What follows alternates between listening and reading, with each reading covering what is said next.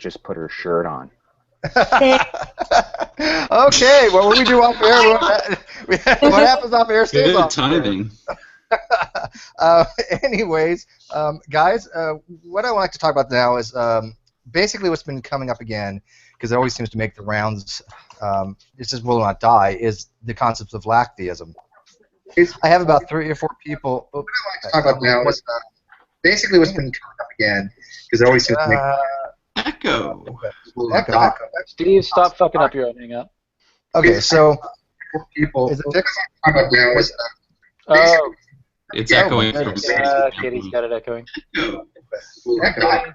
Oh, so it wasn't me. It's not me. It's Kitty. Is it me?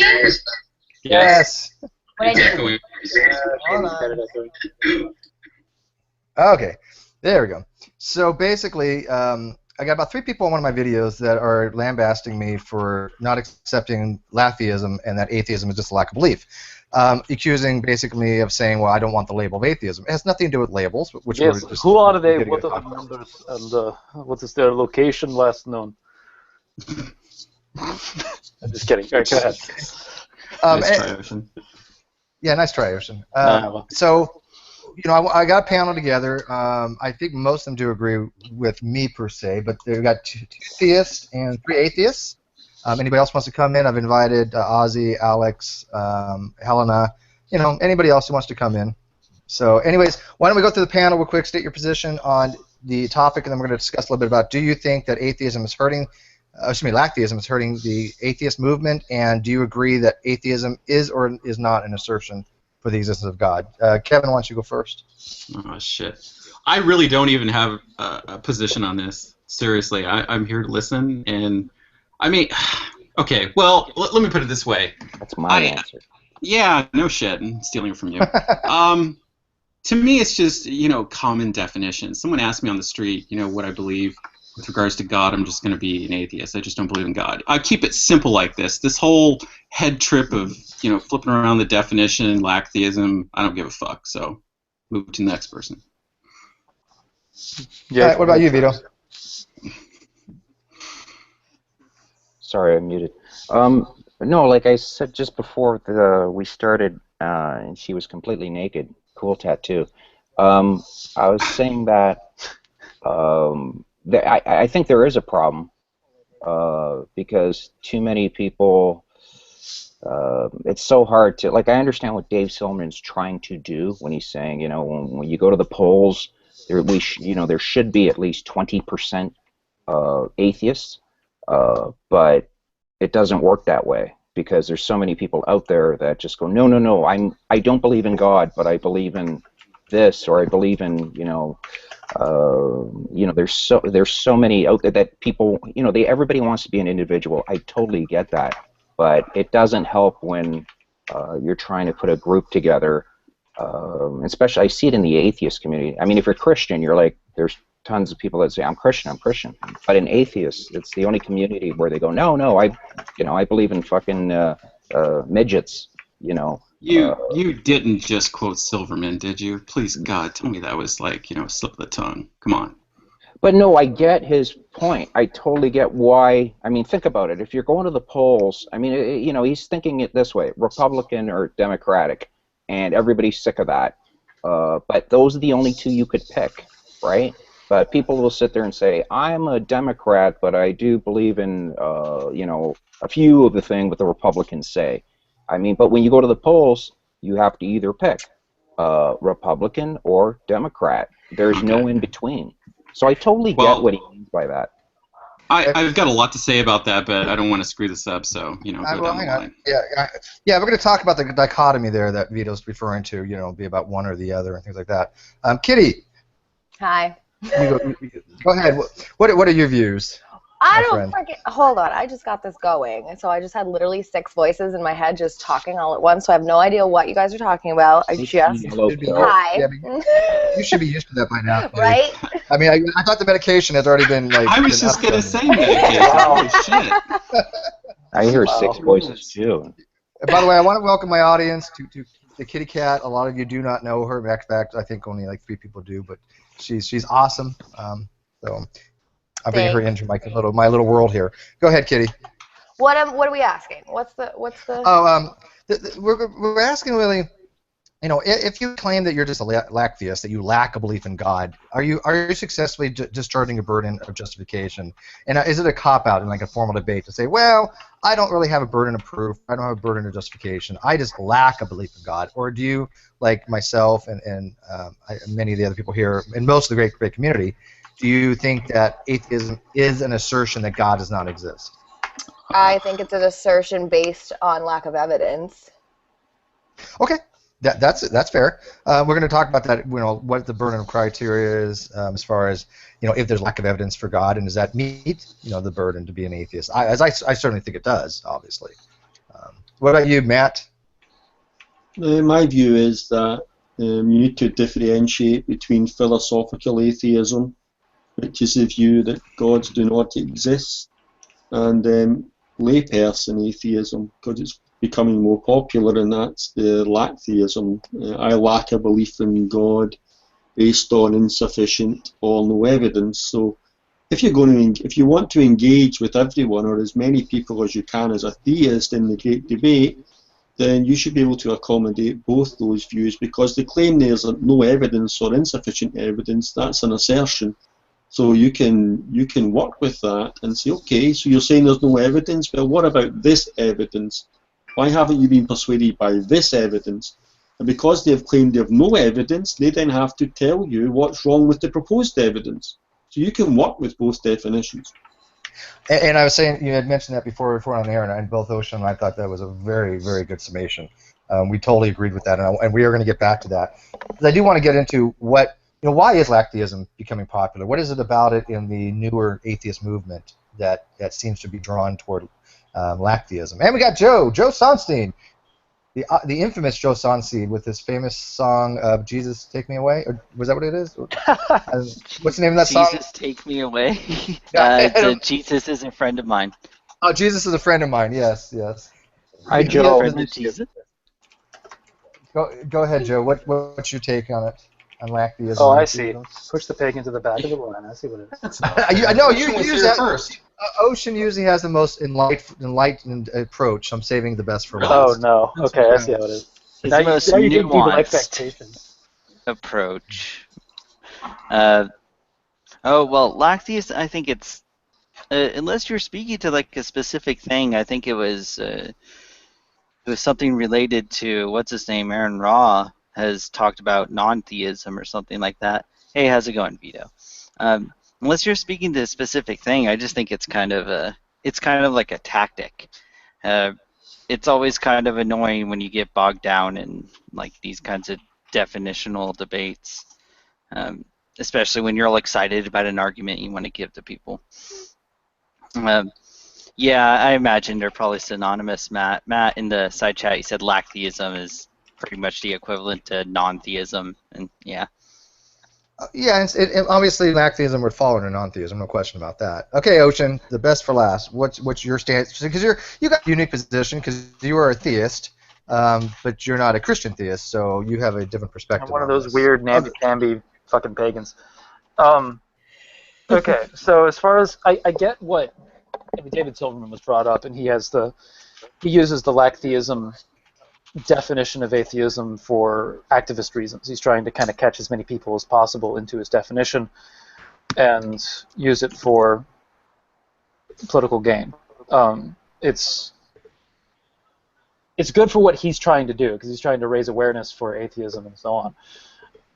But from a debate setting, you're in a situation when you're identifying as a Lacktheist where usually in a debate setting you have an affirmative and a dissent, where the affirmative is taking a position and the dissent is going against that position, and it puts you in something that is akin to a dissent, but it's kind of a dissent by default. It's not actually taking a position against the affirmative. It's just I don't know. It's trying to claim a neutral position, so you don't have anything to defend. Nobody can attack you, because there's like if you look at it, it's like the Mott and Bailey debate structure. You don't even have a castle. It's nothing there. So you just are able to attack. I don't agree with that. Well, so, as I said before, a lacktheist or someone who identifies as a weak atheist, a negative atheist, you can engage with them, because if you say I'm an atheist, oh, what do you mean by atheist? Well, I mean I lack belief in God. You can say, why do you lack belief in God? And as soon as they give reasons, if they attempt to give reasons for why they lack belief in God, those are open to investigation. Those are open to challenge. Like, for example, well, there's no evidence to warrant belief in God. You can say, okay, fine, okay, but what evidence have you looked at? What about this proposed evidence? What about this proposed evidence? Why aren't these evidences? And then you put a burden of evidence on them because they've made the claim there's no evidence right. to demonstrate why those aren't evidences. That puts them in a position in which they're flirting with an affirmation of some kind. But what I'm talking about, where it gets frustrating, is when people will be, when you ask that question, they'll just say, "I make no assertions." And that's an assertion, though. you might be able to play that if you really wanted to get into the debate. But, I can see being. It's a way to be Weasley. That's my criticism of it. And a lot of people use it that way. I like that.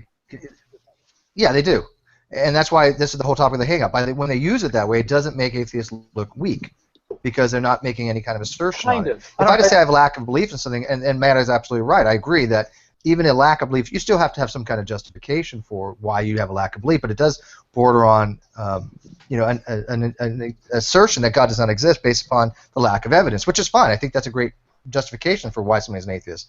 I saw Ozzy pop in. I'll turn it over to him real quick here. Just as far as the topic, then we'll get more detail in it.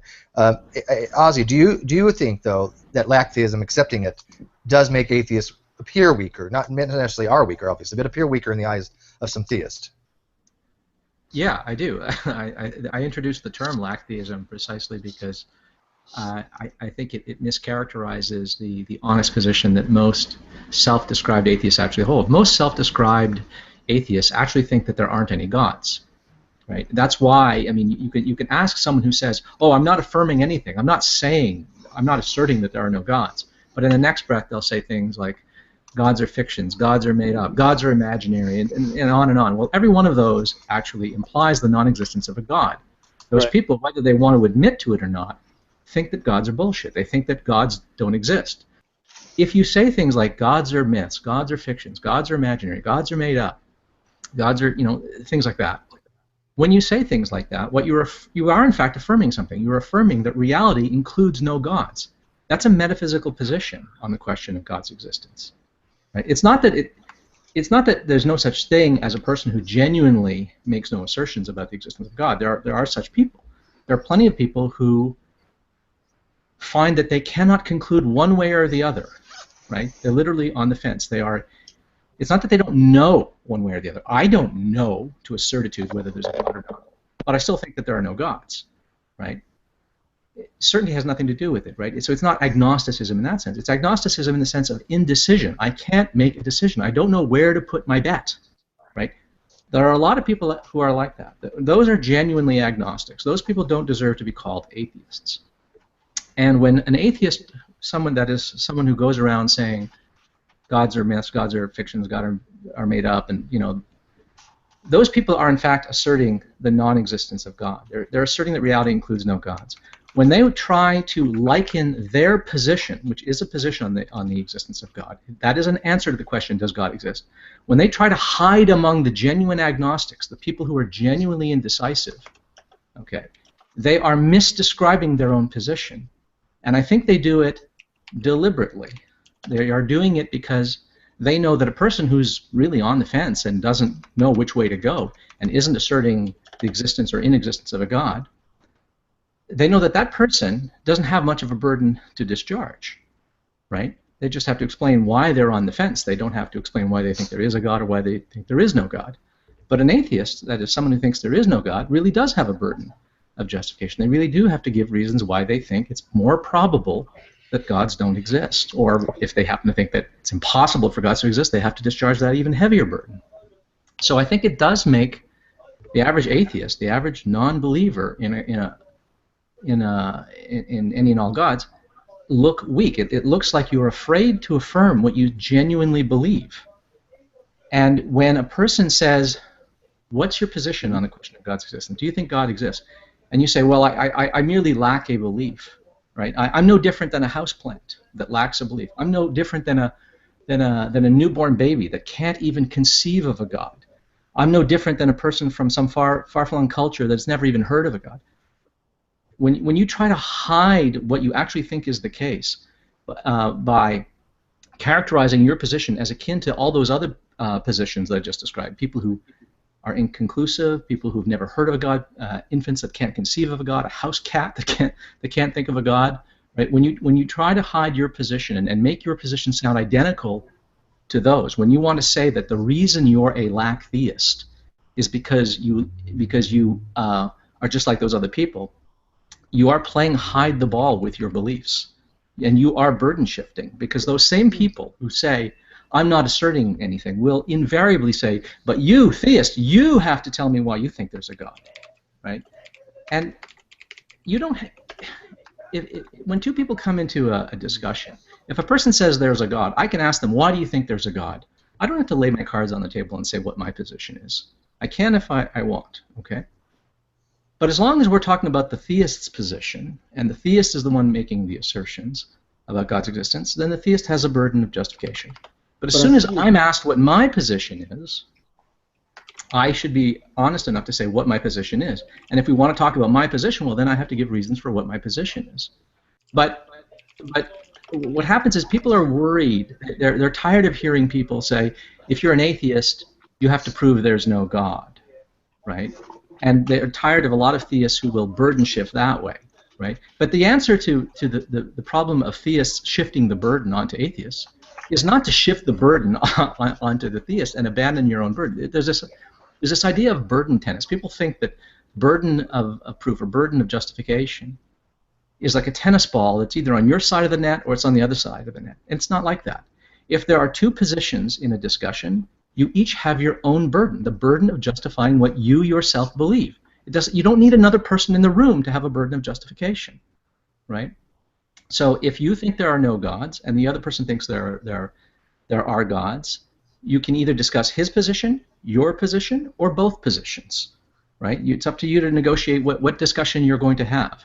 But if you are going to discuss your position, what you should not do is pretend that the reason that you're a lacktheist is that you merely lack a belief when in fact you think there are no gods, right? I am a lacktheist. That is, I lack a belief in a God. But I'm a lacktheist because I'm an atheist. And that's different than being a lacktheist because I'm a newborn infant who's never heard of a God, right? The newborn infant doesn't have a burden of justification. But I do, because I'm of the opinion that there are no gods. And so I think that we, as in the skeptical and atheist community, we make ourselves look really scared of not only defending our position, but even affirming it, right? And I think that really what's at issue here is a lot of atheists don't know how to defend their beliefs, specifically their belief that there's no God. And so they just want to burden shift and pull the same move that theists will pull. And I don't think theists are impressed or fooled by it. I mean, I've never met a theist who was like, oh, really, you merely lack a belief? Oh, okay, good. I'm the only one in the room that has a burden, right? Especially when the atheist then goes on to say things like gods are made up and gods are fictions and they're human inventions and so forth. What do you think about what Matt was saying earlier about if somebody's going to engage with somebody, one person taking that's the pure lacktheist approach, is they lack a belief, and another person taking the more formal philosophical position of atheism being an assertion that God doesn't exist.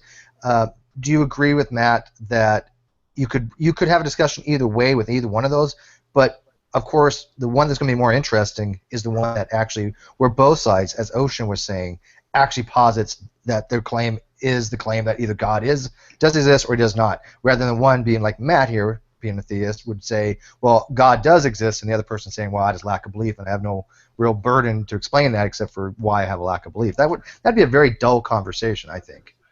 Well, yeah. I mean, Matt's right in that you can argue with a person who's merely affirming that they lack a belief and they are not affirming that there is no God. You can have a conversation with such a person. If that person wants to call that atheist, I'd say they're confused about how the term atheist has been used for centuries in all modern languages. But that's okay. If they want to broaden the term atheist to be some umbrella to mean non-theism, everyone and anything that's a non-theist, okay, then fine, okay, and then we can argue about that if we want.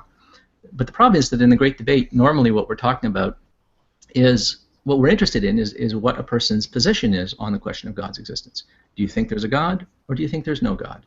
Or are you indecisive, right? Or where exactly are you? Are you a strong atheist, that is someone who asserts not merely that there are no gods, but maybe that the gods are impossible, that it's an impossibility for there to be a God, right?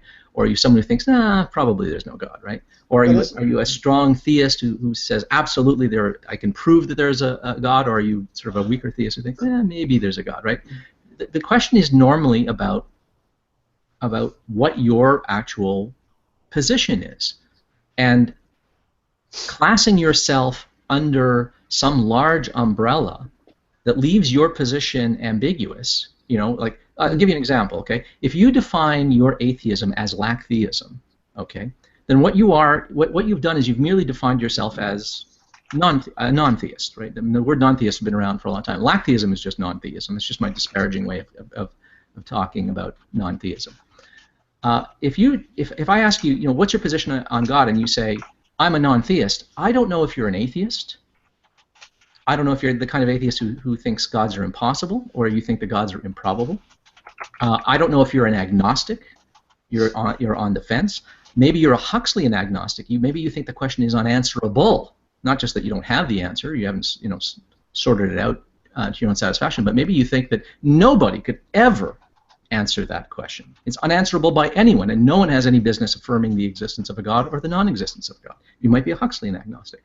Or you could be a theological non-cognitivist, someone who thinks the entire discourse is so muddled, so confused, so nonsensical, that the entire discourse is polluted and filled with inconsistencies and incoherencies to the point that all God talk, either for or against, is meaningless, right? And a theological non-cognitivist isn't a kind of atheist. It's someone who thinks that atheism is as stupid as theism because it's a meaningless discourse, okay? If you go around saying, I'm a non-theist, I don't know what you are. Are you a theological non-cognitivist, right? A so-called atheist? Are you an agnostic? Are you a Huxleyan agnostic? Are you a strong atheist? Or weak? I don't know, right? So then, of course, you can probe and ask me these questions, but why not just tell me what your position is?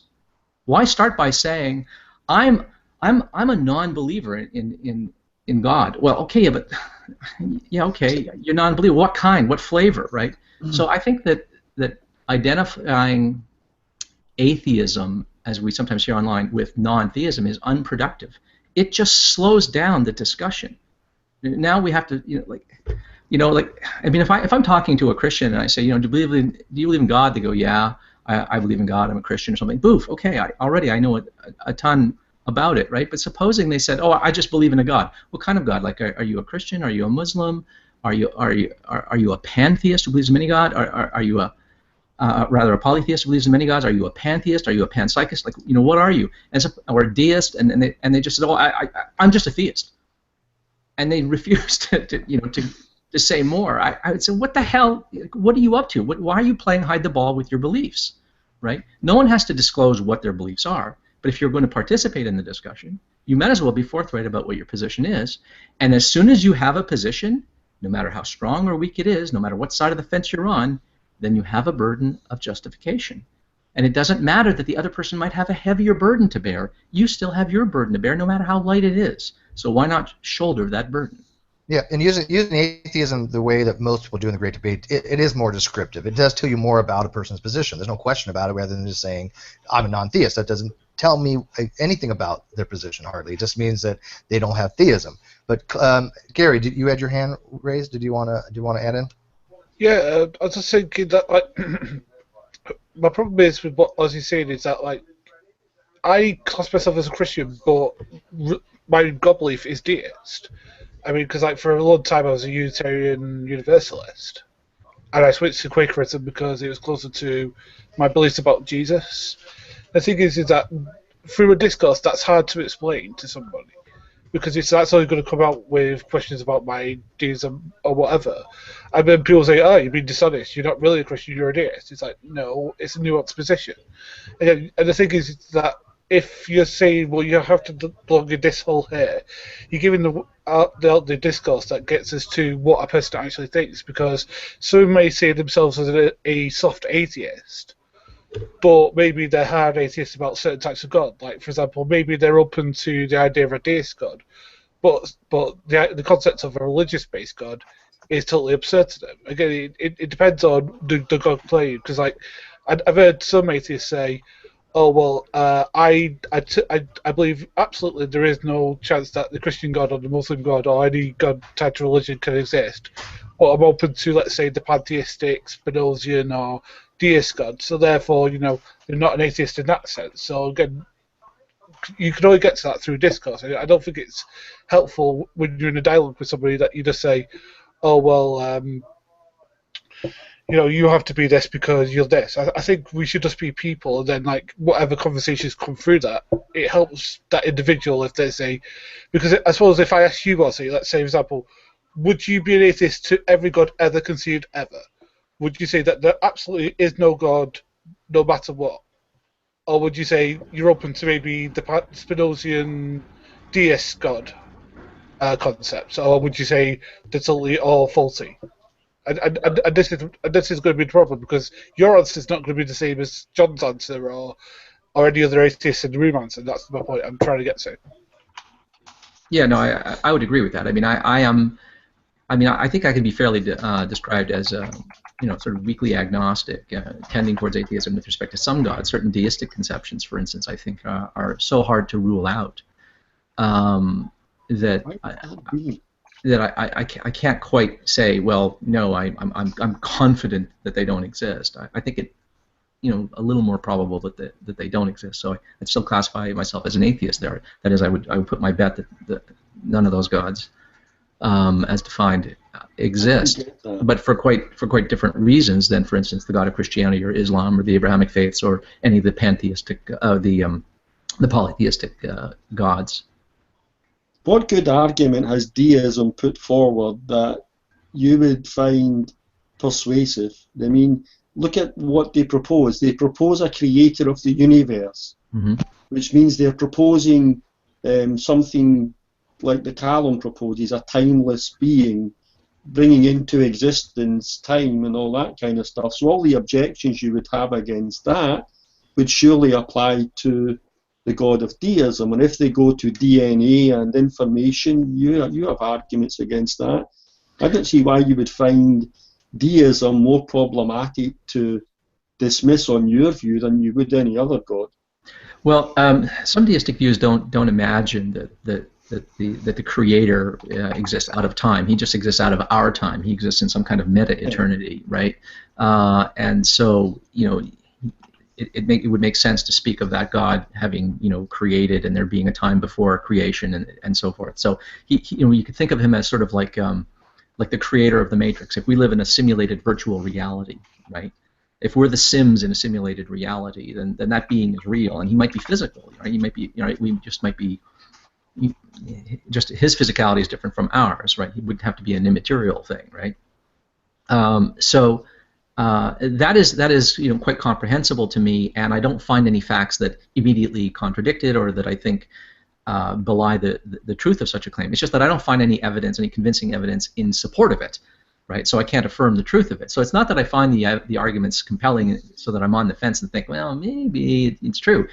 I think of them as bare possibilities that I can't rule out because I can't find sort of scientific arguments that contradict it. I don't see any logical contradictions or inconsistencies in the concept or something like that, as I do with certain other religions, right? So I find them very, very weakly plausible. So that's why I would say I tend towards agnostic there, but I would be sort of on close to an atheist. But I wouldn't sort of strongly say, oh no, I mean that's as ridiculous as Zeus or something like that. No, it's not. I don't view those gods that way. But just just say something. They're bare philosophical possibilities and nothing more. But just saying they're a possibility, though, that doesn't mean one inherently gives up their atheism, because somebody had made that argument the other day that as soon as you open the door to even the possibility of a God, you're no longer an atheist. And I was like, no, that has nothing to do with it. I mean, an atheist is a person who's going to assert there is no God, but if given enough evidence, I think that most atheists I know would be, okay, let me reevaluate my position here. That's what an honest, open person would do. And as you said, there's other types of deist positions or gods could be posited that are much more difficult to refute than something like a young Earth creationist God, or you are very good at refuting the concept of Yahweh. So when somebody says, well, yeah, there might be some deity type thing out there that maybe can exist, they're not giving up their atheism to do that. They would have to. They would have to. Not at all. Well, if you're defining God, here's my argument. If you define atheism, philosophically speaking, then you are defining atheism, no gods exist. So let's say we reduce that to the proposition that no seriously proposed gods exist. And that's an absolute statement. For every seriously proposed god, you are taking the position that none of them exist. Now that includes the god of deism. So if you're saying that you are not asserting that God does not exist, then you are denying your claim that no gods exist. It's entailed by the very definition of philosophical atheism. That's your burden of evidence. That's your claim. No gods exist. Yeah, that's correct. I mean, when I say I'm an atheist, what I'm saying is that even in the case of those sort of vaguer, more rarefied, gods of the philosophers that exist as bare logical possibilities, I don't think they're ridiculous. I don't think that they're sort of demonstrably false or something like that, right? But I still think they're false. I still think it's wildly improbable that such gods exist, right? And the only way to sort of get around them being wildly improbable is when people put forward a deistic conception that is so vague, so thin, so anemic, has so few implications, right? Where they're unwilling to describe the attributes of the God in question, to such an extent that I don't even know exactly what they're proposing, right? Where I'm left wondering, well, what the hell does the act of creation even mean, right? Sometimes people will talk about a deistic God that is consubstantial and coextensive with the universe itself. Well, I certainly believe the universe exists, but I don't know why that's worth calling a God, If that's a God, if you want to call that a God, then yes, okay, great, I'm a deist, I'm a theist, I believe that there's a God because I believe the universe exists, right? But I don't think there's any real reason for thinking that. But I think Matt is correct that if you're going to call yourself an atheist, what you're saying is, look, my bet is that there are no gods at all. And some I think are more plausible and worth entertaining than others. Some I think are just ridiculous and have to be ruled out of court and can be fairly easily dismissed. And some of them I think we have to dismiss for rather quite different reasons. Not that there's counter evidence, but that the claims are so thin, so anemic, we're not even sure we understand what we're talking about here, right? And to the extent that we do, they conflict with other bare possibilities. Well, all these bare possibilities can't coexist. That some of them are incompatible with one another. And if I have no reason to affirm one over the other, and I know that they can't all exist, I might as well just throw them all out and say, okay, I think that they don't exist, but it's possible that one or more of these does exist. But I think that my bet is that they don't. Remember, atheism.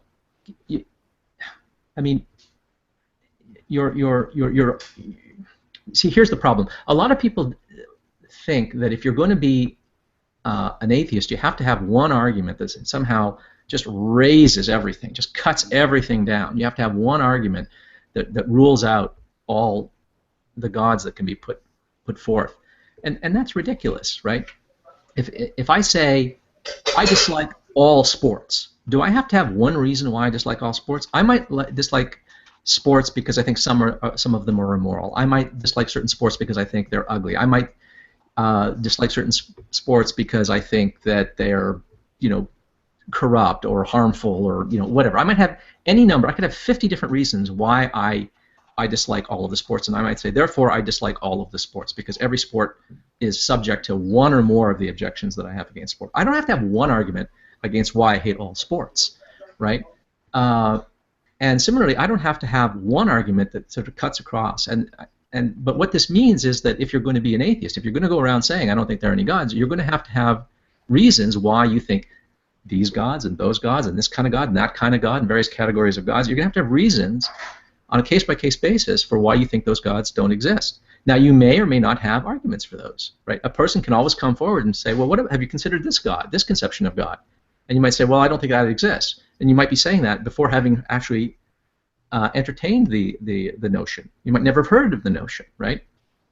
In which case, you can, now, if you still think that that God doesn't exist, whether you have an argument or not, you're an atheist if you think there are no gods. It doesn't matter if you have reasons or not. You can be an irrational atheist. You can be someone who thinks there are no gods. They're all made up. It's all nonsense. And you might not have a good reason for ruling out every category of God, right? Or for thinking that they're implausible, right?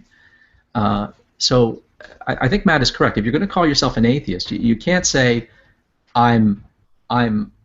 I think these gods don't exist, but there's some that I think might exist, and I'm indecisive. No. If you're indecisive, then what you're saying is you're agnostic on certain gods and you're atheistic about most gods. But then you're not an atheist across the board. An atheist across the board is someone who thinks, well, while I have great arguments against some, I have very weak arguments against others, but I think none of them exist. Right? You're an atheist when you think there are no gods of any flavor.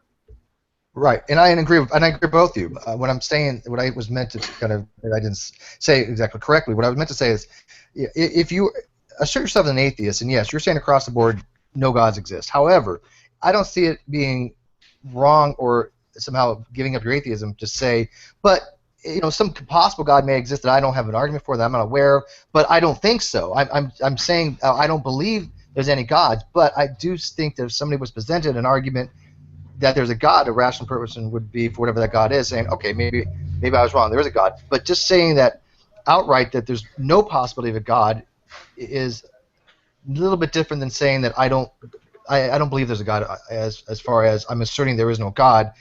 But does that mean that you cannot even accept that there's a possibility that there's a God? Yeah, you're asserting there are no gods. You're making a positive claim to knowledge. There are no gods. That's atheism, philosophical atheism. So you're saying it's synonymous with saying that's 100% not possible any God exists. No, I mean, that's why I was asking also in the side chat about Huxley and agnosticism. I don't think any of these discussions, any of these terms are to certainty. So the theist is not claiming certain knowledge that God exists, and the atheist, I don't think, is claiming 100% certainty. But what they are doing is they're saying, I have confidence, I have strong confidence, a strong degree of confidence that I'm prepared to affirm the proposition, no gods exist. As soon as you start getting fuzzy about that, as soon as you start deviating from it, oh, but gods are possible, you're denying what you've asserted. Your assertion is no gods do exist. Well, wait a minute. No, wait. I don't agree with that. I mean, a theist can assert that it's possible. Yeah. They're mistaken, and that there are no gods. They're still a theist as long as they think that, in fact, there is a God. I mean, you don't have to feel a subjective feeling of certainty or even a high degree of confidence. I mean, there are some gods that I'm very confident don't exist. There are some gods that I am weakly confident. I'm guardedly optimistic that those gods. Irrational atheism? What's that? Didn't you define that as irrational atheism? That if you don't have good reasons for, let's say the vague kind of deist God that you were referring to, you were presented with that, and you thought to yourself, well, no, I don't believe that God exists. I don't think that God exists, but I can't give you any good reasons for that. And then I think you said, so you don't need to be rational to be an atheist across the board. You would be an irrational atheist in that respect. Yeah, but I think I do have reasons, but they're quite a bit weaker in the case of certain deistic conceptions of God. Yeah. That is, admitting that they are weaker arguments is not saying that they're not rationally compelling. They're just not as rationally compelling. They're not strong defeaters, for instance, right? They nudge me in the direction of thinking, yeah, probably there are no gods, right? I mean, there are certain gods I'm willing to say, I don't know, that's just ridiculous. That's out of the question. And then there are other gods I think, well, yeah, very likely no, but it's still possible, I suppose. I suppose it's possible that the universe is an artifact. Yeah, possibilities don't have anything to do with that. I think, Matt. If I say possible. Yeah, well, they're not just they're logically possible, but they might even be more than logically possible. Although I have to confess, in the case of deism, I don't know of any conception of deism that I've ever heard of that is better than logically possible, because I don't find any of the arguments traditionally put forward in support of those, like cosmological arguments and teleological arguments. And I think teleological arguments are among the best ones, actually. I don't think that any of those are actually good enough, strong enough. I think that there are problems with those arguments, right? So in other words, I think that however weak the arguments against those gods are, the arguments in favor of those gods are weaker still, which is why I think it's rational to say, okay, they don't exist, right? So in other words, it's not always the case that you say, I think something isn't true because I've got a knockdown argument against it. Often it's because I think something is true because I kind of got a weak reason why I think it's not true, and I think the arguments for thinking that it are true are even weaker than that.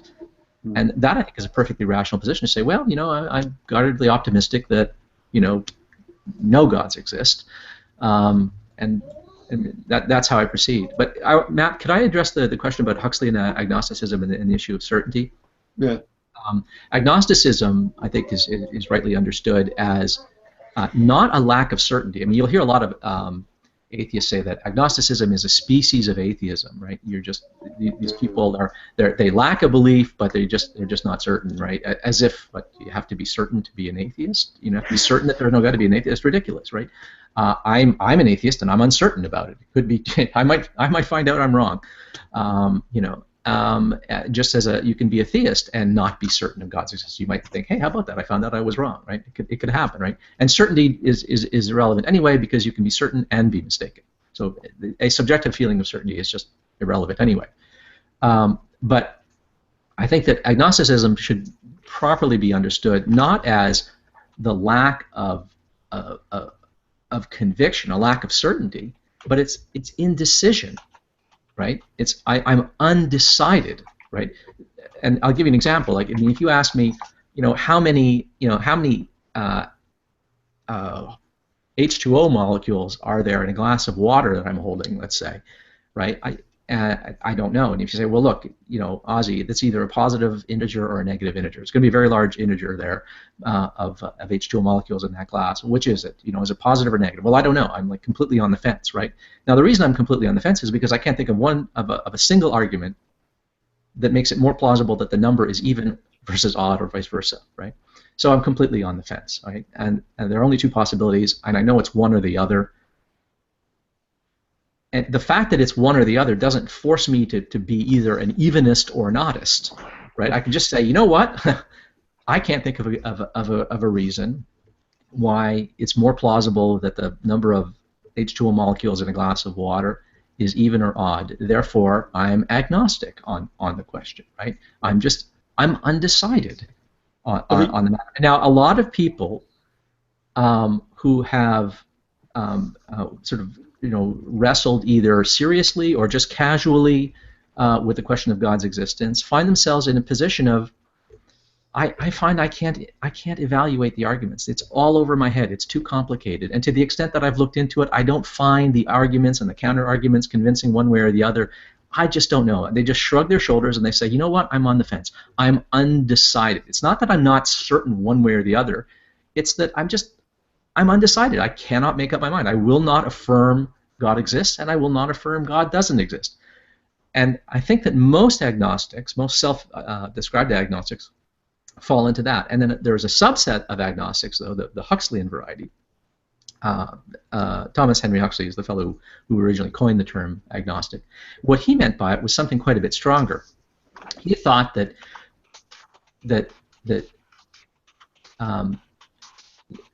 we could never be in a position to answer the question. Not just himself. It wasn't that, well, I just haven't looked at all the arguments, and to the extent that I've looked at them, they're kind of, I can't make up my mind. I can't evaluate them. I don't know if I'm coming to right conclusions when I look at these things. It wasn't a matter of, given the state of the evidence before me, I can't come to a conclusion. His view was, no, the question is unanswerable by anyone ever. right? That's a very strong view, right? The sort of the ordinary fence-sitter agnostic, and I don't mean anything disparaging when I say fence-sitter. I just mean someone who's indecisive, who's not come to a conclusion, right? Who's inconclusive on it, right? The average agnostic of that variety, I think, doesn't have a very strong burden of justification. They just have to explain why, by their lights, they can't reach a decision. But the Huxleyan, I think, has a stronger burden, actually it's quite a heavy burden. They need to give a reason why they think the question is unanswerable by anyone in principle, right? That is actually a fairly heavy burden to wield. So when people go around saying the question is unanswerable, not just by me, but by anyone, the only rational position is agnosticism. You theists and you atheists, you're all talking out your backsides. None of you are in a position to be confident. None of you should be asserting that. You're all talking out your backsides. Really, you should. The only rational position is one of, I don't know, and it's unknowable. Right? That I think is actually a hard argument to make for that conclusion. I think that is actually a very strong position, and I don't think that there are good arguments for that position, although it's not that uncommon a form of agnosticism. Yeah, I'm not a Huxley agnostic. We all know Xbox is, and I agree. I think it's a much higher burden of justification to be a Huxleyan agnostic. But I don't accept that agnosticism is a weak position. Now, of course, is it weaker than like a Huxleyan? Then of course. But I still think agnosticism is a position. It's a fair position to have. A lot of people seem to criticize me for, as you use the words indecisive, and I know you don't mean it as a pejorative. But a lot of people may take it as such, being, oh, well, this individual person doesn't have the skill set or the critical thinking skills in order to make an informed decision based upon evidence. But the counter to that would be, we have, as myself being an agnostic, I haven't seen evidence either side to sway me to either side. Is that a fair position for me to have, you think? Yeah. If you're speaking, Kitty, if you're speaking, you might need to unmute because. Yeah, literally, I was just thinking that, Steve. I was like, that's the position that I was thinking as Ozzy was talking, that it's not a position where you're saying, like, I don't know because I just don't know. You're saying you don't know because you don't have enough information from either side to make a decision yet. So I don't really know if it's a position, really, more just you're just not informed enough to make a decision yet. Well, it's still a position. How I see it, position in the claim, right?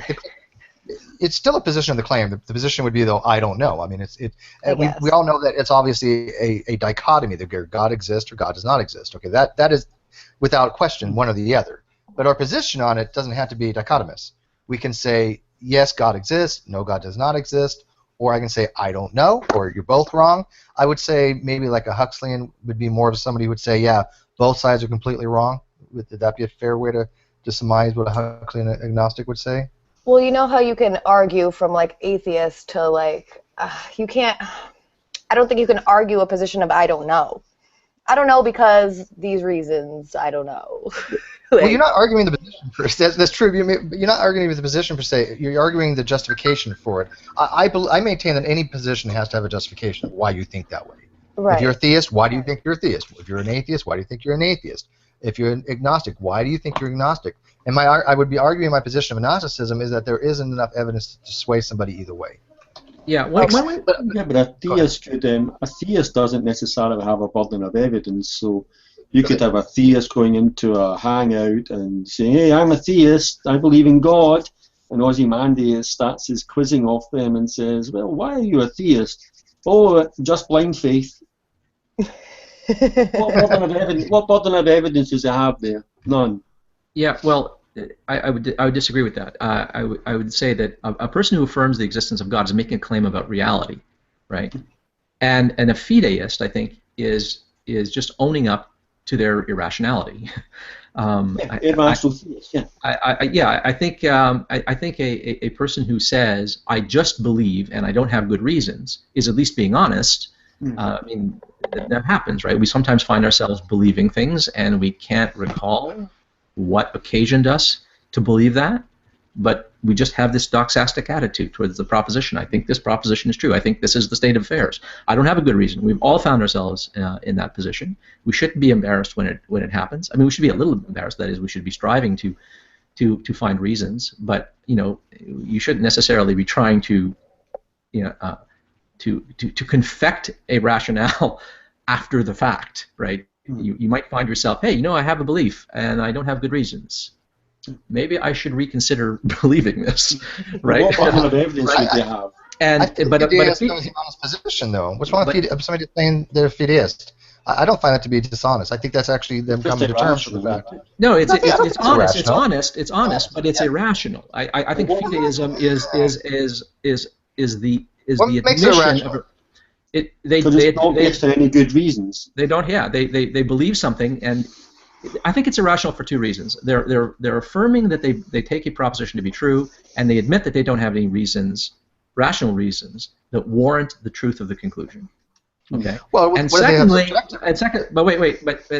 the other thing is that they tend to believe very strongly. There are two ways to be irrational. You can have insufficient reasons for what you believe, but you can also have reasons to believe something, and they can be good reasons, but they might be kind of not perfectly conclusive, but you might feel like it's absolutely conclusive, right? So in other words, your conviction, your confidence has to scale with the quality and quantity of evidence that you have. So you can be irrational in one of two ways. You can be irrational in that you have bad arguments and bad reasons for something, and you mistake them for good reasons, and so you're just unfortunately believing things for the wrong reasons. Okay, but you could also just have some good reasons, but they are the kinds of reasons that only should leave you weakly confident, and you might be fully confident, right? And that too is a form of irrationality, right? And most people who self-identify as fideists, they'll be fideists with respect to their Christianity or their Judaism or whatever it is. And well, wait a minute, they're organizing their entire lives around something that they will admit that they don't just believe, but they believe very strongly in. That I think is doubly irrational. So I think fideism is while it is an intellectually honest position, it is rationally untenable. One should not be a fideist. Yeah, but the question is, what would their burden of evidence be? The answer is none. No, the burden of evidence is dictated by what you believe. I believe God exists. Why do I believe God exists? On blind faith. No, but blind faith isn't a reason. Blind faith is the Yes, it is. No, blind faith is blind faith. You're not giving a reason. You're answering the question you're being asked. You give it a justification for why you believe it. Can I speak of it? It's about justification why you personally think it to be the case. It's been proven to your satisfaction. Now the thing is that you can't share that faith and that the things that you've experienced with somebody else. So you've had it proven to your satisfaction. There's no way that they can prove it to your satisfaction because you're not them. Unless there's a way like we can share experiences, emotional or physical experiences with somebody else. Okay, that's actually different. That's actually a different argument. That's the claim that they have. What you're describing is not fideism.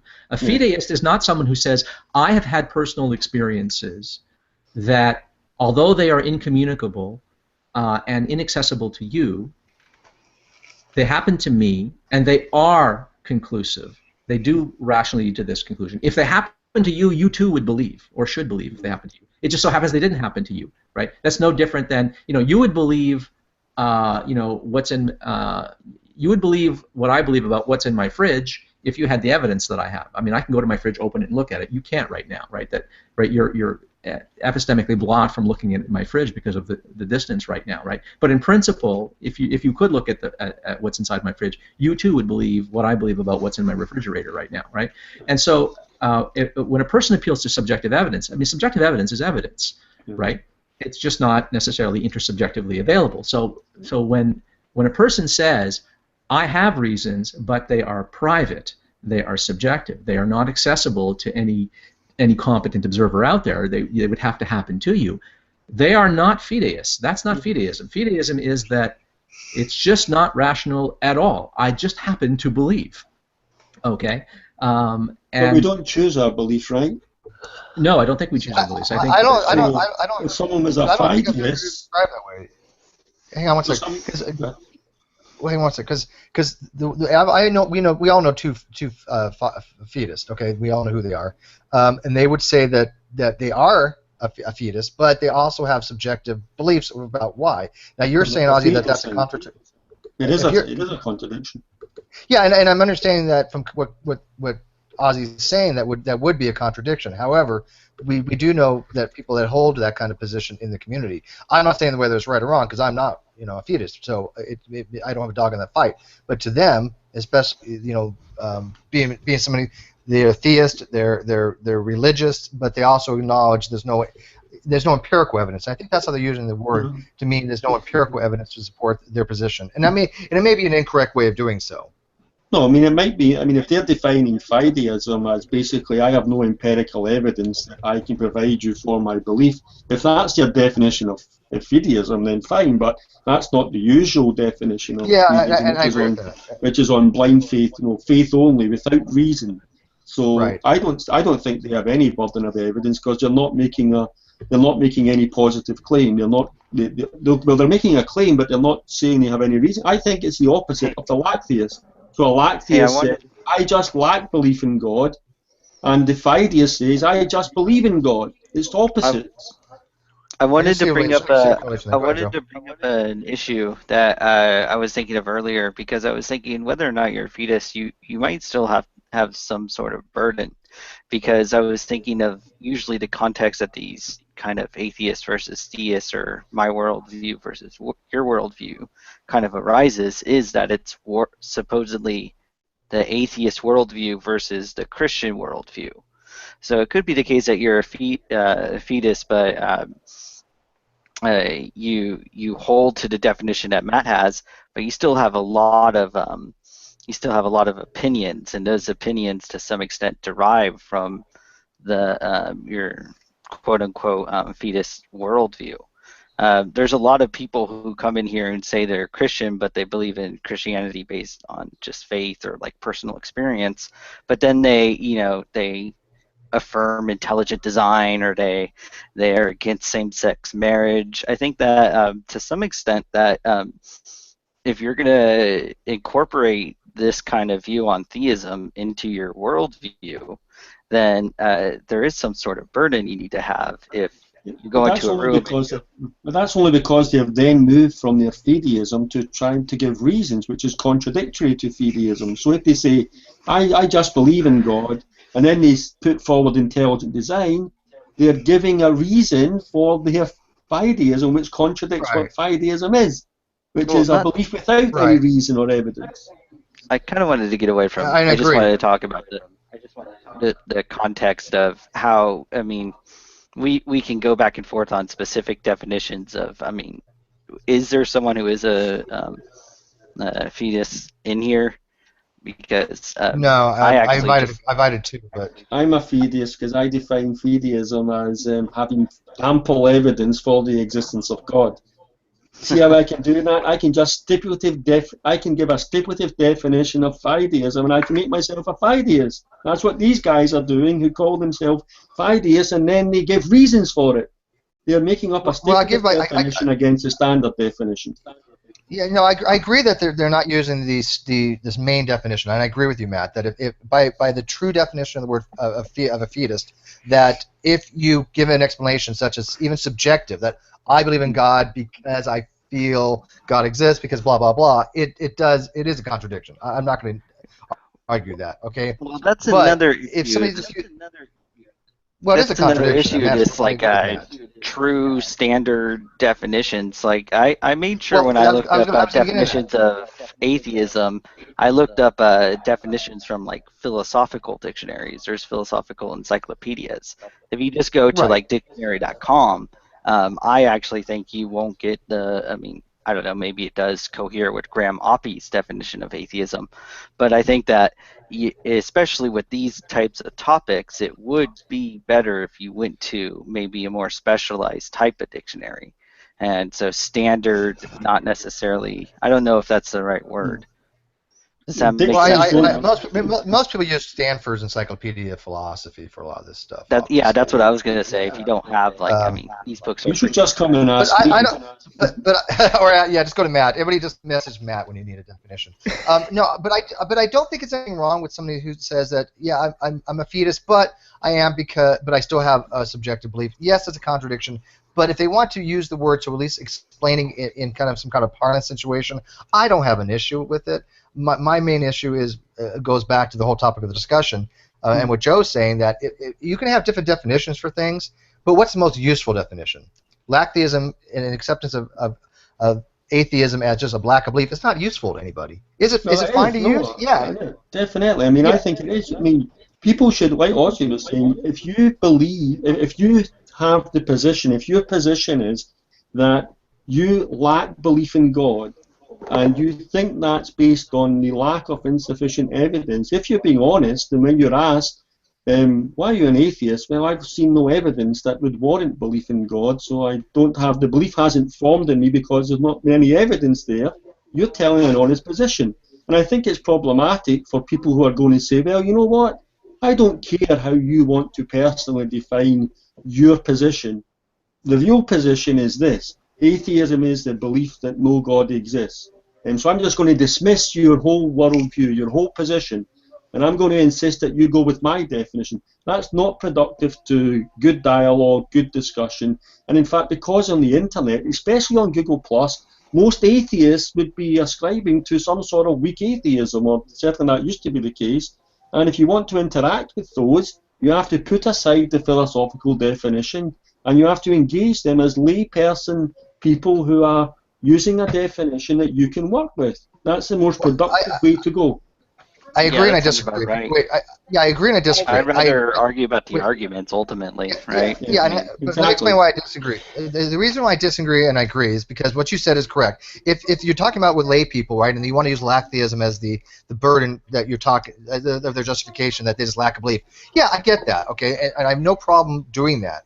But I disagree with you that in the great debate community, that Lacktheism is the more often position. I from my personal experience, and I'm sure from yours too, Matt, that most of the atheists, if not almost all, with the exception of maybe Arn Ra and Matt Dillahunty, that all the rest pretty much take atheism as an assertion that God. No. If you look, I mean, you wouldn't believe. I mean, I'm actively engaged in the Google Plus community, and I have been for a considerable period of time. And there are many hangouts and many discussions written and everything else. And the atheist I'm encountering, the minority of those are people who take the philosophical position, much to my regret, but many of them are just saying, no. I can go to one of the communities I belong to, Theist versus Atheist, and I posted in the philosophical definition of atheism and the layperson, and they just poo-pooed the philosophical definition. That's nonsense. Get rid of that. Well, it's always subjective. Maybe I've had different experiences. Because if we go to like a community, like you said, it might be the case. They might actually subscribe to Lacktheism most. But I have a panel here, and I think most of them go by the philosophical definition, and I know you do as well. You prefer it. I engage with both. But when you engage with somebody you're having a philosophical discussion with, do you prefer them to use the philosophical definition that atheism is a claim that God does not exist? Yeah, definitely, because that presents a stronger challenge to me, because I know they've got a burden of evidence to bear, and I can say to them, okay, so give me your arguments and your evidence for why you believe no gods exist. And guess what? If they cannot bear that burden of evidence for every seriously proposed God, they have no right to be calling themselves a philosophical atheist. They're not. They're a philosophical atheist towards many gods, but they're not a philosophical atheist towards every God. And that's their burden of evidence. They can't bear it. They shouldn't be taking the title. You know, when that goes, yeah, I agree too, and that's why I think it goes to the very heart of the topic of the Hangout.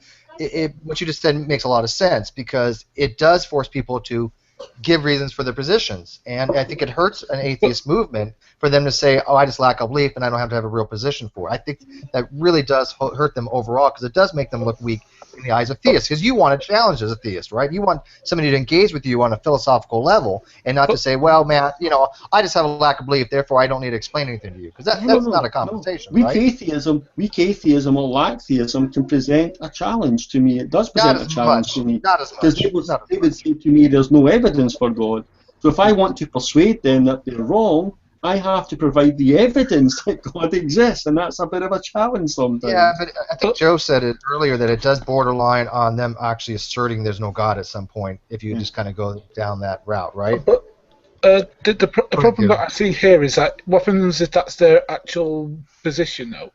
Because if let's say a lot of people in the UK would, I think a lot of the atheists here would class themselves as weak atheists in that when it comes to think of God, they just say, nah, I just don't believe that. It's not necessarily a theosophical thing. It's just nah, I just don't really believe. And that's what it's done to. There's no philosophical arguments behind it. It's just their opinion that there is no God. So you're basically trying to say, well, their opinion is wrong because... There's a difficulty with this Lacktheism thing, and that is that it mischaracterizes what makes it rational to think that there's no God. You've got a group of people out there, especially online in the online atheist movement, who think that there is no gods of any kind. But they think that it's sufficient evidence to assert that, to simply say, I haven't been convinced by anything. Okay, look, there's lots of things that I haven't been convinced of yet, okay? But I have no business saying those things are falsehoods. Atheism is the claim, and has always been understood to be the claim, that theism is a falsehood, right? That there aren't any gods, right? And the way that a lot of people have sort of gotten around this is by saying, oh, well, I'm not asserting that. Okay, well, look, if you're playing hide the ball, okay, then you're the one burden shifting and you're the one being intellectually dishonest, okay? That doesn't mean that the theist you're talking to isn't also doing the same thing. I have watched many, many discussions where the theist is saying, you're an atheist, you need to prove there's no God. The burden's on you, okay? And I've watched many, many atheists reply, no, you're a theist, you're the one making the positive claim. I'm making a negative claim, or I'm not making any claim whatsoever. You're making a positive. The burden's on you.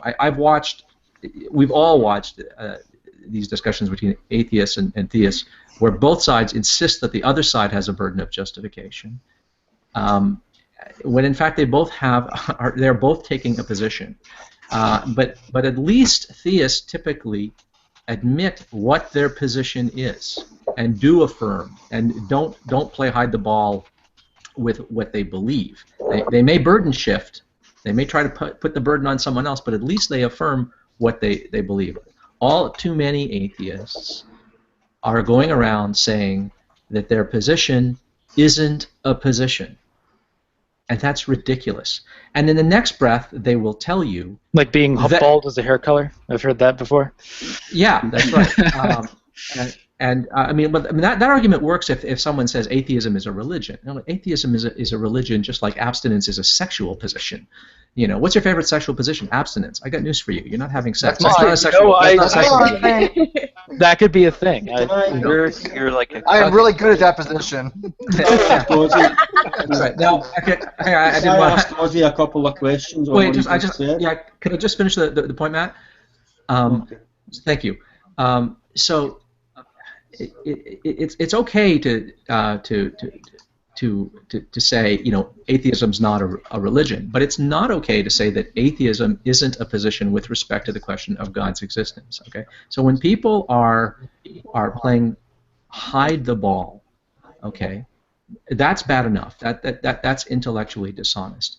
But what really bothers me about the online atheist movement is that this movement that I'm a part of, if it counts for anything, if it's worth anything at all, it's to the extent that it promotes rationality, critical thinking, scientific values, and skepticism. Okay, it's to that extent that I think that the atheist movement has any value. But you've got atheists going around who misunderstand what burden of evidence is, what a burden of justification is. You've got people going around saying, I have a position that's not a position. You have people who are going around effectively saying that atheism is a rational position to have, and it's not a position. You have atheists going around. I mean, I've heard Aaron Ra say that atheism requires no justification, and yet it's rational.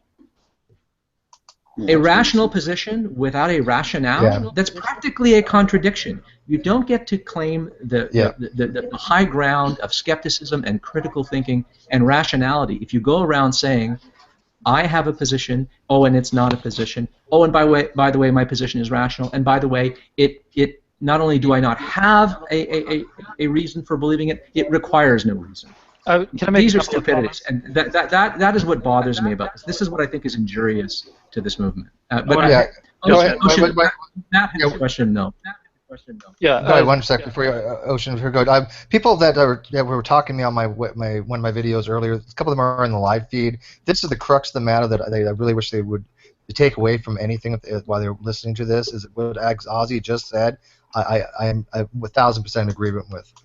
Yeah, but that's premature. I haven't asked my question yet. That's premature before I want to expand on it a little. Well, it's weird to say though. It's weird to say agnostic. You know, that you're an atheist, and that's my position. But I don't have a position. I'm a Lacktheist. It makes no sense to say something like that. Yeah, of course. Right. You could. Okay, go ahead. Okay. So I want to say a couple things about burden of proof and with respect to the spirit of debate. Burden of proof kind of enters into the discussion when you're trying to convince somebody of your position. So if you're going to say, if you have a Christian and an atheist having a conversation, and the Christian is attempting to convince the atheist, then the burden of proof is on the Christian to justify their position. If the atheist is attempting to convince the Christian in the same conversation, they're running what is called an affirmative dissent, in which they need to be able to convince. The burden of proof is also on them once they attempt to convince the other person of their position. So that's a little bit about how kind of burden of proof works. If the atheist is attempting to take away the Christian position, then they have to justify their position as well.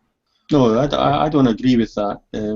For example, I agree. If you're engaging in a debate, that would be the case. But the positions entail a burden of evidence. If you make a positive assertion of something, then that entails a burden of evidence if it's challenged. So if someone challenges you on what you've proposed, the positive assertion, the claim to positive knowledge entailed in that assertion is a burden of evidence upon request. If let me make an example. If you refuse to do that, then you're...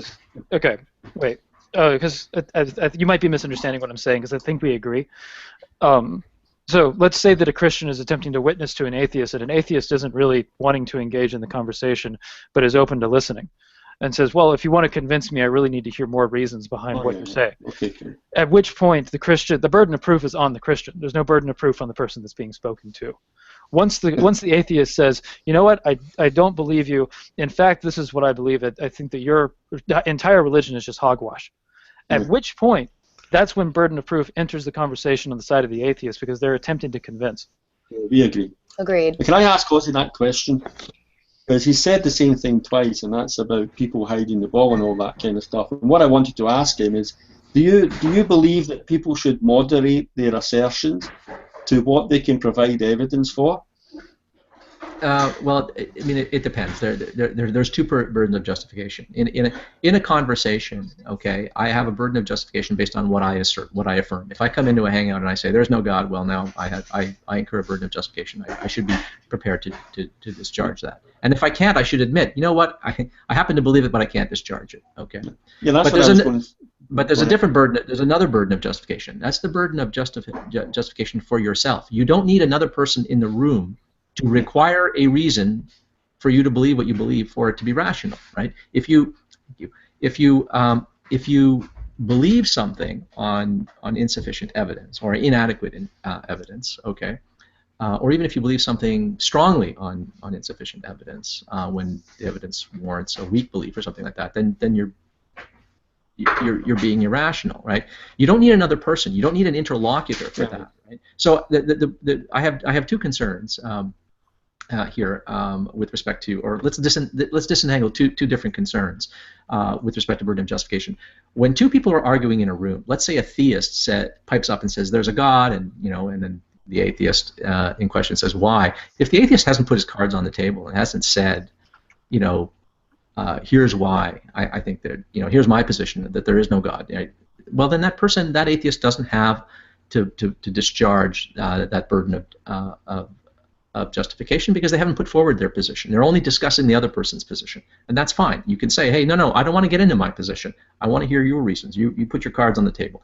I mean, I think it's only polite if a person asks you what your position is to offer it, but I don't think that they should burden shift and then try to make the discussion about your position when you started talking about the other person's position. That's the difference between like asking an exploratory question and then running an affirmative dissent.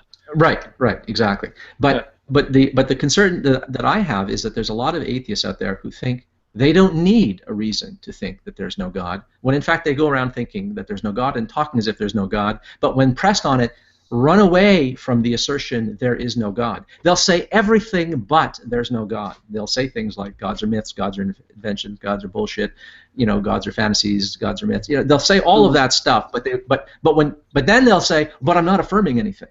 Those are all claims about reality. Those all entail the claim that reality includes no gods. Right? But that's what realize we haven't defined God yet.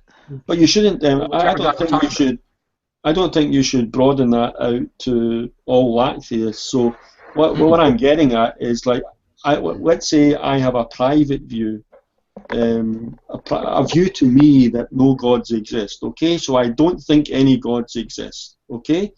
And I'm quite happy to share that with people close to me, and I don't believe that. No belief is formed in me that any gods exist. And then I go into a Hangout, and I know that there are theists there, and I'm saying, well, okay, so I don't think there's any gods, but I'm not going to affirm that there are no gods, because I cannot bear the burden of evidence that brings upon me. I don't really have these good arguments and evidence for that. So when I say I lack belief in gods, I'm only saying, I'm moderating my statement in that context to what I think I can give some sort of good reasons for. But I'm not going as strong as what I privately believe to affirming that gods don't exist. I'm holding back from expressing that because I'm being modest in my claims about what I can demonstrate. I think that's an honest position to take. No, that's okay, because we all have convictions that we know we hold too strongly relative to the arguments we have, and we also all have beliefs or convictions that we know we can't justify at all. I mean, we all have those, right? And so in an argument, you're exactly right, Matt, in an argument, okay, it's sometimes not just prudent, but it's wise sometimes to say, listen, I'm not going to fully disclose my irrationality here, because there's no argument to be had. I know I can't defend it, so I'm only going to put forward what I know I can defend. That's okay, that's all right. But it's also not a disgrace to admit to an irrationality.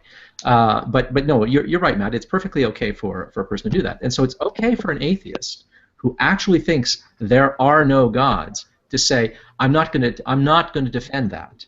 Okay, I'm only going to defend the claim that there aren't good reasons for believing in a God. I'm not going to try to put forward arguments against, or I'm not going to try to explain why there's a lack of evidence where we ought to expect to find evidence, and how this constitutes evidence against God, and so forth. Right?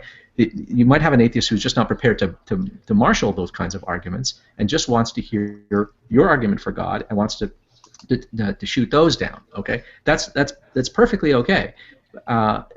The difficulty I have is that all of this insistence on defining atheism as Lacktheism, and the insistence that atheism has no burden of justification at all, has bred a generation of online atheist activists who are fundamentally and deeply confused, not about what atheism is. Who cares how you define it? Definitions change, right? But they're deeply confused about the nature of justification and evidence, and and what a positive and negative position is, right? You've got people who are confused about the burden of their own position. That I find very troubling in a movement that wants to congratulate itself as being synonymous with rationality, free thinking, critical thinking, skepticism, scientific values. That I find very troubling, right? So this is the sort of the beef that I have with people like Bionic Dance and Aaron Raw. They will make video after video explaining why they think there are no gods, effectively discharging their burden of proof. Sometimes not terribly well, sometimes better than others. Okay, but arguing for atheism, and then in the next breath they'll say they're not asserting a position at all. Atheism isn't a position. It's not making any claims about reality. It's merely a lack of belief, no different than a house cat's lack of belief, and that their position is rational, even though it has no rationale and requires no rationale. I'm sorry, but that flavor of atheist activist is the sort that is confused about the nature or the relationship between a proposition and the reasons and evidence for believing that, right? And if I'm going to sort of care about or value an online atheist movement, it's to the extent that it embraces and properly understands what justification is and what rational warrant is for a position, and not one that muddies the water or promulgates a view of justification, and in this instance, atheism, that is completely at odds with a fundamental concept like justification. And that's what bothers me the most. Yeah, that's what bothers me the most. It's not so much how they want to define the word atheism. That's a tertiary thing. But the fact that when they say, well, I don't have a burden of justification for why I'm an atheist because I just lack a belief, that just drives me nuts. Because you have to have a burden for justification for your beliefs, period. And for somebody just to arbitrarily say, you know what, I just don't want to give you any reasons for why I'm an atheist, that's what I think makes atheists look very weak in the eyes of theists. Now, again, I mean, I'm trying to be impartial here because as an agnostic, I'm not saying atheism is right, I'm not saying theism is right, but I can definitely make an impartial observation saying that if you're going to sit there and posit that you're an atheist but you just lack a belief, theists are going to dogmatically go on you on that. They're going to be like vicious pit bulls and say, oh, look at the atheist. He's just sitting there saying he doesn't have a belief and he has no justification, which is philosophically incorrect. You do have a burden of justification. And it does a lot to distract from the atheist movement. That's the way I'm looking at it. But surely the converse is true. If that applies to atheists, that applies to theists, who you could say hide the ball by when you ask them, why are you a Christian? Oh, I've had this personal experience. I agree. A personal experience is private to them. It's not accessible for examination. So you could say they're just hiding the ball as well. No. Okay, I agree that they have a justification. I disagree when you got to the point about them hiding the ball of subjective. No, I'm fine with this objective reasoning for their justification being subjective. They can't explain that to somebody else. Obviously, they have no epistemological way of doing that. I don't have an issue with that. I tend to want to see more empirical evidence. I would love to see a theist say, okay, here's my empirical evidence for the existence of God. I have tons of that. And there's I like listening to those kind of arguments, but at the same time, but you're not a young earther, and when I see young earth creationists say, well, I have scientific evidence for a young earth empirical evidence, it's always wrong. It's always every single time without question. You said young earther, I heard young earther, but I understood flat earther, and I started laughing. Well, you know what? You could use them interchangeably for the most part. That's true. Let's get Floyd in here. I know Floyd's been really. Hang on, Gary. I know Floyd's been patiently waiting. I saw he gave me a message externally, but he already got in. So Floyd, how are you today? Do you want to chime in on this? Because I thank you for your patience on it. Go ahead. Yeah, thanks for having me. I just have a question which I hope will bring about some dialogue. Is there a difference between saying I do not believe gods exist and saying I have no good reason to believe gods exist? So basically, the latter is basically saying people have presented me with claims about God's existence, and they might have even given me reasons, but I didn't think those are good reasons. So because I don't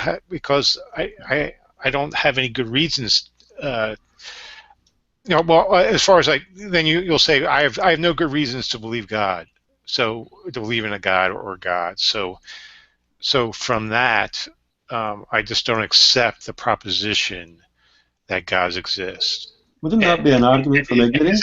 Is that different from saying I do not believe that gods exist? But that's an argument from ignorance. That has the form. There's no evidence. There's no evidence for X. Therefore, X is false.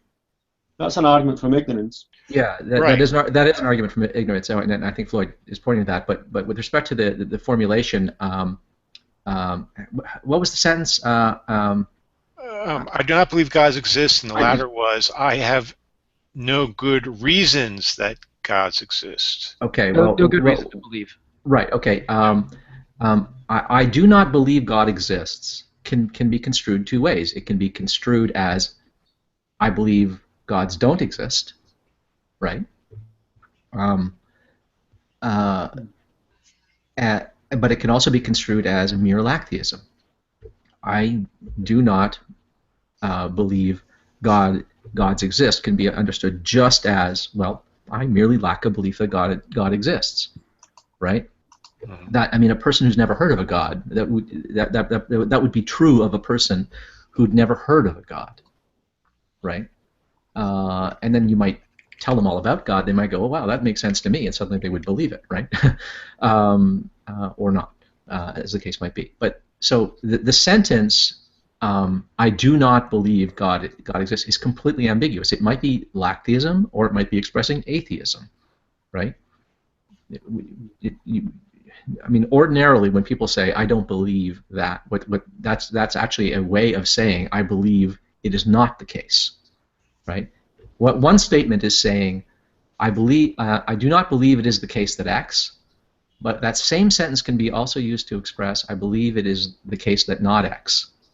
Right?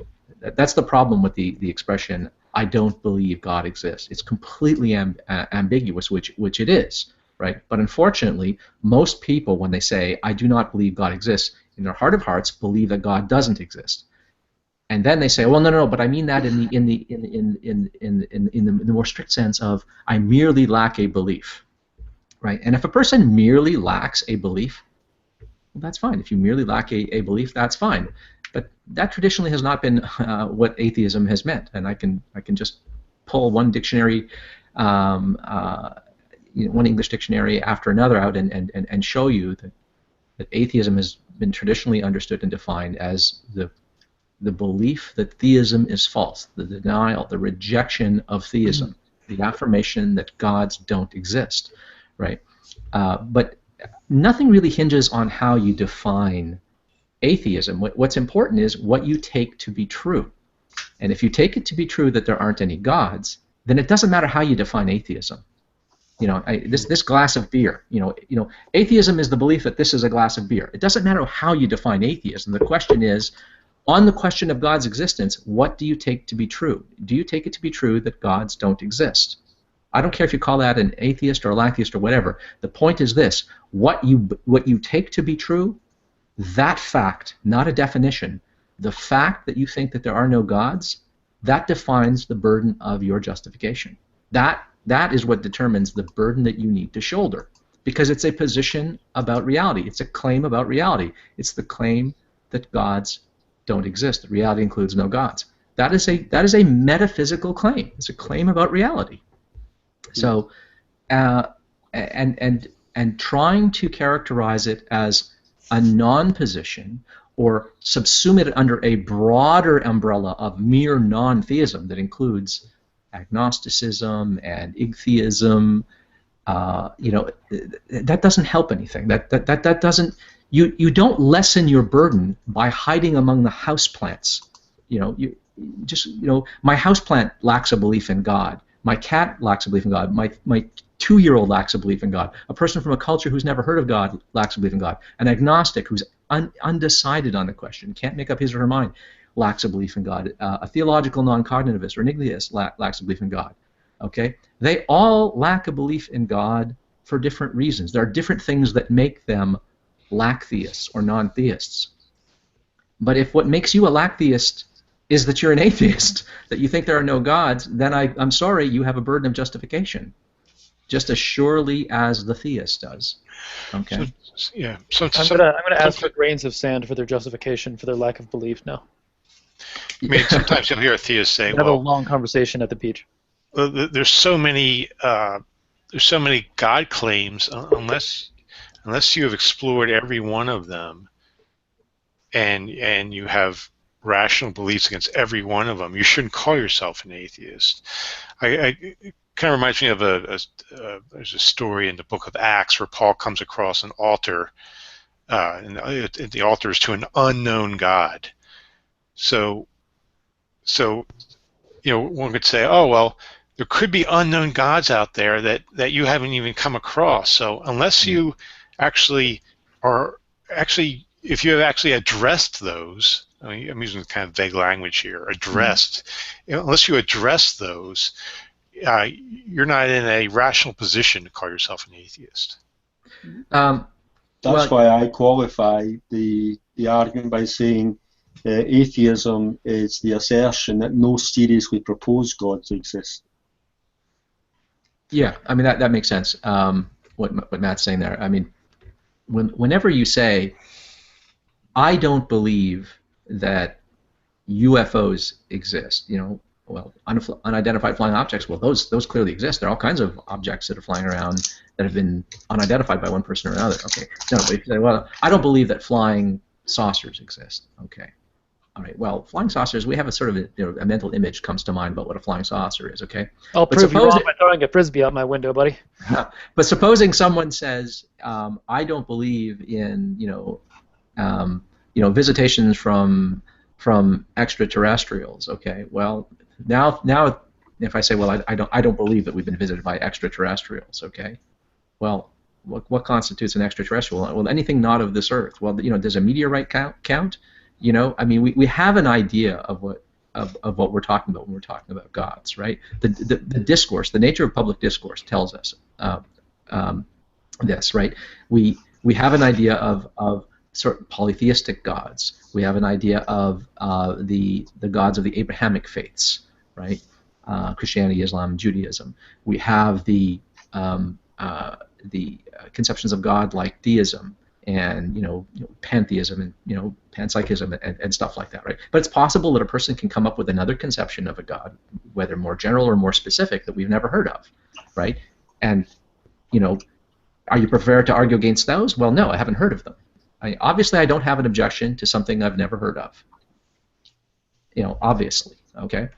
So it's possible that even though I'm prepared to say there aren't any gods of any kinds, that statement has to be understood as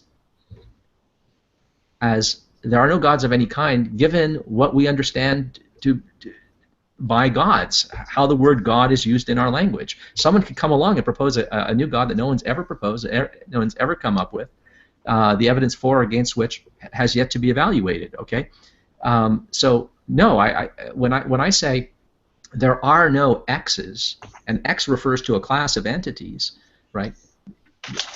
The language circumscribes it and dictates what kinds of entities satisfy the X in question. Okay, and I'm saying, given the nature of what we mean by the expression X, or God in this case, I have reasons for thinking that those don't exist. Okay, and it would include a lack of evidence and so forth, and other reasons. But you don't have to rule out something you've never conceived of, right? Nobody could ever do that, right? I mean, here's the flip side of that. Do you believe there's a God? Yes. How do you define God? And they define God. Suppose it turns out that God has attributes that you hadn't anticipated. Oh, you're believing the wrong God. I mean, really, are you only believing? Is your belief in God true only if your definition and understanding of God is exactly right? If God has one attribute you didn't anticipate, you're worshiping the wrong God, or you're not worshiping God at all? Right? No, that's ridiculous. Look, that's not how language works. Language does not require that you be able to anticipate new, unexpressed ideas. So if I say there are no things of category X, and someone proposes Y that belongs to category X, but no one's ever heard of Y, I've never heard of Y, then no, I obviously I don't have an argument against Y. I'll need an argument for why Y belongs to category X, and then I'll have to reevaluate whether or not I still don't believe that there is nothing that answers to X. So if someone proposes a new conception of God that I've never heard of, then I'll say, okay, well, maybe my atheism is hanging by a thread here, and I just need to hear that such and such exists, and then why such and such exists, and why such and such is a God, right? I mean, you can define anything as a God, right? You can define all of physical reality as a God. That's been done. Some people think that, right? And do you believe in physical reality? Yes. Oh, good. How about that? That's something I'm a theist, right? That's not going to fly. If a person wants to... Stephen Hawking went with that. Yeah, I mean, that's kind of ridiculous, right? I mean, it's just sort of Stephen Hawking, that idiot. Well, he's not an idiot, but I mean, it's an idiotic argument. Right? I'm fucking with it. Yeah. So he's philosophically an idiot. Well, yeah, you can't just posit anything you want, claim it a god, and say therefore you're a theist. I mean, if I say I love my dog is a god, therefore theism is true. That's just nonsensical. Yeah. But the idea is this: concepts like X is a god, right? Or something, the property of being a god, right? Whatever a god is, that is an open concept, right? Almost all our concepts are open, right? What is a human being, right? Well, it's an open concept. What is health? That's an open concept. What is a sport? That's an open concept. What is a god? That's an open concept. Okay? And so when I say there are no gods, I have in mind certain kinds of things that I think should be subsumed properly under the heading of God. And it's possible that someone could propose or discover something that should be subsumed under that heading. And if there were reasons for thinking that thing existed, then I would stop being an atheist. Okay, but until that happens, I don't have to come up with a definition of a god that would include everything anyone could eventually properly call a god. Nobody can do that, right?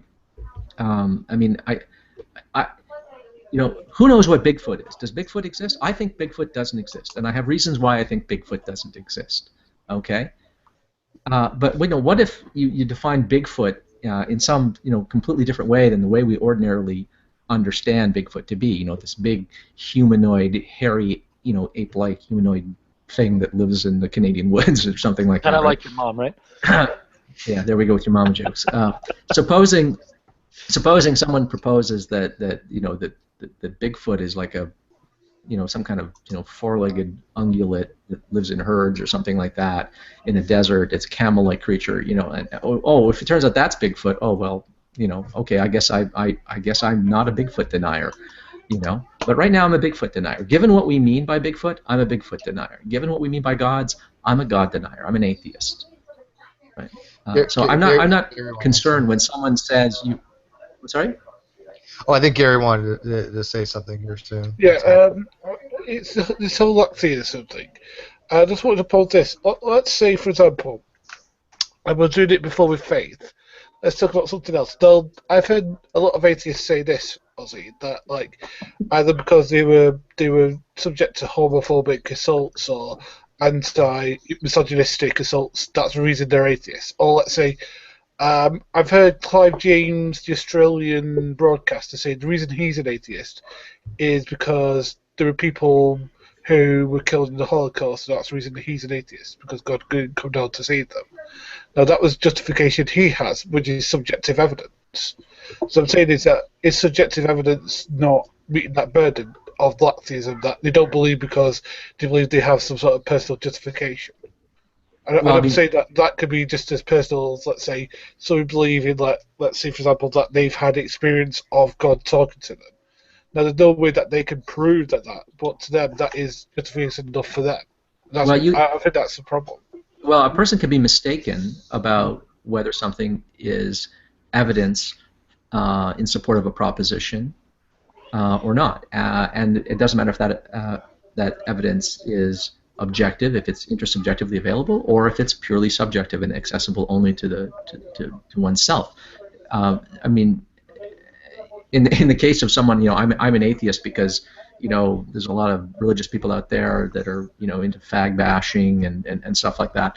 Look, I mean, those are terrible reasons for being an atheist. Right? I mean, those might be reasons for being an anti-theist, being opposed to religion or something like that. But that's not a reason for thinking that gods don't exist, right? And that's because someone going around, beating the crap out of homosexuals needlessly, that doesn't imply that gods don't exist. That fact is not consistent with the concept of a god, right? I mean, it might be inconsistent with the conception of certain gods, right? But not any and all gods, right? Well, actually, it could be. I said it could be. It would depend on the god. You could imagine a god that would not permit any evil, for instance, right? If God's so defined, then any amount of evil would be inconsistent with that god, and therefore, if evil exists, then that god couldn't exist. Proof, you just disprove that god, right? But it wouldn't disprove any and all gods, right? It wouldn't be a good reason for atheism. It would be a good reason for atheism with respect to a particular god, for instance. Okay, But so now let's look at the other case of someone who's a theist because of some subjective experience that they've had. Okay, people can be wrong about what is implied by their subjective experiences. There are people out there who believe in chakras, who believe in karma, who believe in reincarnation and stuff like that, all on the basis of experiences they've had, private experiences, sometimes during contemplative or meditative states and so forth. I actually know someone who believes in a host of what I think are metaphysically extravagant things on the basis of experiences that she has had while in deep meditative states. I'm a pagan dude. I've bumped into a few of those. Yeah, you probably have. Just hang out in a New Age bookstore. I'm not far from it, but at the same time, there's some people that take it way further than I do. So I know the type. Okay, so I mean, a person can have all kinds of subjective experiences, and they can conclude from that there's a God, or that there's karma, or that there's reincarnation, or whatever. They can be mistaken about that. You can be mistaken about what is in fact implied by your subjective mental experiences. So the fact that you're convinced by some subjective mental experience doesn't mean that you have a good reason. You could have a terrible subjective reason. Saying my reasons are subjective does not insulate them from criticism. I have subjective experiences, and it's on the basis of that. Look, let's face it, most people appeal to subjective experiences because they want to insulate their reasons from objection and criticism. They don't want to put them out there for scrutiny. They want to say they're private, they're incommunicable, and so forth. Okay, I don't care if they're private and incommunicable. You yourself, if you believe you have subjective experiences that imply the existence of God, you need to scrutinize them and ask yourself honestly, do these experiences really imply the existence of a God? Is that really the best explanation for why you had those experiences? Are there not more plausible explanations, right? So you can't insulate and secure your theism or your atheism, for that matter, on the basis of I've had some private and incommunicable, ineffable experiences. That just isn't going to wash, right? You don't lower the standard on rationality just by appealing to the subjective character of the evidence that you have. The evidence that you have either does imply and support the conclusion. It either is part of the best explanation for why you had that experience, or it's not. And when people say I have these subjective experiences, I'll say, well, look, I haven't had the experience, and you're unwilling to relate it to me, or you think it's unrelatable, in which case I can't evaluate it. Okay, fine, I can't evaluate it. That's up to you. I got news for you. The fact that you're not trying to push it on me and you're not recommending it to me doesn't make your position an iota more rational because of that. Right? I am not impressed that you're not wanting to push your religion on me because you think the reasons are subjective, and oh, Ozzy, you haven't had the experience, so I wouldn't demand or expect that you would believe it, but you shouldn't criticize me. No, I'll criticize you.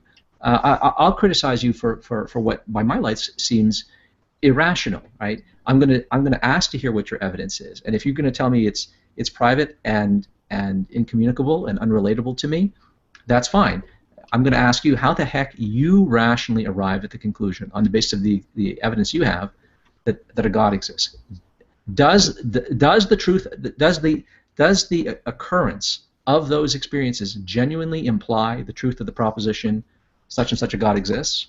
Yes or no? And so people who argue this way, I think, have to be very honest with themselves. But they don't. I don't think that they get any points for not wanting to push. Oh, it's just true for me. Well, look, either a God exists or it doesn't. There's no such thing as true for me. The evidence is accessible to you, but whether or not a God exists, that's a claim about reality. Can I address some of this? Sure. Is that you're getting into an area where you're starting to criticize my position because I hold a. Oh no. No, I know it's totally cool. I agree with a lot of what you said, but I want to put forward some thinking points. I definitely hold from experiential epistemology that there is something that is worth exploring from a spiritual position, and I also hold that that is something that you're not going to be able to get any sort of like concrete proof with. The thing about one of the reasons why I don't go into experiences and so on, even though I definitely have them, it could be entered into a conversation if we wanted to go there, but the problem with it, from my experience in having these conversations, is that any experience that somebody puts forward about their relationship with God or gods or whatever it may be, is that there will almost always be a naturalistic explanation for what the experience is. I would be willing to venture to say there is always a naturalistic explanation for the experience. And even if you just say, well, your entire experience was a hallucination or a psychological blip, at which point that's why going into these experiences and talking about them is fairly useless in a debate setting to me. So if the experience convinces me, I can't necessarily use it to convince you because you weren't there for the experience to experience it in the same way that I did. The only person who was me. Therefore, that's where I sit. That's the position that I'm in, unfortunately. And from the nature of how minds work, I can't actually give you a convincing argument for it that can't be dismissed from a naturalistic explanation. Right. Well, that's true. I mean, we got to be careful. We don't want to sort of slip into the naturalism of the gaps here and just say, oh, I can imagine a naturalistic explanation for the experience you had. You had a hallucination, or you know, whatever. I mean, that's possible, but is there a reason to think that that's more plausible, right? I think anything that goes on in the mind, especially if you're not like, let's say that you could have one explanation of an experience that is simply a feeling that one had in a moment, or you know, a god comes out of the wall and shakes your hand. These are both experiences that I've heard about and that people have tried to use to convince in a conversation, and both of them can be dismissed through something going on in the mind to convince somebody that this is happening. Yeah, well, we got to be careful. We don't want to just dismiss people's experiences, right? I mean, and not because it's rude or anything like that. I don't, you know, there are people whose experiences I will dismiss. You know, like you know, people lie about their experiences, and people make gross mistakes and gross bad inferences about their experiences. I mean, people just reach really bad conclusions on the basis of subjective experiences, right? So we don't want to sort of fall into the naturalism of the gaps and write off or dismiss anything that is putatively supernaturally caused, okay, in the way of subjective experiences, right? But you have to ask yourself, on what basis do you associate any particular experience you have with a supernatural agent or cause or principle, right? I mean, in the case, I mean, there's a reason why people are inclined to think that there's a naturalistic explanation, and that is that we have plenty of instances of things going wonky in a person's brain, occasioning them to have really eccentric thoughts and reaching far-flung conclusions and stuff like that. We know that happens. That's demonstrable. There are plenty of cases that one can point to. So there are precedents. We know that this does happen. Okay. We have independent ways of establishing that. But in the case of subjective experiences implying these sort of, in my view, metaphysically extravagant claims about supernatural entities and principles and so forth, I don't know how one can, in a principled way, associate any subjective experience they have with a supernatural cause. Right? If we knew independently that these supernatural entities existed, then there might be a way that there might be a way that we could connect them. But the problem is here, the evidence that's being used for the existence of those supernatural experiences is precisely the experiences, right?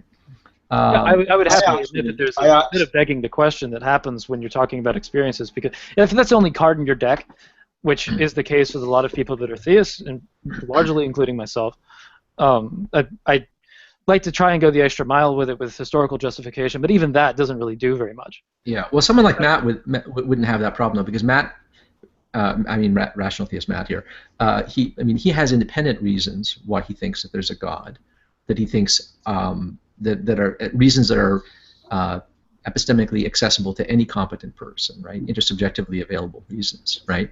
But not only that. But not only that.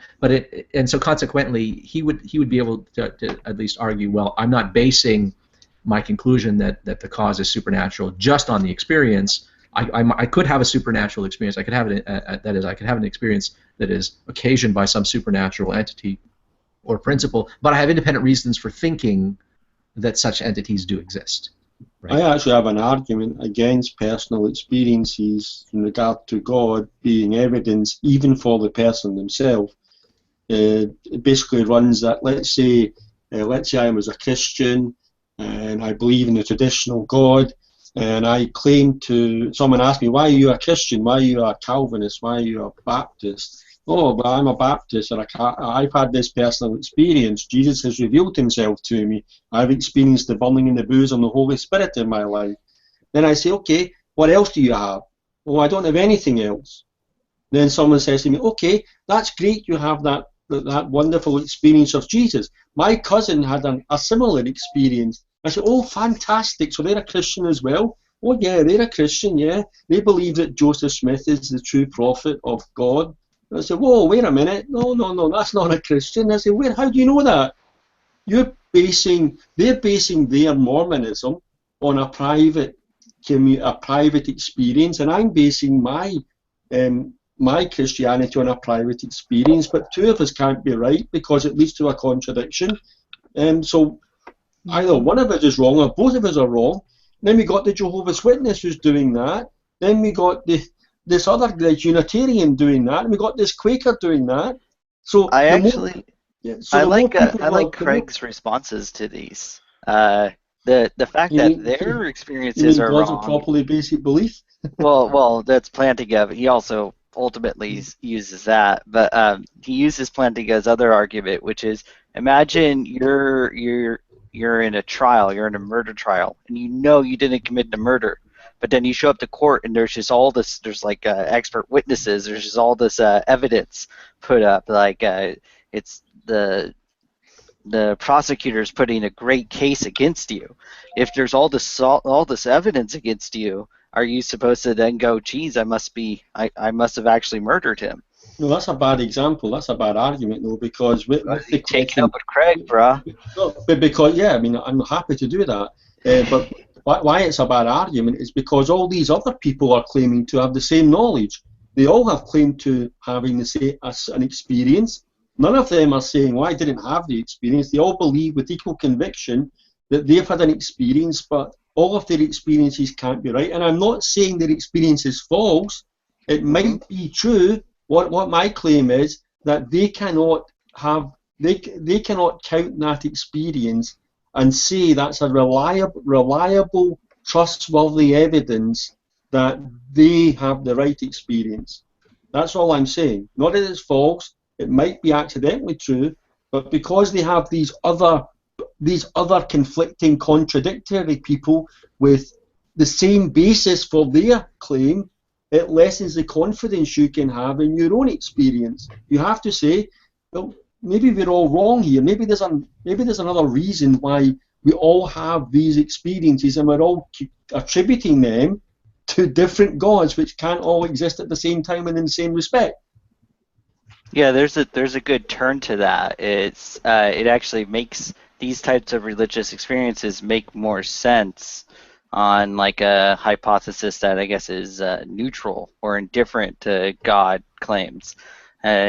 because if you look around the world, you have people in India having Hindu religious experiences. If you have people in China having, I don't know, like I guess Buddhist or Taoist religious experiences, it makes more sense on an explanation that doesn't appeal to any sort of like specific God concept. It makes more sense to say people have experiences, and those experiences are not any reliable evidence for the subject that they're claiming is responsible for those experiences. Maybe it's just the brain, maybe it's just an emotional attachment, maybe it's just something that happens. But it's not good, reliable evidence, even for the person themselves. That's my claim. I could not trust my personal experience in that situation, because I know that there are countless other people out there having experiences like I'm having, but they're having experiences and making a claim to God the same as I am, but that God's contradictory to what I claim. Well, I agree that we can't rely too much on it, but I don't see a problem with people evaluating. I mean, it goes back to the whole Contact thing. I mean, we all remember the movie Contact, where she experienced what she thought she was experiencing at the the end. If you haven't seen the movie yet, it's spoiler alert. But by now, if you haven't seen the movie, you're not going to see it. But she did have subjective things, and then of course there was some empirical evidence at the end because of all the static that was involved. Exactly. But I don't know if it's incorrect to actually say that we can't evaluate our subjective experience. I've had subjective experiences. I believe that you have, Matt. And as you know, my subjective experiences were related to LDS, but they are subjective. And are there naturalistic explanations? Almost always. And I would even posit that so far to say that there probably is always a naturalistic explanation. I mean, if there isn't, it's very hard to determine. You can imagine. Oh, no. Ozzy was saying naturalism of the gaps kind of applies to that as a criticism. I agree with that. But here's the good thing about my view. It's a fair criticism. You can have God of the gaps and put it the other way around. There's always a supernatural explanation. But on the view you take, but if you have that independent evidence for the existence of the God, so let's say I've got independent evidence that God exists and the God is a particular God, say the God of Islam, and I have all that independent evidence, and then I have these experiences of Muhammad and Aisha and Allah and all that kind of stuff. Then I could have confidence in those experiences because they are confirming what I validated through independent, accessible to everyone evidence. Right, and I look at it this way: if God's going to give somebody evidence towards His existence, it would make very little sense for Him to give very specific people evidence of His existence, and then everybody else this anecdotal evidence that they can chalk up to some kind of naturalistic explanation. That just seems odd to me, how he would be so arbitrary to say, oh yeah, you I'm going to give some definitive knowledge to, but you, not so much. Hey, can I just mention, you're not necessarily appealing to naturalism. You can appeal to, I guess it's called conservatism, but you can also appeal to the hypothesis of indifference, which is that holds that should supernatural beings exist, they are indifferent to our, like, whatever we're talking about. Paul Draper brings it up in the context of suffering and pleasure and that kind of stuff. Could I say something about Craig's argument here in response to Matt? Because Matt's argument, which I think is a good one, is that people are going to interpret these experiences within the constellation of concepts within their religious milieu, right? That's usually what happens, right? In any given culture, people have bizarre experiences. They're going to tend to interpret them in light of the theological concepts floating around, or whatever they could be, right?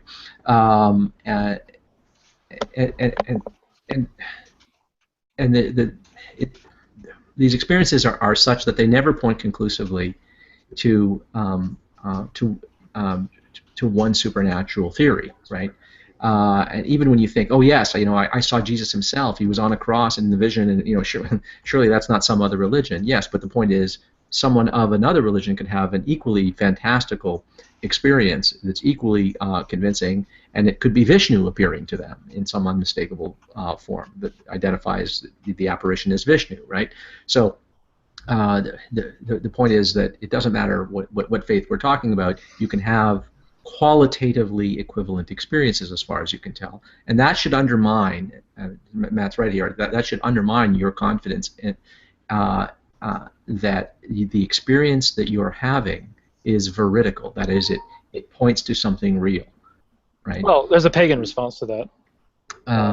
Okay, could I just make the point about now what Craig is trying to argue, and I actually haven't read this argument. I'm just going off of what Joe presented here. Is what Craig is trying to argue is, you know, on analogy with a court case. I mean, if you're on trial and people are putting forward all this evidence that would is sufficient to convict you, but you know you didn't do it, right? You're not going to change your mind and go, oh, I guess I don't know that I did. I guess I really did do it. I guess I really did murder, so and so, right? You would say no. You know, the evidence be damned. The fact that there's evidence pointing to some other interpretation, I happen to know the facts. But the problem with that is that in that scenario, the person who actually remembers being somewhere else doing other things and knows for that reason that they're innocent is able to appeal to a reliable belief-forming mechanism. They're able to appeal to the reliability of their memories and their senses and so forth. And unless the evidence is sufficient to impugn that and make them call that into question, the very reliability of their recollection, then of course they're not going to change their mind, right? But in the case of a supernatural experience, it's not like there's this extraordinary track record of supernatural experiences that you have that you can rely on and have relied on the whole of your life, such that you would trust it, and so that when someone comes along and says, "Well, I've had supernatural experiences that point to a different religion," you know, you'd be able to say, "Well, hey, I've had supernatural experiences my whole life, and they've served me as well as my memory, as well as my eyes. Who am I going to believe? You know, your supernatural experiences or mine, right?" If that were the case, if you really had this tremendous track record of supernatural experiences, such that reliance upon these supernatural experiences was a reliable belief-forming mechanism, then you could discount all those other religious experiences by all those other people, right? But that's precise. So against Craig, what I would argue is, unlike the recollections that you had that guarantee that you didn't commit the murder, even though there's circumstantial evidence that is sufficient to convict you and will convince all these other people that you did it, right? Unlike in that situation, religious experiences are not like that. There's no well-established track record of the reliability of these experiences and that they are veridical. And so I agree with Matt. When someone comes along and has other experiences, that should undermine your confidence in the veridicality and trustworthiness and reliability of these supernatural experiences that you've had, because you don't have that proven track record. Yeah, you know, I kind of compare it a little bit. I don't know if there's a fair comparison. Can I? Because, oh yeah, go ahead. Sorry. This might result in another back and forth, and I apologize because we're definitely getting away from the topic of Lacktheism. Well, I'll be real quick if you want. If you're going to have a longer dialogue. Ocean. Sure, go for it. Because you know, I've brought this up before about lucid dreaming, and I admit, you know, there's no epistemic way for me to show anybody my lucid dreams that I've had. However, we know now that many people have lucid dreams. We can actually show scientifically there is something to them. Now, years ago, before we had the ability to do that, you have a lucid dream. Yeah, you could probably be taken as, you know, a religious event, maybe something. People can now call it, you know, alien abduction. Some people think they've been abducted by aliens. Now, I believe this is all subjective. I believe it's all in your head. I don't think it's any, you know, manifestation in the real world. I don't think there's any correspondence to the real world. I believe it's all, you know, subconscious. But they're very, very vivid. Now, my point being is that even though I would have no way to demonstrate to somebody else that I had those events at one time, I certainly had to weigh them because I know that I have them, and yet we do have scientific ways to determine that now. I don't think we can have that for religious claims. I think it'd be very, very difficult, if not impossible, to have any kind of empirical scientific ability to do that, obviously, because of methodological naturalism. But is there a fair comparison as far as my inability epistemically to show somebody that I've had a lucid dream, to make that as a valid event that I can weigh as something that's actually occurred to me? Steve, I got a bit excited by what you said. I don't know if this is strictly relevant to what you just said, though.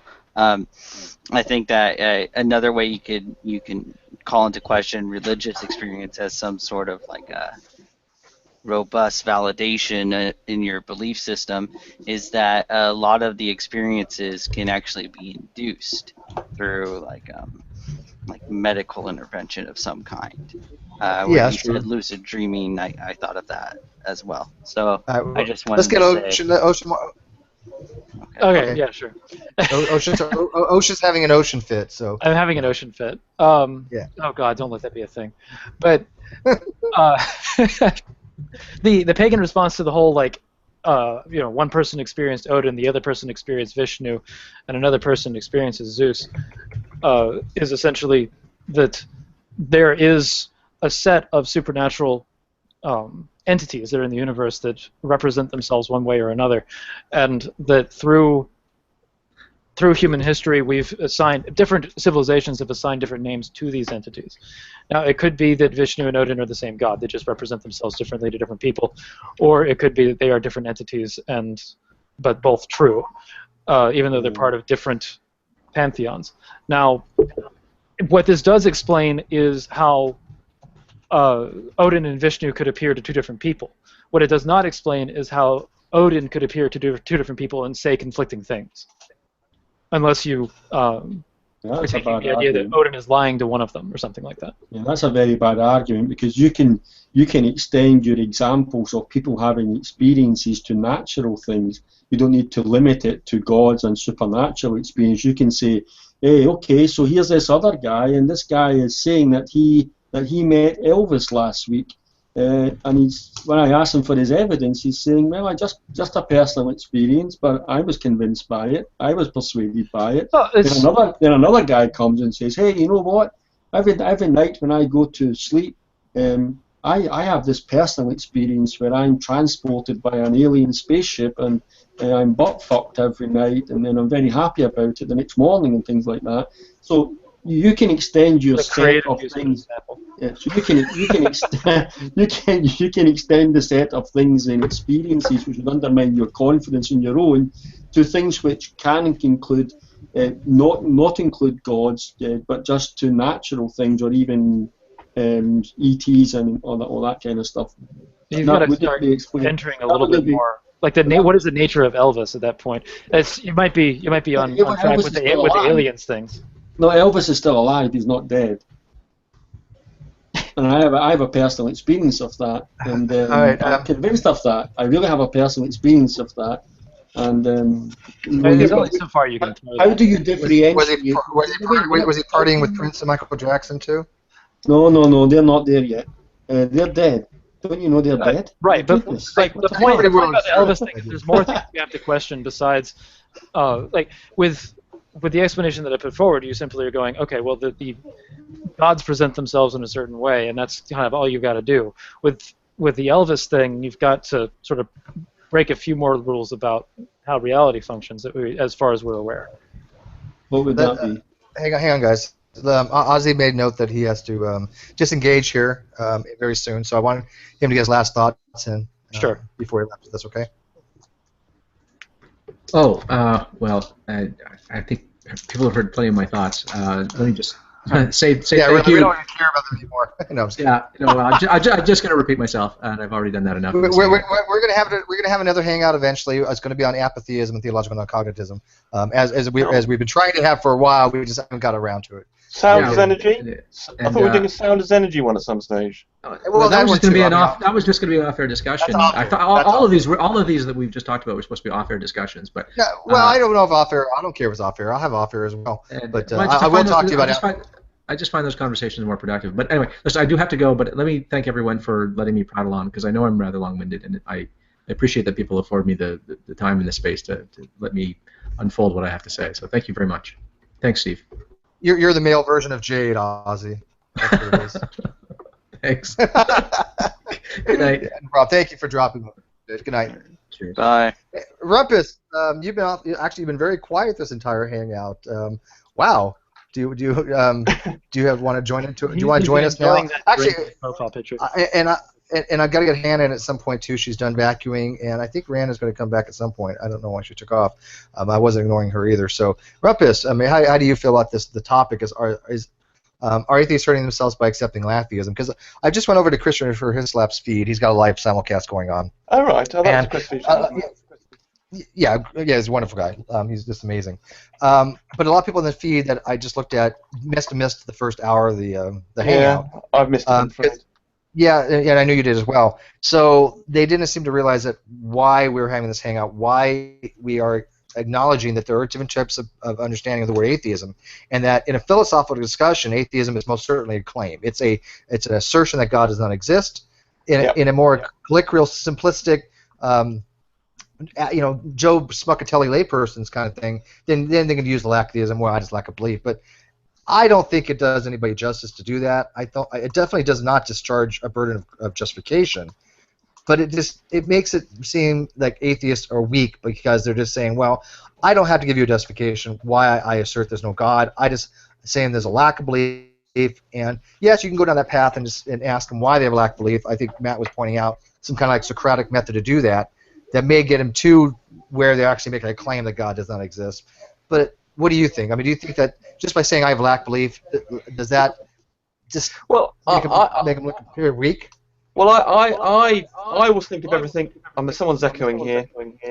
Who's echoing? I don't hear an echo. I'm getting a bloody echo. Someone is echoing here. Who is it? Why don't you guys just just experiment with muting yourself? Oh, Steve, you're the one. I'm not echoing, but I'll mute. Yep, you're the guy. Hi. I think this is. I think you can always resolve these sorts of issues by having a gradation from 0 to 100. And someone who would regard as a sort of strong atheist is in the sort of one. If we think of 100% as being absolutely sure there's no God, and 0% is you believe there is a God, then I think if you have your gradation, the area you live in is in the sort of 51% to 100%, then you're an atheist in the sense of that's a strong atheist. You're convinced that's the position, and therefore you have to justify that. But then you could have another gradation where you are, I'm using the Gary Edwards sort of scale here. But if you've got your band of belief is from say 60% to 40%, then you are, then you're probably you could argue you're a Lacktheist then, because or 50% to say 25%, you could say that's a no, I'm getting my numbers here wrong here, aren't I? But basically, I think you could do it with just scales, and if all of your scales are beyond the 50%, then you can say that you're a strong atheist. But you can say Lacktheist, where you're prepared to accept new evidence. You just simply haven't been provided with enough evidence to go one way or the other. And I think your scale, say 60 to 40, then you could say I suppose that does allow for the fact that's a lack of belief, or you could, I have to get my scale sorted out here. I think I haven't got my scale sorted, have I?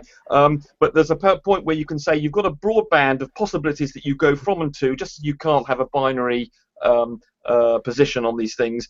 And I think there is an area where you can say you're a Lacktheist. You simply haven't been convinced by the arguments either way. So it's like a classic agnostic, I suppose, is somewhere in there. And therefore, I think Lacktheism is a valid position, but it just means that you potentially that means your band is such that you could be convinced with a bit of evidence, whereas if you're on the 51% to 100%, your current position is that there's, at the moment, you've seen all the evidence and you so basically I think it's all resolved with the gradations, and some of the gradations allow for Lacktheism, others are atheists. And I don't think you understand the subject very well.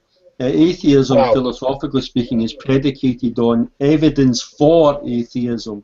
It doesn't matter. It doesn't matter if there was no evidence for theism. Philosophical atheism is predicated on there being evidence that no gods exist. Well, how can you evidence from? Hold on. Hold on. I mean, you can obviously have an argument for atheism saying, I believe the concept of God is contradictory. So you can say that the omnipotent and omniscience and all those sorts of things, you can't have those in an entity, therefore it's contradictory. Therefore, you can be definitely sure that you can make an argument for the non-existence of God. But if you go from the point of view of saying that the lack of evidence is evidence of absence, then you can say, well, I'm afraid I would expect to see some evidence for the existence of God. There is none. Therefore, I'm prepared to say there is no God. So I don't accept your point at all. You don't have evidence for the non-existence of something. There's definitely scales of saying evidence of it. So what evidence would you expect for the God of the philosophers? The God of the philosophers? Yeah, deism. Deism, I think the God of philosophers could still be a theistic conception. The Coppelstein. Deism is theist. Deism is a subset of theism. I think we've had that. So what evidence would you accept? What evidence would we expect if the God of deism existed? Right. Well, you could, for instance, if the energy of the universe wasn't zero, for instance, where we know that the net energy of the universe is zero, which means it's not. It's nearly zero. Yeah, it's within the margin of error. Yeah, I mean that's Alexander Valenkin's position. Close to zero. He defines that. I'll bet you it's within the margin of error zero. So I'm prepared. As I understand it, the consensus is that it is zero, which means which means that therefore the universe is a self-contained entity. It doesn't require an injection of energy or anything else. There's no net energy required, no power required to create it. So in that case, we can say if there was a net power into it, then at least we establish there is an external cause or something has been injected into it. So that would be evidence for a deistic position. As I understand the consensus, there isn't. Therefore, we can say, well, there's no need for that. So potentially there would have been an evidence for deism. Now, obviously, you could have a deist God that simply started things off, and obviously, given the fact we're insulated causally from the other side of the universe, well, okay, you could argue that there is no evidence, but I mean, a deistic God is so close to there not being a God. I mean, it's in practical terms. Therefore, the question is not whether there is evidence for God. The question is, if you're going to say absence of evidence equals evidence of absence, then you need to provide the evidence that we would expect to see if the God of deism existed. No, he gave one example. He gave one example, then he moved on to say something else where he said that okay, so the God of deism. Evidence of absence is absence for evidence when there's evidence when you expect there to be evidence for something. So what evidence would you expect? He gave everything. I might have a response, by the way, when you guys are done. I contested his claim about the energy of the universe being zero. Okay, but just hold on that for a second. You're asking about this evidence. The point is that we can account for all that we can see. There's nothing incompatible with the sort of naturalistic, materialistic view of the universe. So if that's the case, that's the simple. Well, let me just finish, and then you can come back. Therefore, from my point of view, there's no evidence against the naturalistic, materialistic view of the universe. And given that's the simplest explanation for everything, just using Occam's razor thing, therefore. That's what I'm going to go with. Now, there's no evidence to that. There's no evidence at the moment that contradicts that, as far as I'm concerned. If you want to present some now, that would be very, very interesting. Yeah, you just committed a logical fallacy called the argument. Well, let me explain it why it is, and he did. The logical fallacy. And so, what fallacy am I going to charge him with, Gary? Let me finish, Gary. Come on, Gary. What fallacy was I going to charge him with? Since you can read my mind. Yeah, hold on, Matt. Let's forget that. Just get on with it. Yes, so you committed a logical fallacy of argument from ignorance. That takes this form. There is no evidence against X, therefore X is true. And that's exactly the form of your argument. There's no evidence against naturalism or materialism, therefore naturalism, materialism is true. That's an argument from ignorance. But you could argue for green pixies that way. You could say, well, okay, green pixies could do everything, and you could argue that's an argument for instance. The point is the simplest explanation we've got evidence for the way the universe works, and everything, we have nothing to contradict that argument, and it's a good argument. That's the argument from ignorance. That's saying we have no evidence. Hang on. I can save Rumpus's argument maybe. I think that maybe use an approach. I'm sorry? There's a concession there's something wrong with it. Yeah. You're going to use more of an abductive approach. Go ahead and Joe. Yeah. That's what I was going to say. Inference to the best explanation. When you're comparing, Jesus Christ, you're comparing hypotheses. He is the best explanation. You got it, Joe. I agree with you. He's got you there, Steve. So damn, I'm convinced.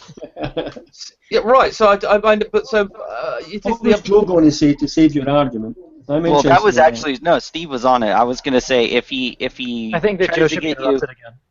oh, kill every one of you. I Go ahead, swear Joe. to God. Yeah, well, you have no more. You have no objective morality to base your worldview on. Therefore, killing is not wrong to you, Joe. I'm sorry, wrong argument. But hold on. My point was that we have a naturalistic explanation that's simple, and okay, it's an abductive argument to say that therefore, it's for Occam's razor, saying it's the best explanation that we've got.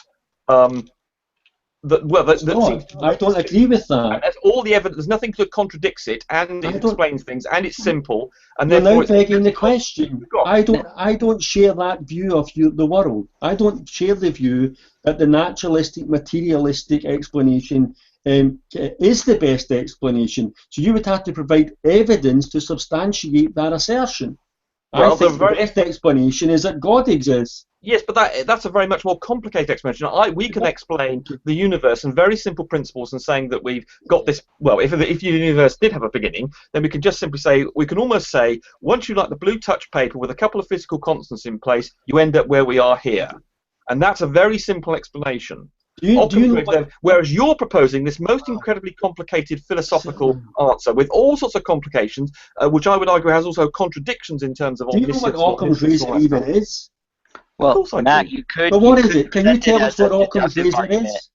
What is Occam's razor? Tell us what Occam's razor says. If there are two different explanations for something, you pick the simplest one. That's not Occam's razor. You missed That's out. That's not necessarily it. Yeah. You missed out the key component of Occam's razor. And remember, Occam's razor was composed. Guess by what? A theist, someone who believed in the existence of God. Well, and who didn't find the Occam's razor a contradiction to his theism. The part you missed out was all things being equal. No, there's another thing. There's another thing to your view, though, Matt. It's that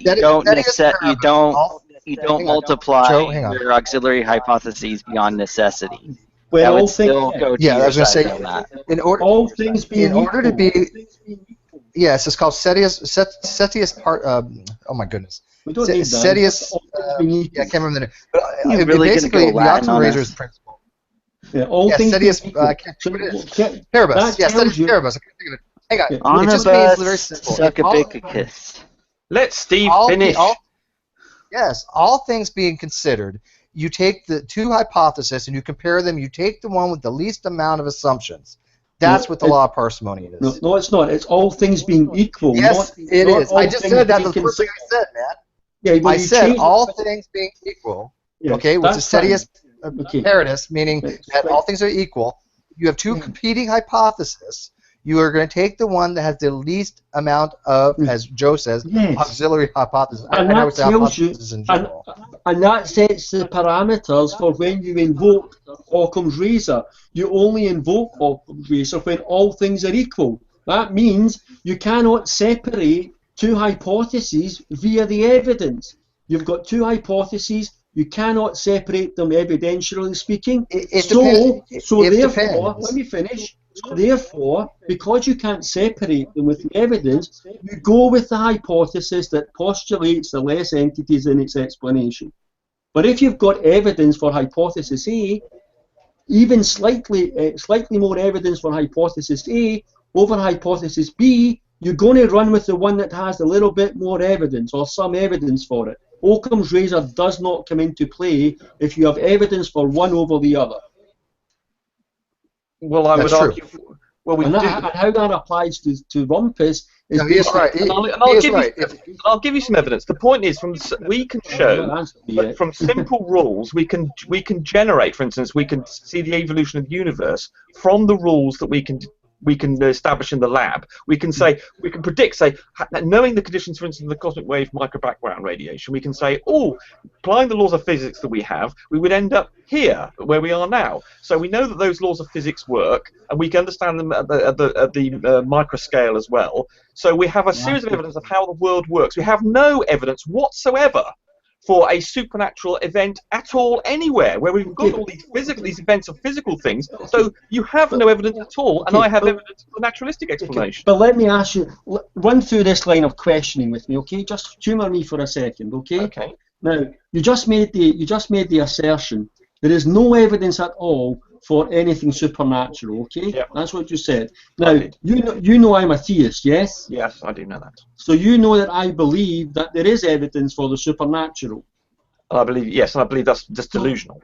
Okay, yeah, okay. But why do you think you are asserting to me as a theist that there's no evidence for anything supernatural could ever be logically persuasive? Because you believe, well, okay, I suppose I'd need to interrogate what evidence you believe you have, and then I would. No. You answer the question. Why would that be? Why is it logically persuasive to assert to someone you know does not agree with your position what they don't accept? How could that ever persuade someone? Well, okay. Well, I suppose we need to inspect the basis of your belief and why you believe, for a start, why you believe that your complicated explanation is preferable to a simple one, and what evidence you have got for your. Well, we need to know. So, if I'm in the process of trying to explain things, I obviously need to know what evidence you're basing this on and your reasoning. Well, wait a minute. But the burden of evidence is upon the one who makes the claim to positive knowledge. You've just made a claim to positive knowledge. There are no supernatural.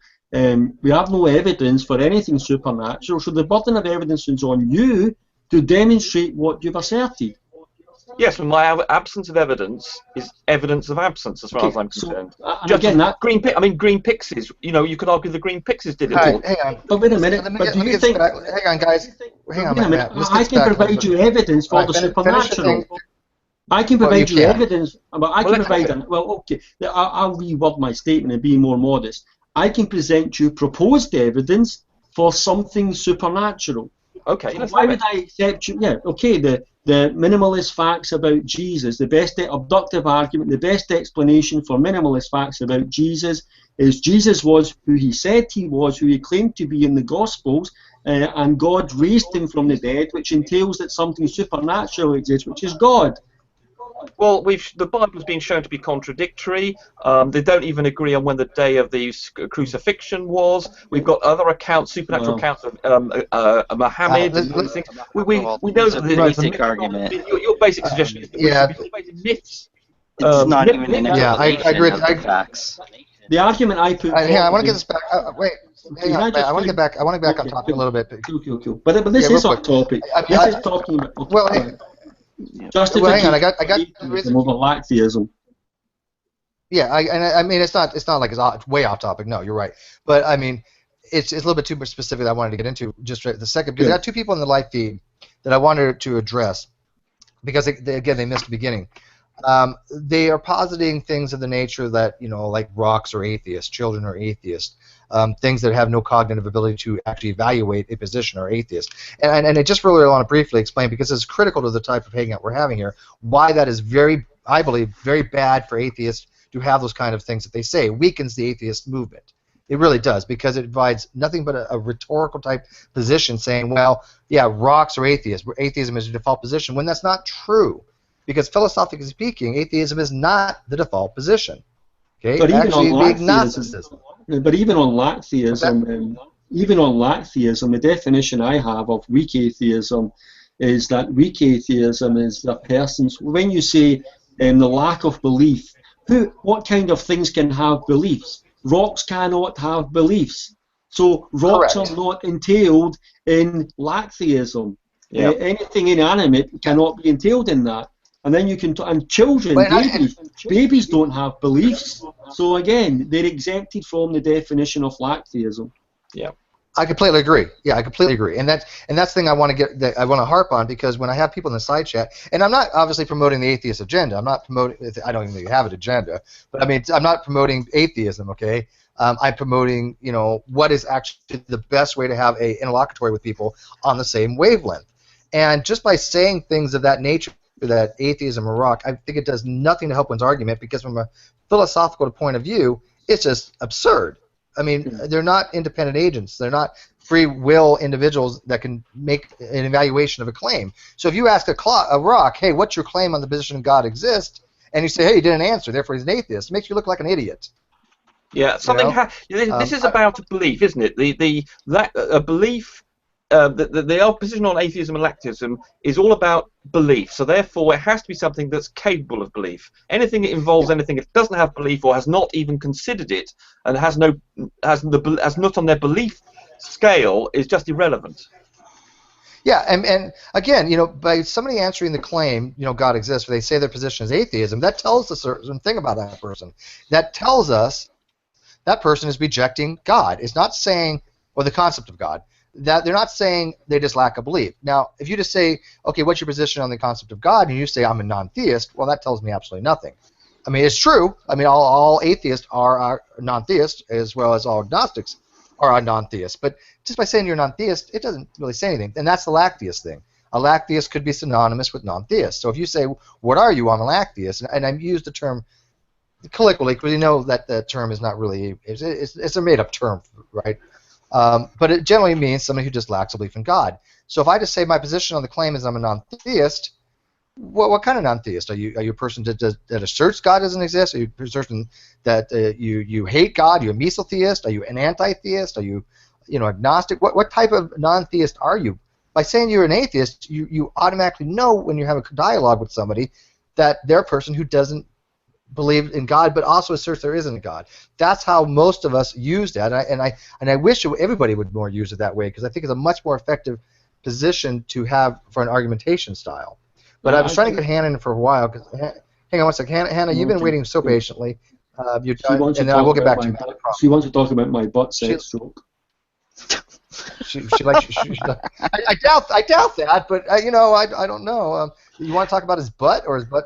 Yeah, no, go ahead, Hannah. Go ahead, Hannah. Go ahead, Hannah. Not my butt. Yeah, take it away, Hannah. Butt sex stroke. Let's talk about that. That seems to be a good direction to head this conversation in. No, basically, I mean, I think it was Gary. Was it Gary that said it before? That the argument could be put out for atheists that were saying, I'm trying to remember. I was vacuuming at the same time. I'm very happy about that.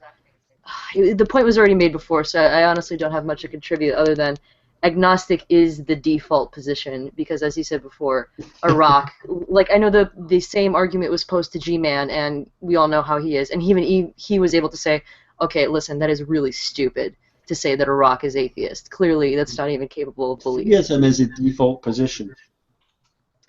Well, what, Matt? Theism is the default position. Theism. No, Theism. Theism. How do you... Theism. Yeah, I'm just showing how. Well, first of all, and in one way I'm joking. I'm just showing how easy it is to throw out. I'm just showing how easy it is. I'm just showing how easy it is to throw out an assertion like agnosticism is the default position. I can say theism is the, but actually I hold to that view. I seriously hold to that view that theism is the default position. And I base that on my belief in the scriptures and such like on that there. So we're all born with innate, inborn, we have this latent knowledge of God. So if we were left to naturally develop without any influence from outside sources, we would naturally become theists, believers in God. We would not naturally become agnostic or atheist. I mean, would you naturally want to turn theist towards the biblical God or in favor of the biblical just God? Theism in general. Yeah, just in general. You would come to believe in God, a God. Mm-hmm. Naturally. But what happens is... Wait. There's no evidence for that, Matt. I mean, we see cultures around the world which not do that. So we have isolated cultures. If what you were saying was true, then suddenly everybody around the world that was isolated from biblical the Christianity would start developing this appreciation of the particular God in the style you say, but they don't. Again, Matt, you just had a contradiction, Matt. You had a contradiction. Okay, there's a contradiction. Because you said just a while ago that you cannot be an atheist because children cannot, evaluate the claim, and then you just said the default position is theism, meaning that they evaluated the claim and found theism. No, that's incorrect. I never listen to what I said. Theism is innate. It's latent within us. So if we are allowed to develop naturally, that doesn't make any will. sense. Why doesn't it make sense? So if you look at language, okay, look at language, okay? You can read articles online saying that language is innate. So we're inborn with this, inborn with language. So as we develop, we will naturally develop language. We will make utterances. We'll try to make sense of that. I agree with that. Okay, it's innate within us. You're not saying that children, young babies, that they evaluate the evidence for and against God and then come to the conclusion. You're just saying. Hang on, Rumpus. All you're saying is that if you left babies, if you were able to isolate babies from all external influences, so no one ever taught them about theism, then their natural condition as they develop, they would naturally gravitate towards theism. That's really hard to prove. I mean, I couldn't disagree with that more. But the biggest thing is, Steve, it's a valid position. He's saying. I'm trying to argue for you. Well, well, you can in a second. Let me get my position out first, and then you can argue for my position. Contest. But okay, well, hang on, because what he just said is literally completely impossible to prove whatsoever or to demonstrate. Okay, it's a blanket assertion. But you still are saying that a baby is a theist. That means that they have evaluated it. That means you have to evaluate to be a theist. You cannot have a default position. I said the opposite of that. You can say this. I said the opposite of what you're ascribing to me. You're misrepresenting my statements, either accidentally or deliberately. I think I can clarify this. I want to clarify myself this, and then if I misconstrue him, he can address it. The innate ability to do something is different than the belief. Okay? Do they have the innate ability to do something? That's a different question altogether. So, no, Matt, are you saying that they have the innate ability to form a belief in God, and that's is a baby by default a theist? Yeah, they have an innate ability to formulate. If left untouched by outside influences, they will gravitate towards theism. They will become theists. That's not the question. Gravitating. Go ahead. Yeah, that makes sense. And when you say there's no evidence, there's actually scientific papers on child psychology. That makes no sense to say that a default position is theist. Can I try and make? Yeah, go ahead. Can I try and make a point here? What he's saying is not that the baby actually does the believing, so you can argue that is wrong. But what he's saying is that in our genes, in effect, we are programmed, just like we're programmed to talk and to eat and to run around and satisfy our biological needs. He's saying we're programmed to become theists because God has, programmed our genes. But of course, you're right to say, Steve, that of course they don't actually believe because they haven't got the cognitive powers to do the believing. But what Matt is saying is that although they might not have the power to do the believing, they're genetically, in effect, in their genes, they are programmed, or some other sort of essence. Right. I do agree with that. They are going to develop into a theist position. Yeah. Let me cut in. Yes. Yes. I mean, you're right. You're right, and that's completely true. We do, in our genetic makeup, want to, as for some whatever reason, whether it's societal factors or whatever, tend to want to believe there's more than just us. I mean, that is something instilled. We look for explanations. We look for explanations, of course, all the time. But so I don't. So we see I can't see that as arguing. But I can't see that as arguing theism as a default position at all. Let me jump in on this because I think that if you're going to say that there's something that's a default position, it should be that there's no position. But I also find it interesting that this seems to be the only conversation, like the theism-atheism argument, it seems to be the only conversation in which we start talking about default position. Like I'm not aware of a default position on evolution versus creationism, or on Republicans and Democrats or anything like that. Or default position on abortion. It just seems like there's a discussion here, and whether or not there's a default position seems like somebody's trying to build a fort around their argument by saying it's the one that's natural or something like that. Don't forget my response. I mean, the only reason I have that response is to combat what Steve and that were criticising anyway. It's a response to people who make the assertion that atheism is a default.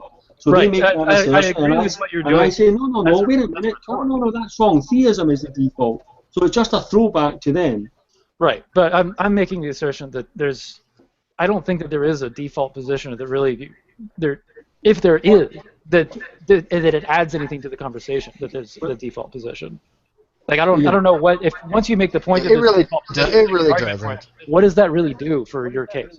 So what it would do is, what it would do, like for example, if I was in a discussion with an atheist and the atheist took the view that atheism is the default position, and I was able to outline my case for theism being the default, it might have the potentiality to persuade them that atheism is not the default.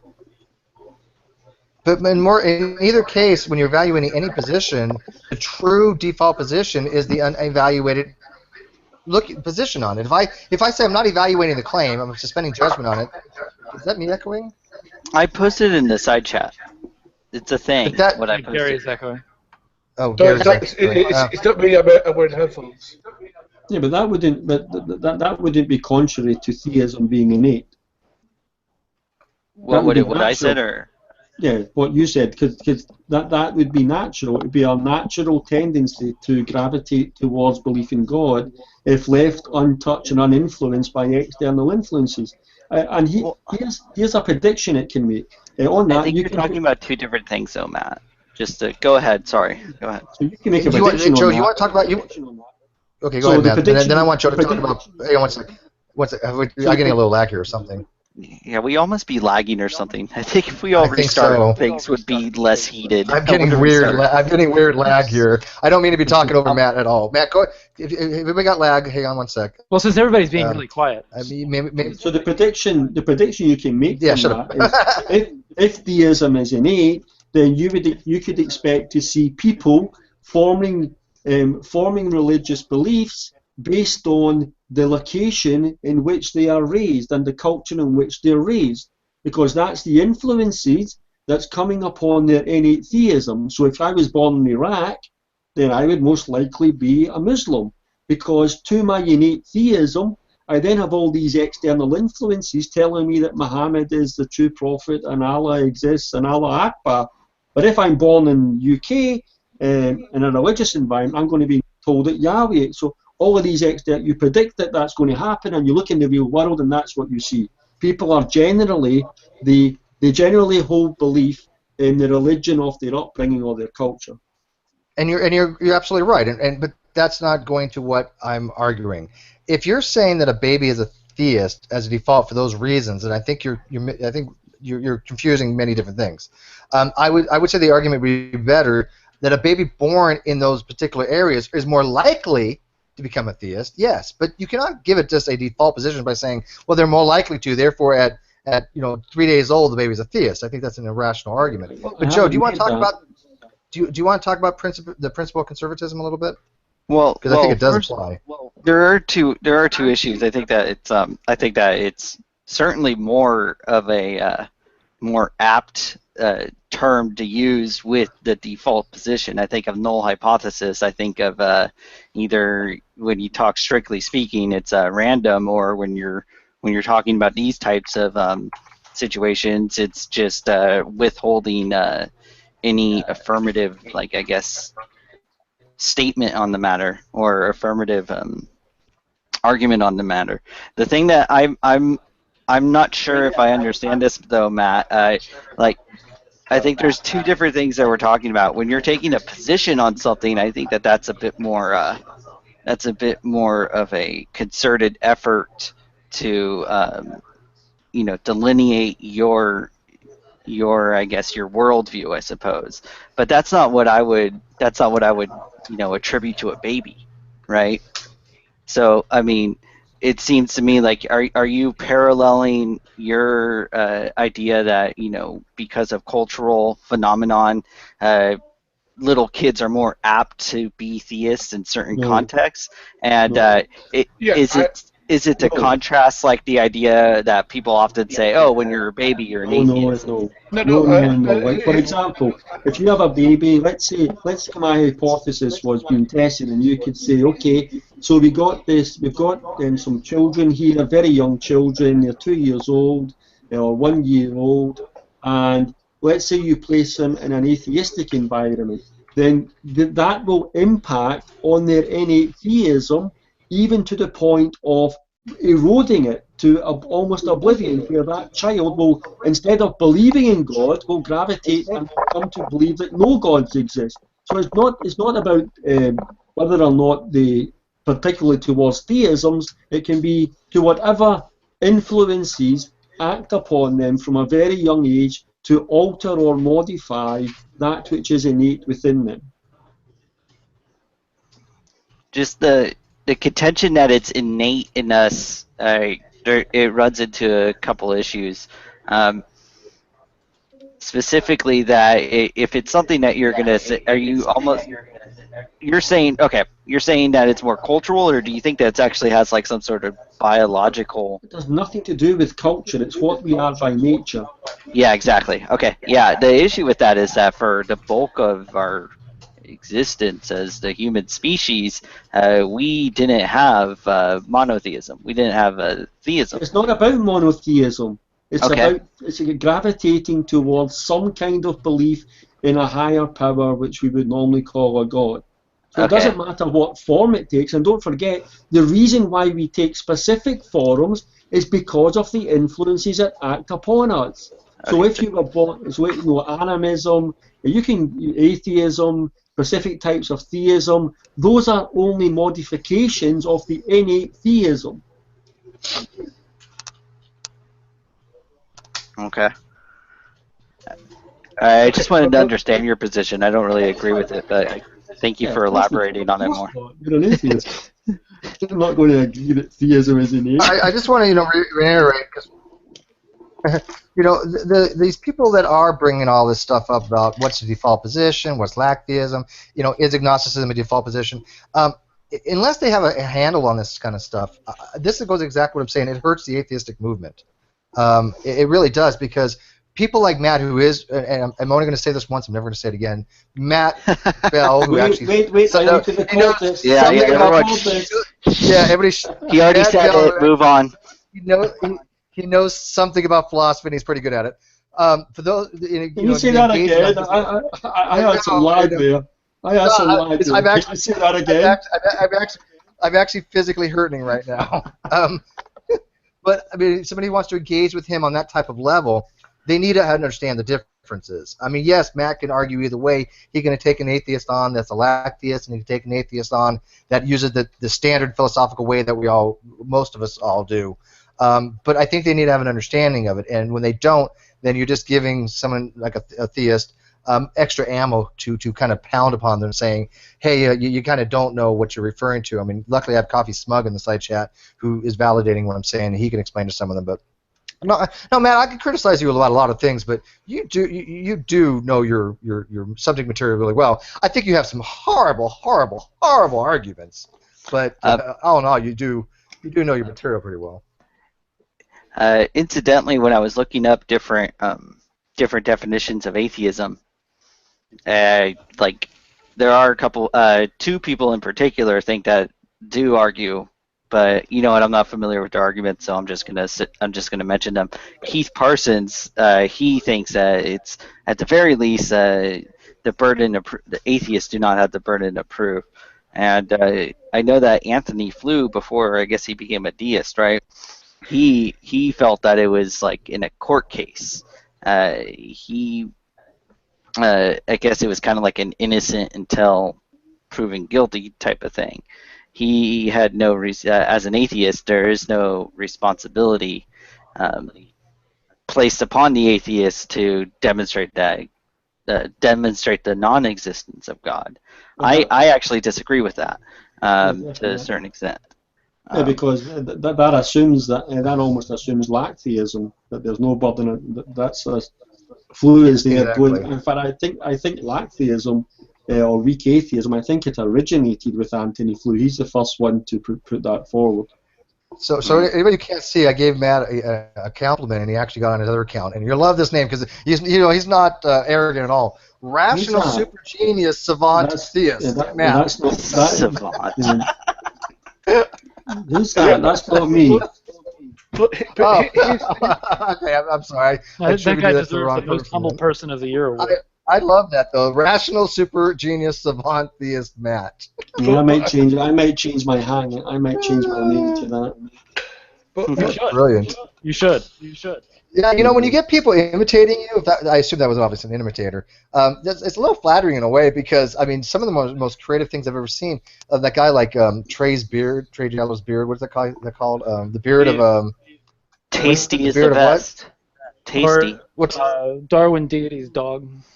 Darwin Deity's dog? But what's the Beard of Tasty's contingency. great too. But beard of contingency. Yeah, I mean, this Beard of amazing. contingency. Yeah, the beard of contingency. And it's just a picture of like Trey Yellow's beard. I love when Darwin's is in a hangout. Darwin's Deity's dog will come up into the chat and start talking about, hey, I need to go for a walk.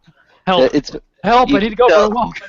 You can tell it was a British guy because it's like, I'm bursting for a piss. Oh, I know. It's like, only no American dude will say that. I know exactly what it is, but it's definitely a British person. You're right.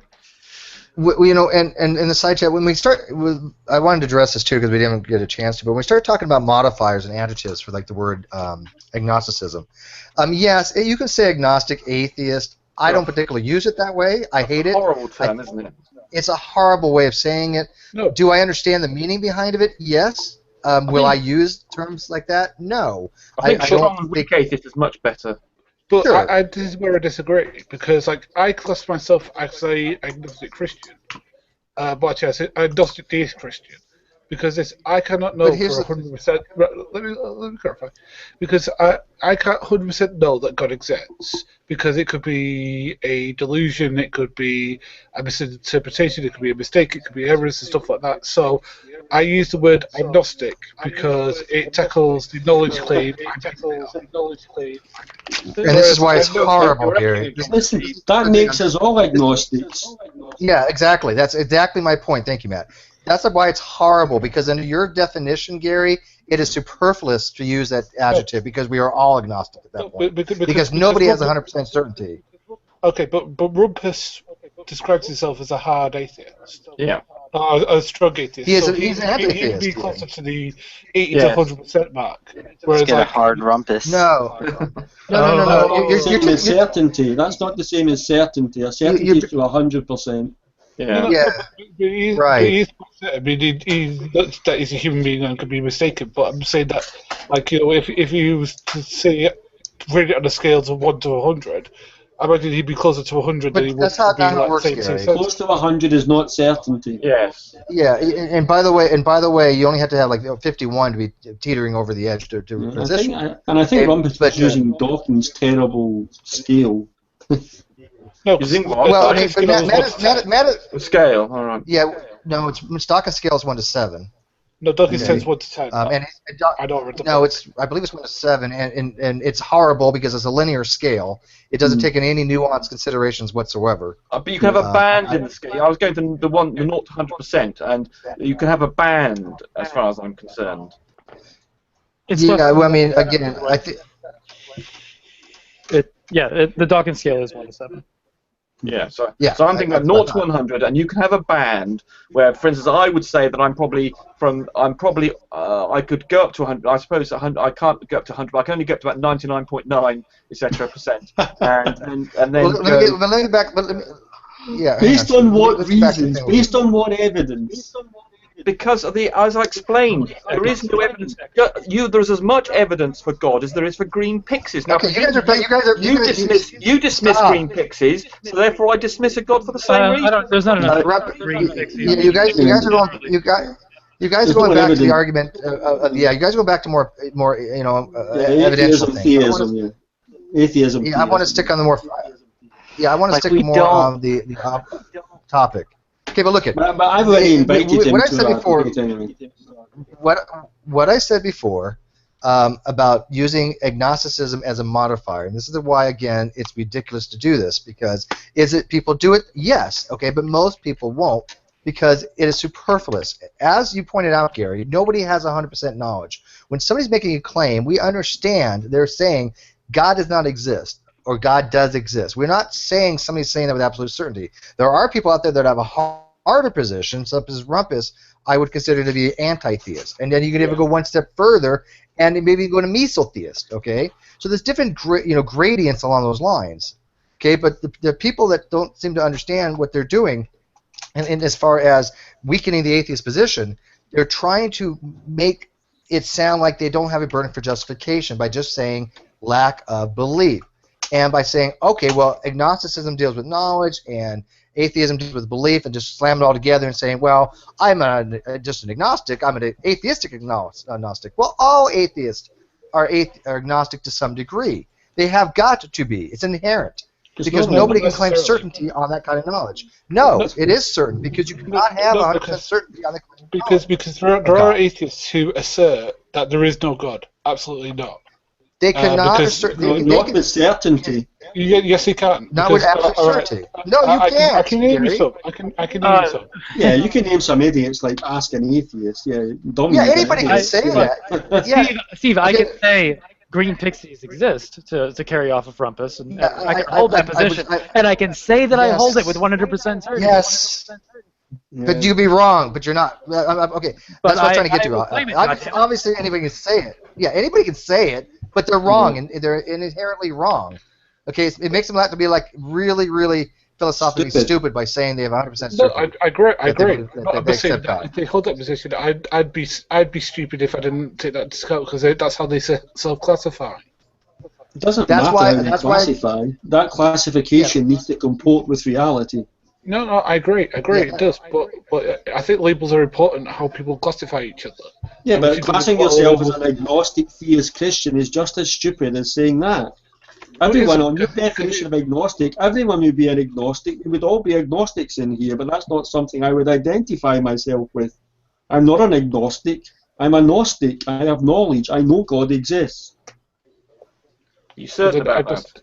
Yeah, I don't need certainty. It's not. Knowledge does not imply certainty. It means I have a justified true belief, or I believe I have a justified true belief, or I have a reliably produced belief that God exists. And that's an important point. This distinction between knowledge is about belief and knowledge is about agnosticism is about knowledge, and atheism is about belief. Knowledge is a subset of belief. It's a specific kind of belief. So both agnosticism and atheism are about beliefs. So why have the redundancy? And that's what I hold to as well. Why have the redundancy? Exactly. Why not just say I'm an atheist? And that's my point. It's a pluralist. And by the way, I can't really find where it addresses agnosticism being a knowledge claim. Now, yes, people do use it that way to say, well, I don't know whether God exists. Okay, and you will read colloquial definitions in the dictionary saying that's what it is. And different sites do say that. But if you go and look at the actual philosophy textbooks, I haven't never seen anywhere where it states that it is not a belief. Atheism, to me, agnosticism is a belief like anything else, because all knowledge is a subset of belief. Yeah. And I'm right. And my epistemological foundation for my agnosticism is that I cannot evaluate the claim. So my knowledge is that I don't know. That's what it is. I don't know one way or another whether God exists or not. And people are misconstruing these types of things because I don't know if they're doing it deliberately, not in here, but on the side chat. I don't know if they're doing it deliberately or if they just don't have any foundationalism to understand why, philosophically speaking, what we're all agreeing upon. Nobody's been in this hangout and has not disagreed with what we've been talking about as far as Lacktheism being a weaker position, and it's definitely not a default position. But when somebody says, what do you believe? Agnosticism does tell you what we believe. Agnosticism tells you that I don't know what the evaluation of the claim is going to be. So instead of just saying, okay, do you believe in God? I'm a non-theist. Well, okay, that doesn't tell me why you're a non-theist. That would be a lacktheist. A lacktheist is a non-theist. So when you say I just lack a belief, you're just saying to somebody you're a non-theist. Now, if you say you're an atheist, you say, well, I lack a belief in God because it's contingent upon being an atheist, right? If you're an atheist, you automatically are a lacktheist. But I've also assert there is no God. That's the reason. And I think that's a much better way to have a philosophical interlocutory, because I think, again, if you're going to be on some kind of level engaged with like maybe Matt later on, you should know the difference. Because I think, Matt, do you not agree, philosophically speaking, that everything I've said in terms of these terminologies is basically used at that level? Yeah. Okay. That's my view. I mean, that's how it, in philosophy, that's how it is, apart from a few exceptions. So generally speaking, that's how those terms are defined. Yeah, and I think it's a universal too. It's not just funny. It's theist and atheist both agree on that, on the philosophical definitions, and that that's how you engage on that level. I mean, we have kind of a mixture in here of theist and atheist, and yet all of us seem to, and me being agnostic, all of us agree that these terminologies are what should be used. So the people that are using the Lacktheist definition, I implore you, go look into it. Go study the encyclopedia, Stanford Encyclopedia of Philosophy, and other sources. Go to Google Scholar, look up, burden of criteria or standard criteria or burden of justification. And these things will explain to you why it hurts the atheist community by saying this might help. This might help for the discussion. As a theist and as an active theist on the Google Plus community, looking to engage regularly with atheists, when someone identifies to me as a lacktheist or a weak atheist, I'm rubbing my hands with glee. I'm thinking, good, excellent, fantastic, no challenge, absolutely no challenge at all. If someone identifies as a strong atheist, someone says, I'm a philosophical atheist, I'm upping my game. I'm thinking to myself, okay, absolutely. Now I need to be watching my P's and Q's here, getting to grips with this person and making sure I'm tight as I can be on my arguments. So I think that tells you whether or not the definitions matter. It certainly matters to theists like me.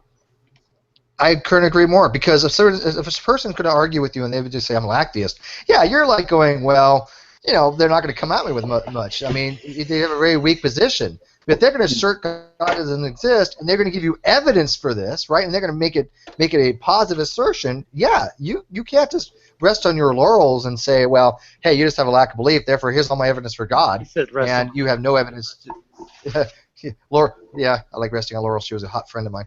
No, but no, you're going to give your evidence, and you're going to say to the atheist, you're going to say to the atheist, hey, what's your evidence for being a Lacktheist? And they're going to be like, well, I don't have to give any. I just lack a belief, and that's going to make them look stupid in the eyes of everybody else. It can make, at least at the very least, it's going to make them look like they have a very weak position. So I'm telling people out there, if you're an atheist, right, assert yourself as a frickin' atheist. Say, I don't believe in God, because that's how it's used all throughout philosophical meanings, all throughout the philosophical text. That's how it's used in the Great Debate community. Don't just sit there and go, I lack a belief, because you're not helping the atheist community. And for the theist, I would recommend harp on that. Get the atheist to assert the position. That way you guys can both groups can have a meaningful, semi-productive, and I use that phrase with reservation, but at least something of interest. But can I just say one comment on that? I wouldn't recommend that people who are currently identifying as Lacktheists identify themselves as atheists, like the philosophical sense, unless they have done some homework and they can then justify their assertion. Which is why I say go read. Yeah, so I would say stick with your non-theism until you've done the relevant research to have an informed decision on the Great Debate, and then come in with your atheism or your agnosticism or your theism. Yeah, I agree, and that's why I said specifically, go do the research first, right? I couldn't agree more. The problem that both of you are missing, I mean, I agree with you, is that what happens if that's somebody's genuine position, is that defines their atheism, that they lack theism, and it is for that's a justification for them for not being an atheist, that they just totally have not seen the justification to believe. You just accept what they're saying, and you're charitable to them. You accept what they're saying. You say, okay, that's not my particular view of atheism, but let's run with what you're saying. You say there's no evidence for God. Okay, what's wrong with this proposed evidence for God? Why have you? What do you think about this? And nearly 100% of the time, every time I've engaged with weak atheists or lacktheists, and they have said, I don't believe in God because of insufficient evidence, as soon as I mention to them the proposed evidences for the existence of God, they don't have the first clue what you're talking about, which tells you they have not even examined the proposed evidences for God. So they're just waffling, they're just taking a position, jumping on the Lawrence Krauss, Richard Dawkins, Hitchens, Harris bandwagon that was started a few years ago and has flopped recently. I have to get this plug in. The Reason rally this year was a complete and utter flop. Yeah, well, that was only to do with the agenda they had, nothing to do with the atheist side. I mean, they just went off into sort of SJW territory, and that screwed it. Right. How many were they expecting? How many were they expecting to attend the Reason rally? 30,000. How many turned up? Just over 1,000. I think it was 2,000. They Yeah, turned but out. the thing Oh, was, sorry. I'll give In you between, 10,000. in between 2 and the- 3,000 over the Yeah, entire. it wasn't very much because, they but it was promoted, because of they the promoted agenda. it As as a reason SJW. why. That was the problem. If the Lincoln Memorial wasn't there, it would have been like a few hundred. Oh, yeah.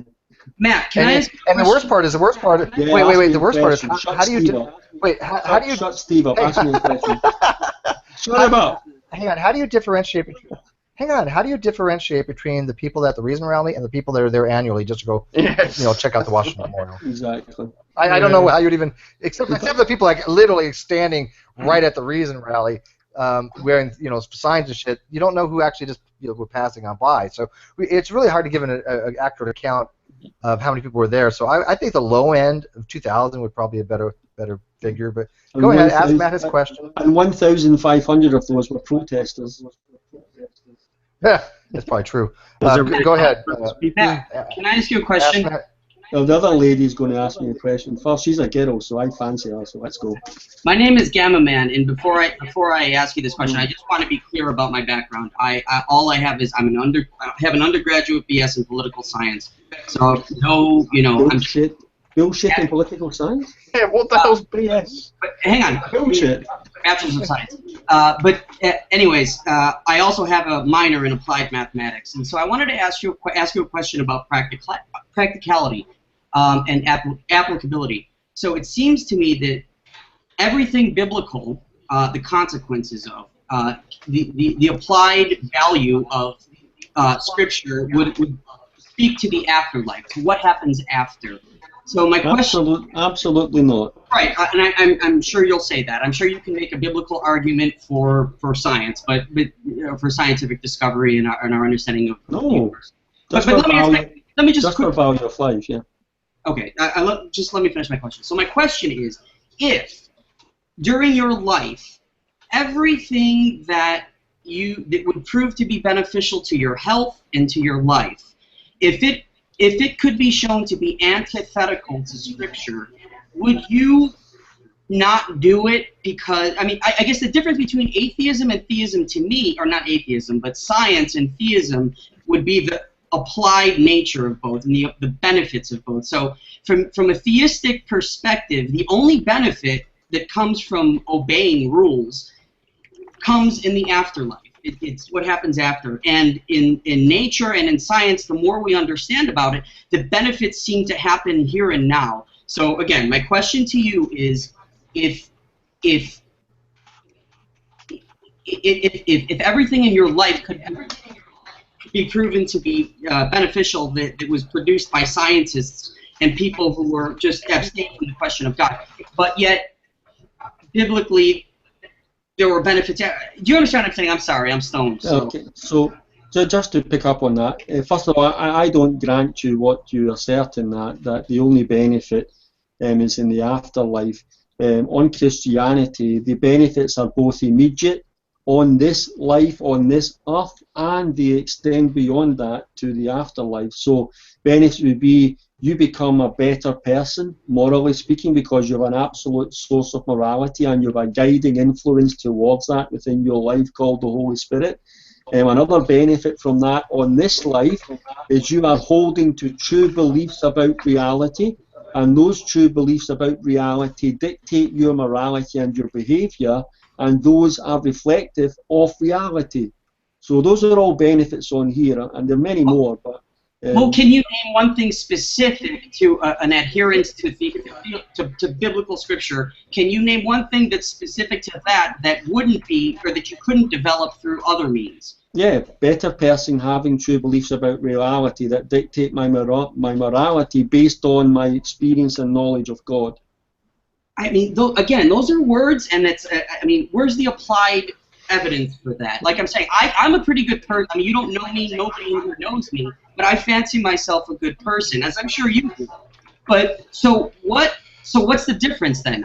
What does a theistic person? I'm sure you know good people who are atheists. Well, secularly speaking, from a secular perspective and a secular definition of good, that's the case. But from my view, there are no good atheists. It's not possible for an atheist to be good from a God perspective. From my perspective as a human being, I can look at other human beings, whether they be theist or atheist, I say, yeah, he's done a good thing there. But from God's perspective, there are only bad people, and some of those bad people get saved from their bad condition and they become Christians, and the Holy Spirit infills them, and that prompts them towards leading an actual properly moral life. So generally speaking, you'll find that atheists will advocate things as moral, which the Christian will advocate as not moral. That's a practical application of theism, Christian theism.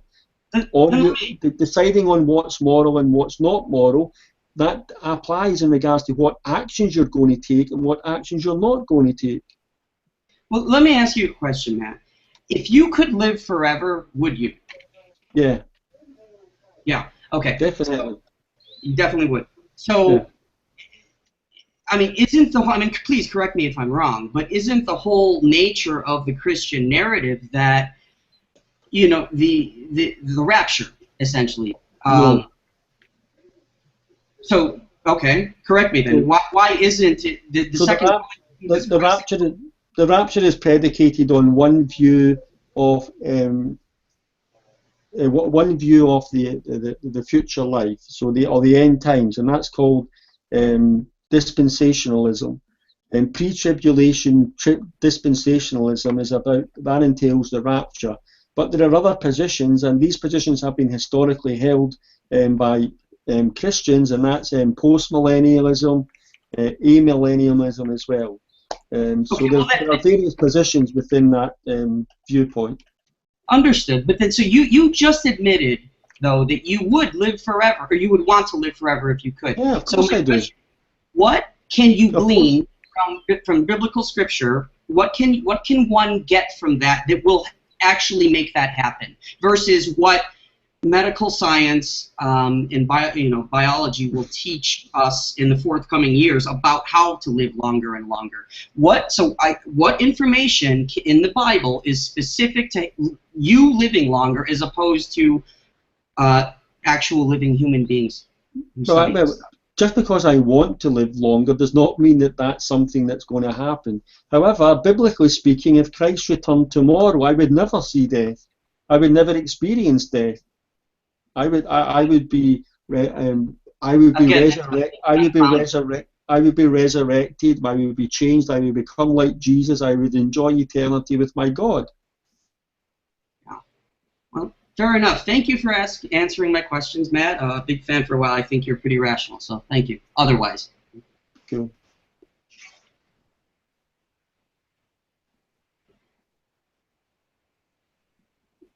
Didn't Hannah have a question? She's muted. Hannah, are you there?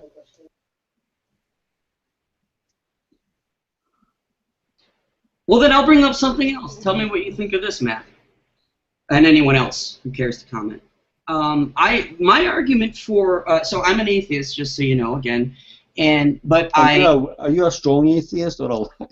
Oh no. Before I transferred to Northwestern, I've mentioned this before on one of the few hangouts I've been in. I went to DePaul University for 2 years, which is home of John Dominic Crossan. So you're a Lacktheist then? Well, no. Hang on, I want to kind of get this back on track because I got a lot of people in the side. That's what I was doing. I was doing that. I was asking you to be a Lacktheist. Yeah, I know. But there's a lot of people in the side chat who still are not understanding what's going on here, and I think there's some fundamental confusion. Okay. To everybody in the side chat, listen carefully. There are two schools of thought that we're discussing. Okay, there's the philosophical school of thought, where atheism is a claim, is a positive assertion that God does not exist. Okay, that is not up for dispute. That is not up for argumentation, because you can go to any philosophical book and that's what they're going to tell you. Okay, you can take any course on the subject and that's what they're going to tell you. That's how it's generally understood philosophically. Now, the other side of the coin is the Lacktheist position, which is a colloquial YouTube phenomenon that is synonymous with non-theism. That's the position where you lack a belief in God, which makes you an atheist. It's a position promoted by Aaron Ra and Matt Dillahunty. However, it is not formal philosophy. That's the point that they seem to be missing. The argumentation is Lacktheism being the colloquial understanding of of the term atheism, right, which is not wrong to use, does it make the atheist position weaker? Does it actually harm the atheist movement? That's the topic of discussion. I completely think it does. And no, I'm not a Lacktheist. I mean, technically speaking, okay, you know what? I'm going to rephrase that. If you wanted to make Lacktheism synonymous with non-theist, then yes, I would be technically a Lacktheist because I'm a non-theist. That's fine. But I am not an atheist. Okay? Because an atheist is somebody who asserts there's no God. So if you want to call me a Lacktheist, that's fine. Because technically I would be, because I would fall into non-theism. But that's why we're differentiating. What do you mean by atheism movement, Steve? Like, well, because like the like. Are you denying that there is one? Well, there's an atheist movement out there. Yeah, I'm not part of it. That's what I'm asking, Dude Buddy. Is if he's denying that there is one. Well, what I'm saying it's always seemed to me that atheism is just a default position. It's not. It doesn't. No. Oh man, we just went over this, buddy. Yeah, we read the last 3 hours. I just. First of all, okay, there is an atheistic movement. Okay, it's not everybody, but there's people that are atheists that have a movement about it. Okay, that's a given. I think we can all agree on that. Right. But atheism is not a default position as far as philosophy speaking. Okay, it's a positive claim. It's a positive claim in philosophy. Okay, but on YouTube, there's been this movement to try to redefine that, to change it to more of a general position of just somebody who lacks belief, and which would be a default position, and that's not how it's used, formally speaking. Okay, and my argument is, let's get back to the formalization of the wording, only for the sake that I think it gives atheists a better position, and also, as Matt pointed out, it also gives the theist more of a challenge. Okay. But also, it's clarification, because if you say you're an atheist and it's simply you're saying you lack a belief, then someone's going to say, okay, does that then you then have to answer a subsequent question as to whether or not you deny the existence of God, or you simply waiting for evidence to turn up. So it confuses the issue. If we decide that atheism, then need a new word for people who have a positive claim about the non-existence of God. So you then need another bloody new word. We've already got the word that describes that position, and then we can have a Lacktheist or non-theist word for this sort of position that Matt Dillahunty and Aaron Ra have. We've got a word for something. Right. We don't want to pervert it. Right. Exactly. I mean that's exactly the case, and I'm in a loss for some people not understanding this in the live feed. Somebody even accused me of appeal to consequences. Not sure how that's even relating to anything I just said. What the hell is appeal? What?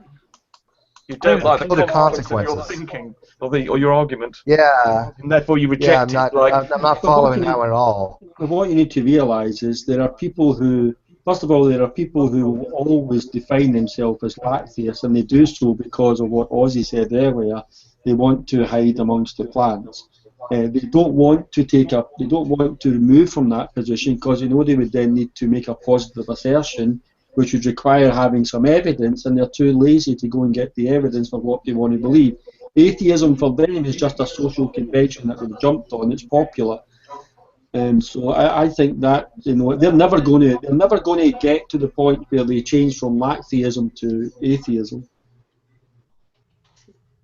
Yeah, because to make a positive, you need to have an argument. And this thing is not an argument. Yeah, this is what John Sabator points out all the time, is that he wants people on the other side, especially the intelligent design advocates and the young Earth creationists, to make positive claims, and he has every right to. And somebody asked me, do I place the flying spaghetti monster in the same par with religious claims? Well, no, not all claims have the same level of burden of justification.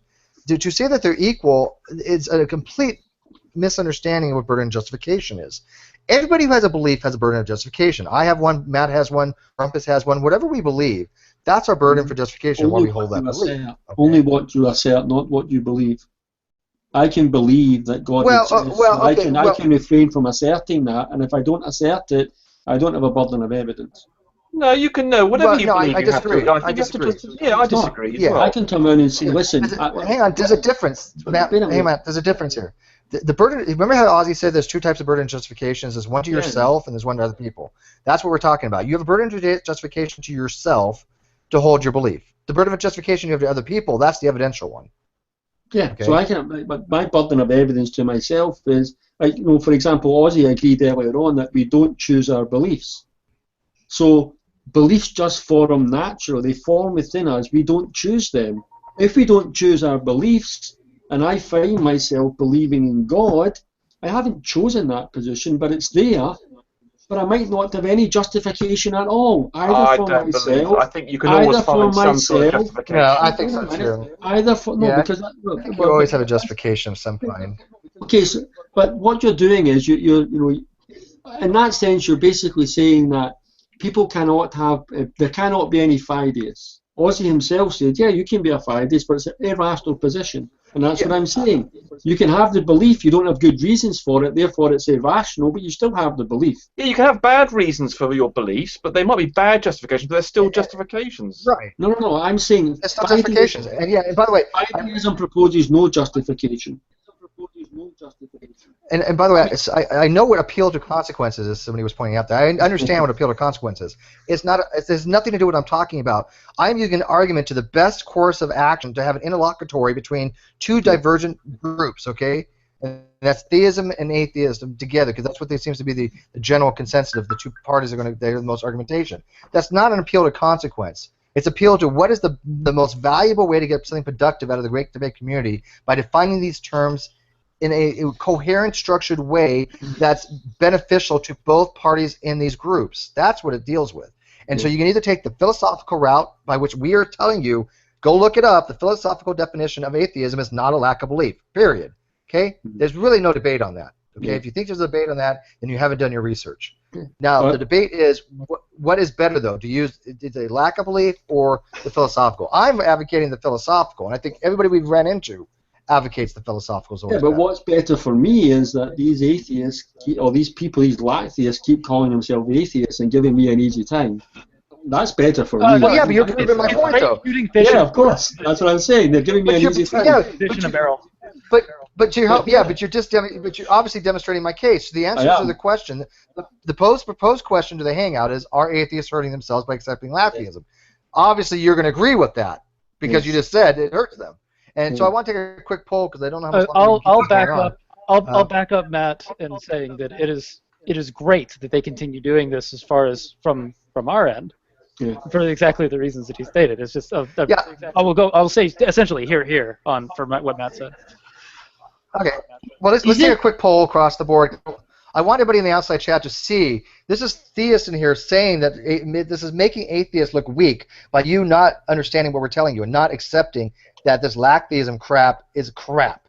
It's a cop-out. It is nonsensical as far as philosophy. I'm an agnostic, okay? I mean, so I am just giving you heads up that we don't mind them calling themselves Lacktheists, do we? We don't mind themselves calling them Lacktheists. We don't want them to call themselves atheists. Right. It becomes very easy when somebody holds this position to kind of expose them as being ignorant to the arguments and the history of their position. Yes. It's like holding up a big flag or having a big tattoo across your head saying, "Come and get me, theist. I'm easy meat." It's like I'm a noob. I don't know anything about philosophy. Steve, I know what you're saying, but when you use the word atheism to address philosophical questions, I mean, doesn't that weaken any? I mean, you're using the whole point of trying to understand the natural world is not to rely on philosophy. I mean, correct me if I'm wrong, please. Yeah, you're wrong. What? Yeah, that's just the opposite. Okay, so you're telling me you can use theology to better understand the natural world. You said philosophy. You said philosophy, not theology. Yeah. Those are separate disciplines. Then again, you said philosophy. Okay, well, I sort of, maybe it's a fallacy of equivocation, but or whatever, but I use those terms interchangeably. No. I wouldn't do that. Theology is a study of God, and philosophy is a study of wisdom. Philosophy is very dangerous game, combining those two. The only reason I say that you're creating an unholy child! Philosophy is very, very critical to reality. I mean, philosophy is very important. I'm not a big philosophy person, but I understand that it does comport to reality. We base it on meta-ethics. We base it upon bioethics. We base philosophy on a lot of things that deal with us as far as our existence in reality. So it is a critical thing. Right. We must have philosophy. And wait, here's one thing. Let me add this real quick. I promise to get back to you. By the way, I posted this on my Facebook thing today, so it's kind of cute. It's true, and I want everybody to go try this. Just a point. Go to Wikipedia, pick any word you want, any random word or any subject that's in there, and then click on the very first hyperlink. Not the ones like give the pronunciation, but in the actual description. Click the first hyperlink you come to. Eventually, it may take you 5 tries, it may take you 50, it may take you 100. Most of mine take about 20 to 20 to 40, but you're always going to come back to the page of philosophy every time. I've done this experiment dozens of times. Try it out. Pick a random word. Well, go to Wikipedia. You also know where you're trying to go. If you get into no. something else too. But you're picking the first link that you come to. In the description. The first one. Oh, okay. You can do it. You could. I haven't tried it with the second or third. You could try it. But the first one, yes, every time. I thought you were essentially saying pick a random one, and I was like, well, okay. You might be able to pick a word. Say ocean. No. Just type in ocean. I submit that this is probably the case. Yeah. So anyways, go ahead, Gamma. There's a game that's played. I'm a skeptic, so I'm going to do that experiment later on. If you're using any, to me again, I know you say I'm treading on dangerous water. You're wrong. You're not just treading. You're wrong. Okay, Muppets. Well, thank you for you're not even on thin ice. You're just okay. Standing in a lake. Then I'm curious to hear how I'm wrong. But let me just say this: when again, if the ends to your game, or the means to your end, or the ends to your mean, I should say, is to just have entertaining conversation, and fruitful conversations and thoughtful conversations, then hell yes, conversations, theological conversations, and philosophical conversations are great. But if you want the two of them bump into it. Let me explain why you're wrong, just real quick, because you're going to be getting around to it. You're taking two separate studies and trying to combine them into one. It's essentially like saying that you think that mathematics and biology is the same thing. They are. It's the language. They're related, but they're not the same thing. Like they complement each other. Philosophy and religion have an integral relationship with one another, and there's a lot of it that feeds into one another, and a lot of the arguments kind of may blend a little bit. And there's some schools of thought that sit in between being a religion and a philosophy, but the ones that do that aren't theologies. Like Taoism, for example, philosophical Taoism is definitely a philosophy. There's a reason why we call it philosophical Taoism and theological Taoism. Yeah, what about the natural world? Listen, you have the philosophy of science, nothing to do with theology, the philosophy of mathematics, the philosophy of physics, the philosophy of biology. These are all subjects. Well, yeah, that's your problem. You don't know what philosophy is, and you don't know the subsets of philosophy. Most philosophers are atheists. I've heard of the philosophy of science. I haven't heard of the philosophy. Most philosophers. Oh yeah, those all exist, Gavin. You get into all the little they all live. Science, and then you have philosophy of different sciences as well, where you try and justify and you know what? Science being its own area. I will also add this. Yeah, and I'll also add this. The philosophy of those subjects are often more difficult than the actual subjects. Yeah. Philosophy of various sciences is very, very, very difficult because they're very nuanced arguments. Guess what? If you study the philosophy of science, Gamma Man, guess what you're going to find? All science is predicated on philosophical assumptions. It cannot operate without them. And do you know what will happen if you go and study single variable and multivariable and integral calculus? You'll have a great job. I've already done that. Why are you assuming I've not done that? Yeah, we've all had calculus. I mean, Rumpus is a physicist. I graduated from Nuke School. We all had integral calculus. Just for the record, I was lying there. With the study of religion as well, you wind up with a lot of philosophical assumptions that you have to base yourself on as well. Yeah. That's the reason. Everything comes back to and where does math come in from bio? The thing creates a problem because then you get into you start to be able to justify religious assumptions into everything else because you're putting it under the umbrella of philosophy. Not a good plan. And why mathematics is great, mathematics will not take you down the road of bioethics. It just won't. Theology is the study of God.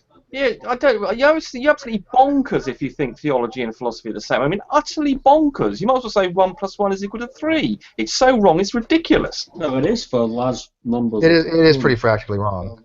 Well, I mean, hey, that's But I mean, like I said, for example, well, Gamma Man, what's the bioefficacy of stem cell? He's learned a thing. Yeah. Well, what's the bioefficacy of stem cell research? What math are you going to use to determine whether operating on a fetus even is for medical considerations is it ethical? These are concerns about we need to take into account that you just cannot. Well, those are I think those are political questions, and I think philosophical. No, they're philosophical. Politics? Right, believe me. They're philosophical questions. Again, they are the application, questions that the application of into politics. You're separating things out a little bit. In a way it's a little strange. That's what the question that was asked is a philosophically ethical question, not a political question. It's a political. It has political applications because it has answers to political questions. Yes. But it's predicated on a philosophical question. And again, where the rubber meets the road, that's what I care about. I care about the application of any given proposition. Okay, I don't want to go down this route. That's not an Can I ask a question? What application is there? What application is there for Lacktheism? Well, again, Steve said this earlier. Anytime these terms are brought in, I think it weakens in terms of philosophy. Because I think, Matt, there's. I have. The only Bibles I have are annotated and they have proper appendix. I'm not talking about the Bible. I'm talking about the application of your view of the world. What I'm saying is that anytime you engage in a philosophical argument, there's an argument to be made for both the positive motion and the negative motion. I'm saying that. So yes, it weakens any argument to make a claim either way. So why not? No, wait a minute. You made the claim. That's wrong. What you're interested in, you are interested in the application of a view of the world, and I'm asking you, if that's what you care about, then where's the application of your atheism? Again, if using atheism in the philosophical context. No. In your context. In my context, it's the same as that every accredited university, at every symposium, and every conference, God is not a question. It's not a proposition. So that's my atheism. Does that include the National Academy of Science? Is that an institution? I'm sorry? Does that include a course in National Academy of Science? Is the National Academy of Science an institution? Well, first of all, I'm talking about American universities, North American. Oh, but Harvard. The Royal Academy of Sciences, I think you said? The National Academy of Science. Oh. The greatest, the conglomeration of the greatest scientific minds in America. Okay, well, from the name, it sounds like they might be lobbyists or they might have some sort of interest for public money. I don't know. Inform me. What I'm talking about is university teachers, university professors who aren't beholden to anybody but teaching. And so at these conferences, yes, grant money is an issue. You have to sort of politicize, and that's politicized. But what I'm saying is that at every major conference where shit gets done and medicine comes out and fucking science happens, the question of God is not an issue. So yeah, that's because, let me tell you why that's the case. Because the National Academy of Science, which is the greatest minds in science as an organization, has made this statement. On the question of the existence of God, science is neutral. Otherwise, science does not address the question of God. It's not that it's decided on it. It just doesn't address it. It's not within its field of study. Well, you made a claim. It cannot evaluate the claim. But you made a claim they're saying the greatest scientists. I don't know how many papers. In America, yeah, in America. I don't know the credentials. I mean, that's a claim. I mean, they sound like a legitimate consortium. It's a legitimate thing, Gammer. And that's what I'm saying. I'll give you a link to it, okay? Listen, I know. But it's kind of irrelevant. It really is kind of a meaningless thing because. And here's another thing: when scientists, in quotes, become popular, a lot of them tend to stop doing actual active research. So maybe this board of people or this consortium of people are now more in the transition to a careers where they're trying to generate. I don't know. Can I explain to you why what Matt said is correct? Yes, sir. It's very simple. Yeah, go ahead. Hey, by the way, long time no see, bro. Glad you're doing well. Oh yeah, thanks, Steve. Long time no see. So it's actually pretty simple. God, in most ways that it's defined in science, can be categorized as a null hypothesis. So science can't say yes or no, basically. That's why it's neutral. Very simple. But can't is not a contradiction. Not saying you can't do something. Well, hang on. You didn't understand what he said. It's not a testable claim. Science can't make any statements about God. Hey, Gamma, that's the oldest thing. Hey, one second. Yeah, that's the oldest thing. The biggest thing is that the claim God exists, science has no way to determine the validity of that claim. Absolutely. That's not the right tool. No. Listen to me carefully. You could use philosophy for it. You could even, in some ways, like Joe has a good Bayesian analysis to promote that he doesn't. You could probably you make maybe a mathematical argument of some kind. Science itself, it being a methodological naturalistic position, okay, which you can argue either is because of resultant of experimentation and where we are now, or that it actually is the foundation and saying that we start off with the position that there are no supernatural explanations, that we will posit as an explanation for something. In other words, if we see something fall, we're not going to say angels drop something personally down the ground. We're going to find a naturalistic explanation. Or you're going to say that everything we've seen so far has basically molded science into a methodological naturalistic thing. It's not an ontological naturalist, it's just methodological. But science itself cannot evaluate the God claim, Gamma. I don't know anybody who's ever said otherwise. You're absolutely right, but it's so. For example, if rough, okay. So when science doesn't, particularly astronomy, doesn't understand something, like say for example that roughly 74% of the universe doesn't interact with light, then they don't default to philosophical arguments or engage in that problem. I didn't say they did. They just leave it alone. They just leave it alone. No, absolutely not. They don't leave it alone. They just make up a name for it and call it dark energy. No, you don't leave it alone. No, that's not true either. The dark energy has evidence for it. No, that's dark matter. But dark energy is expanded. No, both do. Right. Dark energy is dark energy. Why do people get so confused? Dark energy is the energy that's requiring the universe to have universal acceleration. Okay? The universe is accelerating, therefore dark energy exists. We just know what it is. I know Hubble's constant. I know Hubble's equations for the expansion of the universe. That's not what I'm saying. Let's not get bogged down, guys. Yeah. Can I just get back to the point there about the National Academy? I posted in the side chat a link for you. Since you're interested in the application of anything, you'll see that the National Academy of Science, through the National Academy of Sciences, Engineering and Medicine, the National Academy of Science provides objective science-based advice on critical issues affecting the nation. And that's what they do, leading researchers. But Cameraman, do you know that there are scientists who are Christians and Muslims and Jews and Shintoists and Hindus? Absolutely. So like, the reason they don't bring God up in their work is because they're doing science work. When you do their theological work, they do the theological work. Like Ken Miller did Finding Darwin's Dog, which if you don't read it, is pretty good. But I'm pointing out that again there are scientists out there who are Christians, who would I gotta say this. I never said they're again. Right. If you're in the side chat, they don't bring up their work because again it's not part of the work they do. What they do is like biology or chemistry or whatever it is. God doesn't filter it in because again for them to cover it in, you'd have. Right. I was just trying to differentiate. Okay, hang on. Differentiate my use of the word atheism. That in a philosophical. Okay, these people. Hang on.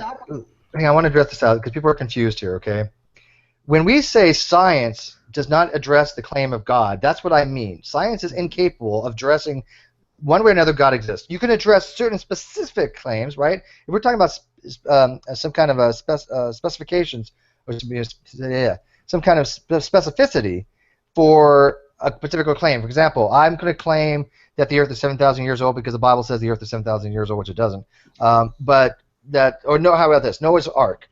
I'm going to claim that Noah had an ark and had all these animals and blah, blah, blah. We can address that claim. We can show scientifically that's completely bullshit. Okay? That's what science can do. Yeah, but science can not address the actual claim to the nature of God's existence. Only what people have claimed about. Where is the limit then? Where's the limit defined then? Where an astronomer can be something unknown. There can be something unknown in astronomy, and when does that scientist say, "Oh, well, that unknown it's God," or that? Never. They can't. They will never say God because of methodological naturalism. Yes, exactly. Because you cannot posit supernatural causations in science. Okay, we don't default to say, oh, we don't know, therefore supernatural causation. Methodological that's the argument from ignorance. Prohibits us from doing that. But for people to understand, when we say the claim itself is God exists, science cannot evaluate that. We can only evaluate claims based upon the people that say God exists, and therefore the ark of the Noah's Ark existed. Okay, now we can say, oh, look, using science, Noah's Ark is bullshit. But we cannot address the original claim that God exists. I don't know why that's so confusing to people. I mean, okay, if you say God, there's not even a way to begin to investigate that. And science is a method of investigation. So let's say someone I can investigate that. Someone says, I can investigate God. All right, I'm saying you can't do it with the scientific method. Yeah, of course, yeah. Right. Because it assumes that God doesn't exist. And that's a good point. That's a good point, though. Science is set up to basically give us explanation of observed phenomenon. Okay, we have no observational phenomenon of God to even formulate a model to. I don't grant well, to let's just say for arguendo right now. Okay, you can say whether you disagree with that. For arguendo's sake, I don't think the universe means that there's a God. But we have no way to say, okay, what are we going to look at to give us evidence one way or another that God exists? I don't think science can do that because, again, it's not set up to. It's not supposed to. We have not observed God. Here's a better way of thinking about it. Here's my view, and people can disagree with it. My view is that the scientific method, it has a specific field of study, and that field of study is the natural observable world. And gods are not proposed to be part of the natural observable world, therefore science does not bother with, and it doesn't bother with any other claim. It just, because it's studying natural things, it assumes that only natural things exist, so it can do its work. That's methodological naturalism. Let's suppose on the moon, next trip on the moon, we discovered there was a Bible buried 2 feet down, such that it couldn't have been put there by man. We found a Bible there written with the Christian Bible. That would give science. We would then be forced to say, well, actually, that's evidence. No, it wouldn't be. If we could assume, if we can eliminate the possibility that people had put that there, then that would be suggesting, well, there's something we can't explain there. And what's more, but science would still say it was a naturalistic thing that put it there because it's predicated on methodological naturalism. Well, yeah, but it could be valid. I mean, yeah, but science can adapt, I'm sure. If it's faced with something in evidence like that, it would have to think, well, there's something about the way the nature we don't understand. Well, science has been faced with mysteries like that before, though. Yeah, but that one's very different. Yeah, but that one's almoys thinking. Don't forget, whatever supernatural. One more point. If we do find something that's supernatural, well, then we decide that is natural. That's not the case. Not if you have not if you have a good definition of the term supernatural and natural. So on my definition of supernatural and natural, even if science discovered something supernatural, it would remain supernatural. But that's the thing about science. The beautiful thing about science, as opposed to philosophy, is that weird things happen in science all the time that shouldn't be, that don't make sense. It's the old I never understood this old philosophical argument that something, I think, is it a precept? Somebody correct me on that. That something cannot be and not be at the same time. Electrons are just that all of the time. That isn't that's a poor example. And it's a lot. There's a lot of non-contradiction. You didn't even state it properly. Is that a thing cannot be A and not A at the same time and in the same respect? There's two conditions on it. Yeah. Hang on. Gamma, you're really going off on a tangent here. That's wrong. I'm sorry. I'm just. And I really want you to bring it back because the law of non-contradiction has nothing to do with quantum level. Okay. Law of non-contradiction. The point I was trying to make is that the qualification that actually does apply. To what was. And it's consistent. Sorry, Steve. Go ahead. No, can I get? Okay.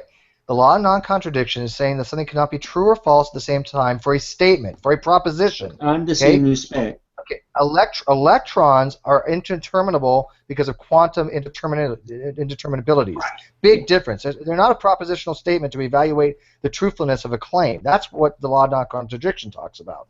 Okay. But an electron is basically a probability, right? As you know. It's a probability of where it's going to exist inside an orbital. That's all it is. It's based upon the psi function. Actually, psi squared, right? The probabilistic. Pretty unpredictable. Yes. Yeah. Yes. Well, but its unpredictability doesn't mean that it violates the laws of logic.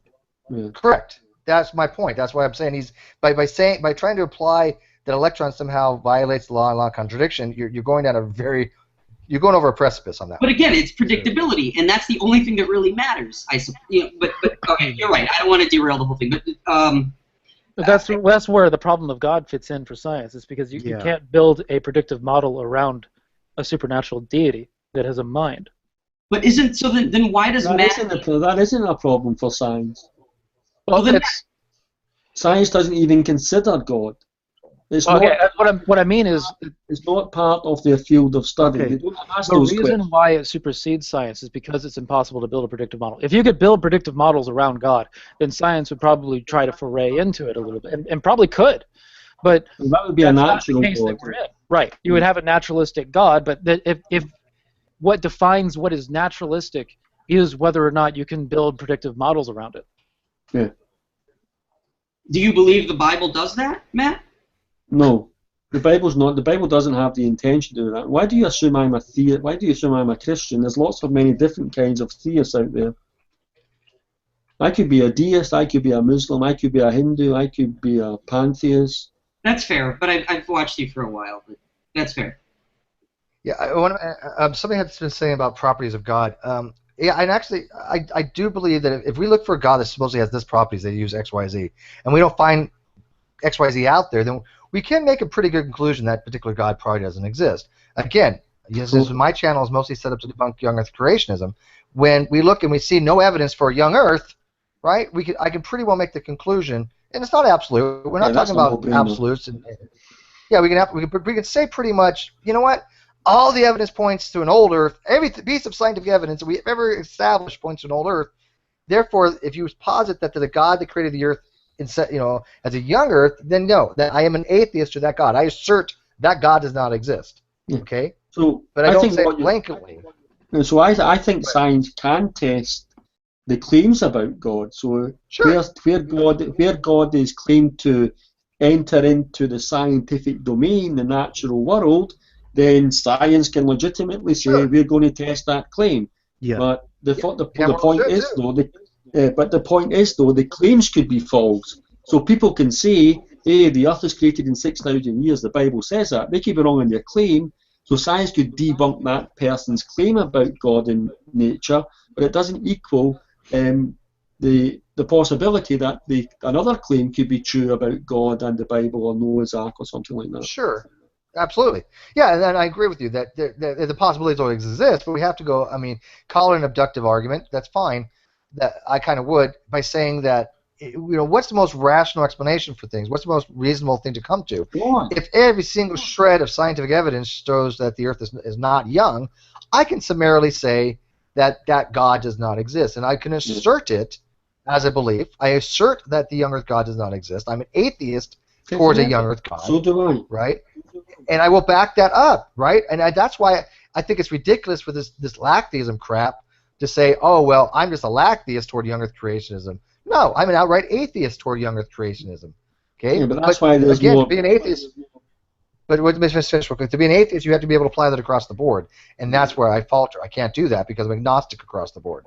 But to a specific claim, you can say you're atheistic, right? You're atheistic toward that particular claim because you're denying that particular God.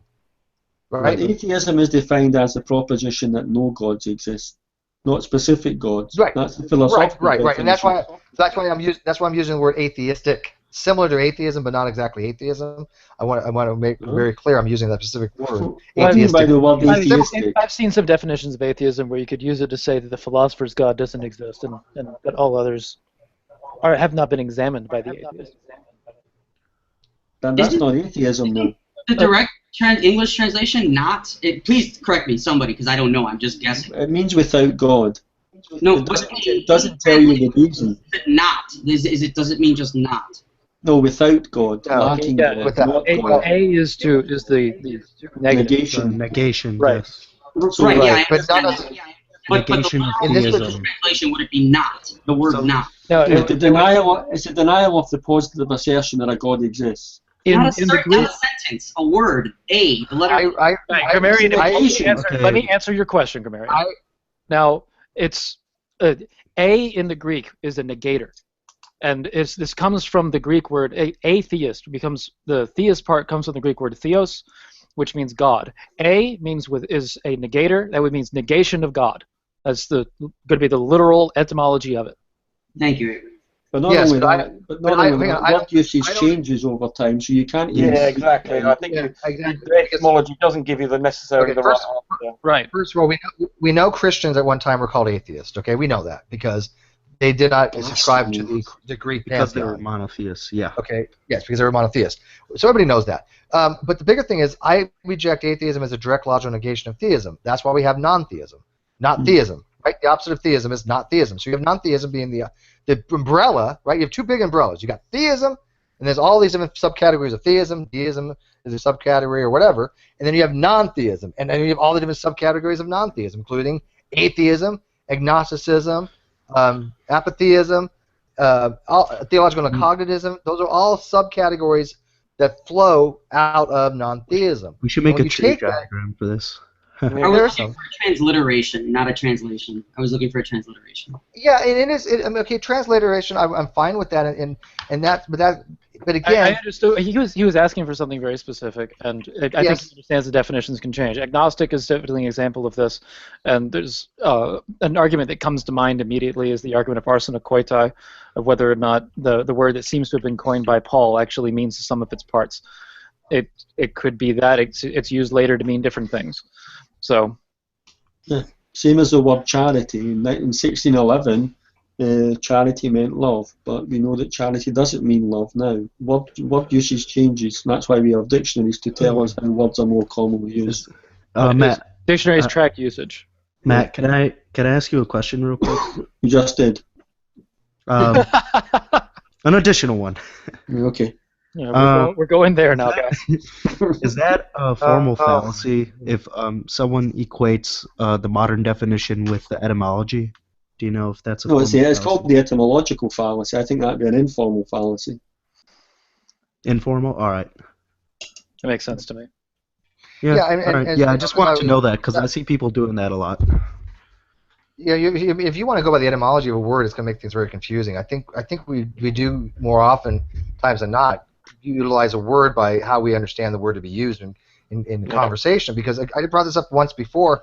A lot of you may not have heard my explanation of this, but the word forte, right? We generally say, that's not my forte in something, but the word is actually pronounced fort. But if you tell somebody that's not my fort, they're going to look at you like an idiot, right? Yeah. And they're going to correct you. They're going to try to think they're correcting you and say, they're going to look around and be like, "Where's that fortress?" I don't know. Yeah, they're going to say, "You mean forte?" And technically, structures around. Yeah, technically you may be right, that the word is pronounced fort, but in common parlance, right? We're not going to sit there and go, "Oh well, I'm telling you right now, it's actually fort." No, you're going to look like an ass. So you just say, "Yeah, it's my forte." So we got to be careful of etymology over usage. Unless it has the accent. That's a musical. That's a musical. The etymology of that is musical, anyways. But or at least it's. Your mom's a musical. Or that's from fortissimo. Forte and fortissimo, but yeah, it means strong, obviously. But yeah, again though, Italiano. Get what's his name in here. But here's an interesting thing here I found. If you were going to go by etymology, and then you look at the etymology of the word science in 14th century, you get something like that: book learning. That would make us all. That would make history, historical books. So you just can't go with etymological definition of words. You have to get them right in their common understanding. And in philosophy, the dominant definition of atheism in philosophy is that no gods exist. Yeah. Well, isn't that again? That's meant for the philosophical realm. I mean, you can. They're the experts. They're the experts. So so let's say we have in science, in the scientific community, they define the word theory as confirmed hypotheses. Okay, just for example, then that's a specialist definition of the word theory. But if we're talking about science, then we say, okay, so they know what they're talking about, those guys. So that's what theory means there.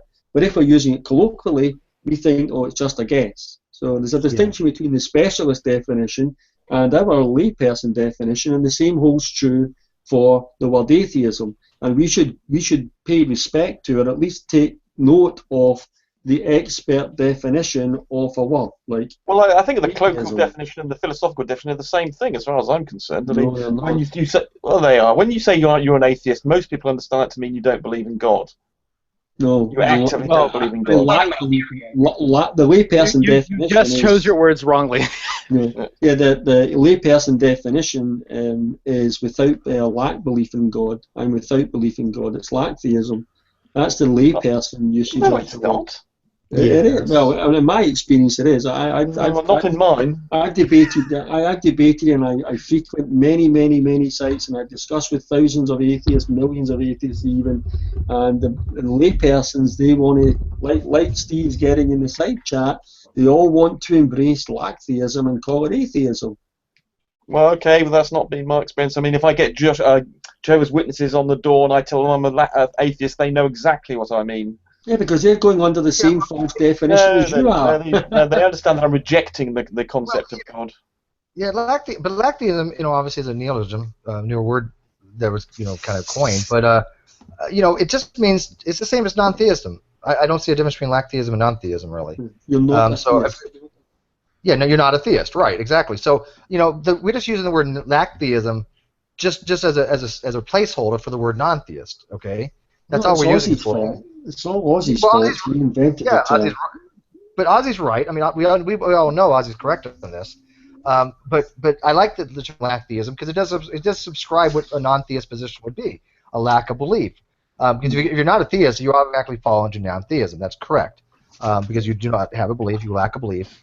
But I don't mind using the term lacktheism, but it is a newer word. But if somebody wants to use the word non-theism instead, it's the same thing. I mean, there's literally no difference between the two. Yeah, I agree. Yeah. So I mean, so if that's the case, and there's no difference between lacktheism and non-theism, then if I ask what's your position on the position of God, you just say I'm a non-theist. What the hell does that tell anybody?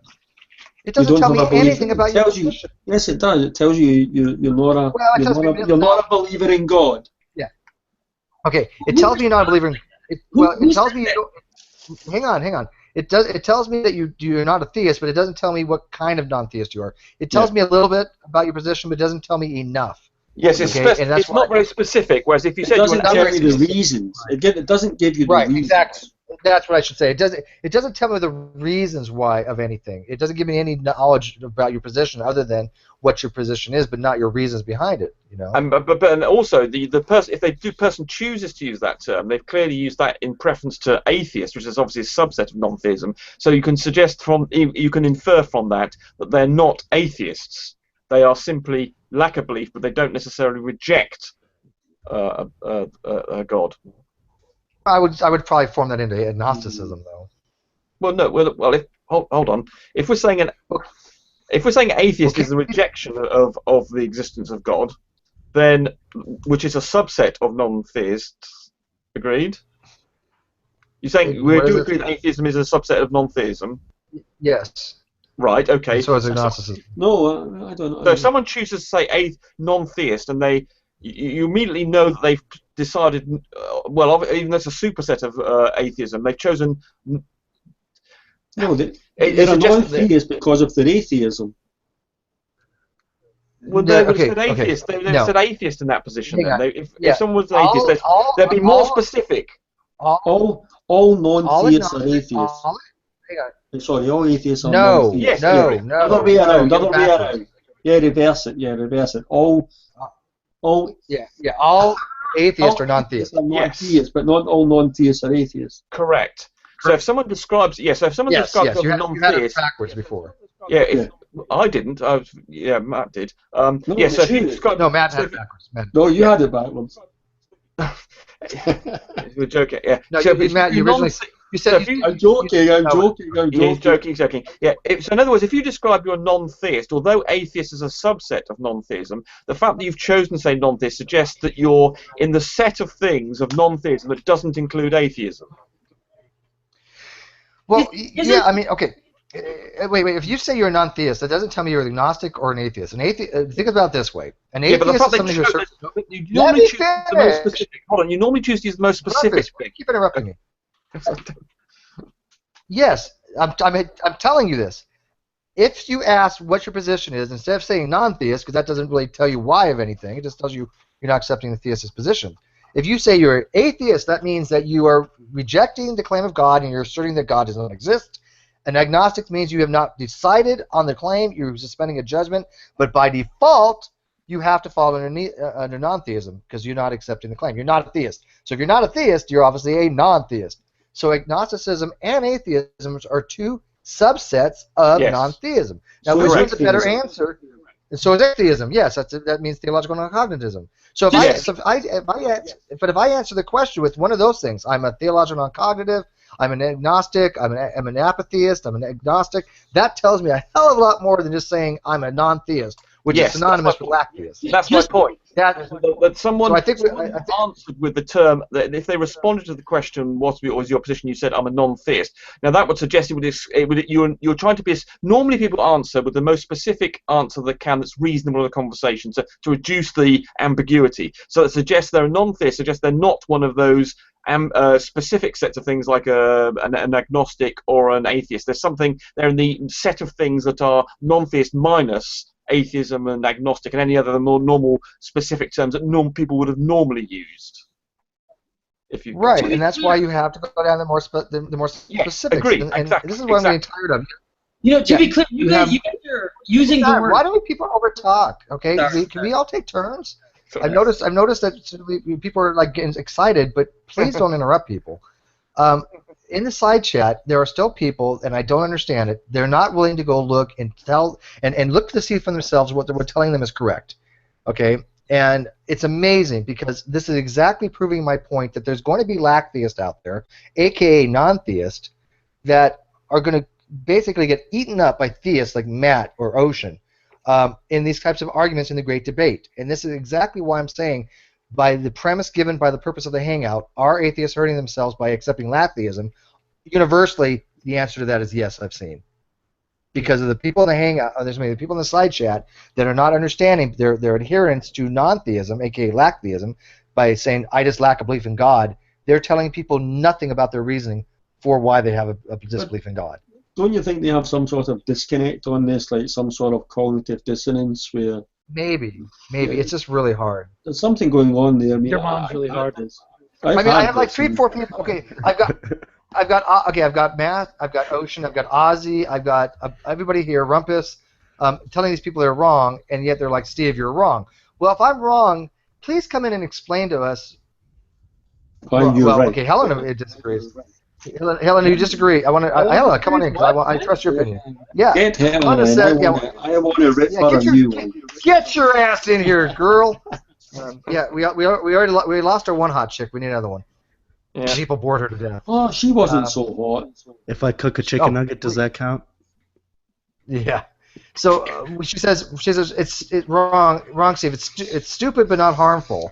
And I have to disagree politely because it is harmful because, as we pointed out, even Matt pointed out, when he gets involved with these people in a discussion and when they're having an interlocutory, that the person doesn't know these differences in the types of wording, he basically he's like, oh, this is like child's play. It's shooting fish in a barrel. And that to me does hurt the overall arguments that the atheists have. Most definitely so. I mean, I just rubbed my hands together. Good. Another fresh meat to the grinder. Let me give her the link real quick. Hey, Matt, who would you? I mean, maybe I shouldn't have you like call it a name, but can you think of some atheists in the community that you would put at the very bottom of the barrel? Like, I mean, I could think of a lot of creationists that are just so goddamn stupid. Actually, I did this. I did that once. I put the atheists into categories, the online atheists into categories on Google Plus, from the lowest of the low to the highest type thing. But basically, all atheists I would put in the lowest of the low. Basically, they're a bunch of ignoramuses on the great debate, nothing to contribute of any use whatsoever. And then the philosophical atheists like Ozzy or Seth MacMullen or anyone who's taking that philosophical position, I would put them up. I would automatically, if someone defines himself philosophically as an atheist, they automatically go into deserves my attention. You guys are... Yeah, Seth is really bright. Seth is a really smart guy, isn't he? You guys are really smart. He's okay. That's pretty smart. So it's just good to know that I'm not on the bottom of the barrel because I'm not a lack. It sounds like somebody's trying to say something. Yeah, go ahead. You know, you guys said, thank you, Ocean. And thank you, I'm sorry to interrupt earlier, Steve. You guys are using theism or some derivation of that word a lot, and so I hope that you can see why I conflated, because it sounds an awful lot like philosophical prose. I hope you can understand why I conflated the two words earlier. But having said that, is it, and please somebody correct me, is the theism or that word, or the definition of that word, is that not really a question about God, because it assumes a God? Is it more that a required codified scripture? I mean, is that what is required to be a theist? No. Not believing in God, but some sort of codified... No, theism just means you believe in God. Okay, without any written word, without any codified document. No, that would be religion. In the narrow sense of theism, in the broader sense, theism is just belief in God. On the narrow sense of theism, theism is belief in God, usually a God who intervenes and intervenes in the affairs of men and is interested in something about them. So deism would not be a theism on the narrow definition, it would be a theism on the broad definition. Okay, thank you. Okay, Helena's in here now. So Helena, what, pray tell, am I wrong about? You're not wrong about... Damn right I'm not. Get the hell out. About Lacktheism. I think you're wrong that it's so awful and terrible and detrimental to the movement or anything like that. That I think you're wrong about. Well, I mean, it's a gradual. It's not like it's. I'm not saying that there's like a huge issue with it, but I think it does have a negative impact. Would you at least capitulate that? I guess it depends. I mean, on your Matt goal. here's a perfect example of why it does. To me, it depends on your goal, right? For example, you can look at the political advantages to describing yourself like you're a Lacktheist, right? Yeah, like lying. Look Silverman, right? Yeah, and like so, lying. Who? That's just lying to yourself. Well, obviously, look at the live chat. There are a lot of people who really believe that they're not lying. If you just define yourself as an atheist to get some poll results for political ends, you're abusing the word atheism. You're actually abusing the word atheism. Ellen, no, I'm not. I'm saying it's not hurting the movement to allow those people to call themselves. To describe themselves as Lacktheists. Yeah, to describe themselves inaccurately. Wait. And in fact, there are some advantages depending on what your goal is. I want to talk. Hang on. I want to talk to Helen about this for a second. So let me have a little discussion with her for a second. I've talked to everybody else because I mean we all respect Helen's, her ideas, So Helena. Well, except for Matt. But Matt doesn't respect anybody's ideas. So, Helena, I see your point of view on this, and this is going to be a very nuanced thing. So I want people to kind of listen to me carefully here so they don't straw man me, which has been happening in the side chat. There's two ways to look at this, okay? There's one way to look at it by it's hurting the position of atheists because it's making them appear weak, okay? That's one way. The other way, like I think you're kind of arguing that it's not hurting their position because those people, it's not harming anybody by just having that position because so many people do and you might as well let them have it, and those aren't the ones people really engaging on those higher levels. Now my argument is that when those people do, without doing the research properly, get into these higher level philosophical arguments, they're going to get roll the fuck stomped. Yeah. Okay? Because they are using a very colloquial understanding of atheism, and for them to say, hey Matt, I don't have to give you any burden of justification because I'm just a Lacktheist, therefore I don't really have to demonstrate to you anything or give you any evidence for why I believe anything. Yeah, I think it makes the entire atheist community look exceptionally weak. It gets them out of having to formulate a really good argument, but I'm not so sure. Do you agree with that? I'm not so sure. Yes. Well, let Helena respond, and then Matt. I'll respond because I was talking to Helena. Go ahead. Go ahead, Matt. Matt loves to get his word. Do you want to capitulate to Matt real quick? If you want, add to that, then we get back to Helena. I mean, if you want to look at it from a theist point of view, and I'm a theist, when I see that David Silverman kind of bullshit about, oh yeah, we need to get the numbers up, so it's okay for people to take this term, we should encourage that. For me, that damages atheism. I laugh at that. I just say, look at these dumb atheists, man. They're even prepared to lie just so they can get more numbers, and because it's so weak in the first place, they're only something like 15% of the American population or such like. So if that's not doing damage to atheism, when theists are looking at it and looking at it as being deceptive and lying and just obviously trying to bump up the numbers by people misappropriating to themselves a title, I don't know what you would call damaging. I wouldn't call it utterly deceptive. Do I think it's manipulative? Yes. I mean, you're exactly right. I mean, obviously, by changing the major categories in the grouping of how they do the statistical polling, like the Pew poll, that it came out saying there's an increase in rise in atheism. That is something to be looked at there. I mean, obviously, there's different ways of categorizing this stuff, and it's going to change the way the polls are going to come out. And if you look at one poll, you'll say, hey, look, atheism on the rise. But if you look at another poll, it's constant, depending on what you group an atheist as. It's not too much different than the theist here saying, hey, look, theism is on the rise, but, oh, Catholics aren't theists. So therefore, all these polls that include Catholicism that are giving the biggest boost to why theism is on the rise, there's a contradiction there. That's why you have to have specific definitions. When you have specific definitions, you do not get that kind of confusion. Right. That's why I'm firmly saying, that's why I'm having this argumentation here and this hangout, is that I believe very strongly that the information that I'm giving, the definitions I use, the same as the ones that philosophy people use, is the most beneficial way to have a better argumentation and better discourse. Helena, go back to you real quick, then I'll get Hogtie in here real quick. Because he's an atheist as well, so he has something to say, and I'm sure. Hogtie, go, because I need a couple seconds here on the side here. Isn't he a Lacktheist? No, he's an atheist. What? Yeah. You know what? He's a Reformed Calvinist, actually. But go ahead. Calvinist. Yeah. Where would I start? You know, I heard only a few minutes of this while driving, and I was lucky enough to catch an earlier bit with an exchange between Ozzy and Matt, and I was like, "There's your answer." I wish I had a timestamp for people, because I think one of the really unfortunate things that's happened to not so much atheists, because remember, there's tons of atheists out there in the world that just anybody who thinks Ozzy's not an asshole has a justificatory burden.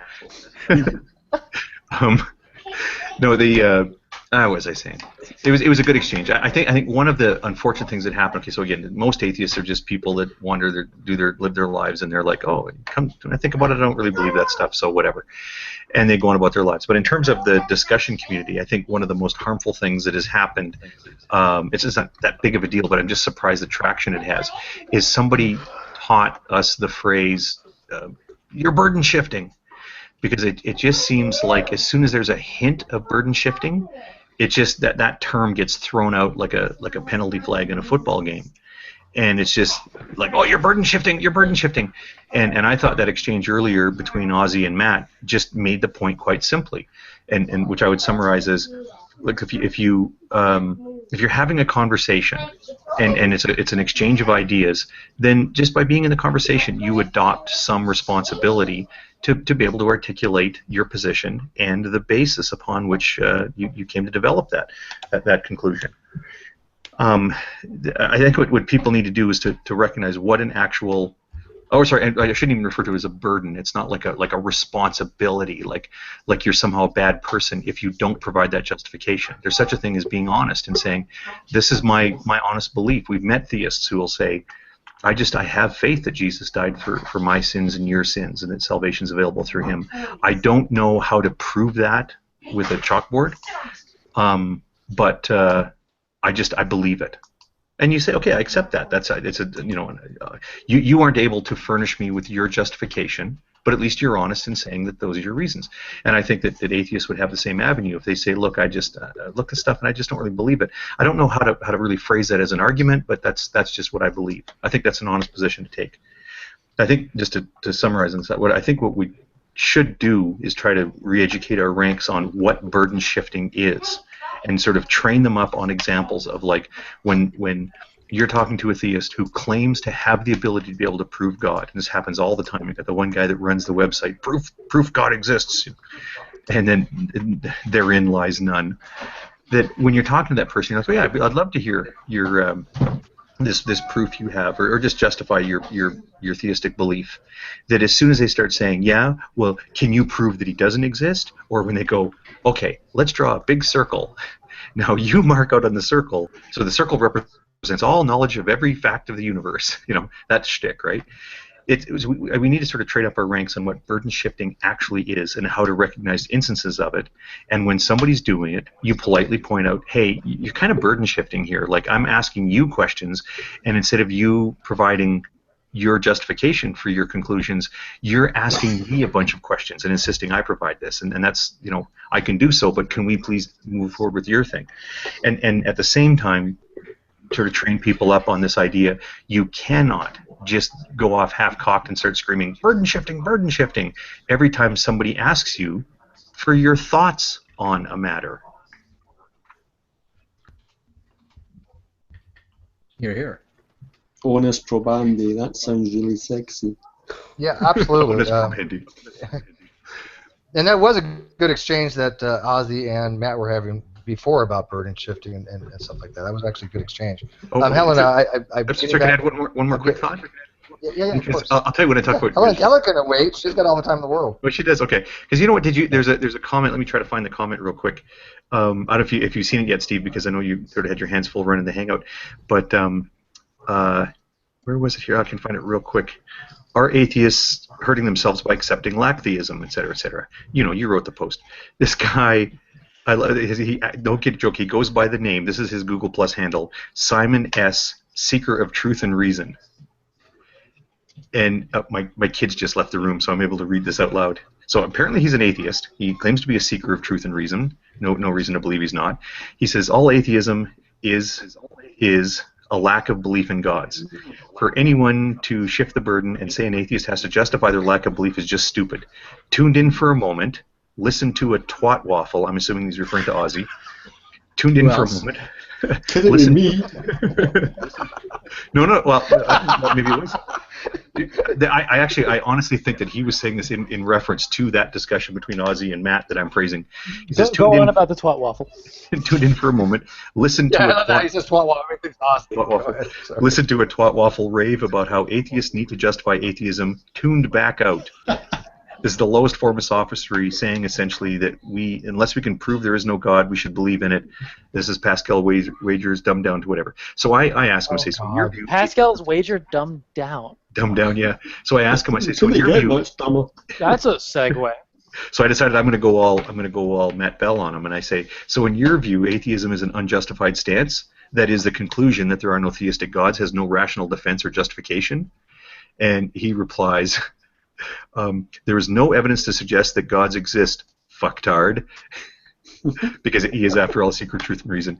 Next, you'll be telling me that I can't justify not believing in the pot of gold at the end of the rainbow. A skeptic and or rational thinker believes, in quotation marks, things for which there's evidence to support such belief. Fuckheads like yourself thinking that shunning the burden of proof for your retarded beliefs and passing it on to those who disagree is clever. It is intellectually lazy to be kind. Fucktard to add a layer. And go fuck yourself, you moronic mouth breather, in closing.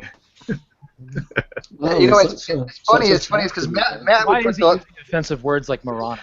Matt would put that person at the lowest of the low, and yet it's so funny because obviously you and Ozzy are two staunch atheists. I mean it's just comical. Well, this is what I'm saying. This is what we're dealing with, though. I place those kind of guys, those idiots like that wrote that, on the same par with these idiots that just promote flat Earth. I mean, it's just a bunch of crap to me. They don't want to listen to anything. They don't want to actually learn about the subject, and they, like you said, they pop in for a second and go, "This is what I hear," and they get a completely diametrically opposite understanding of what is actually being spoken.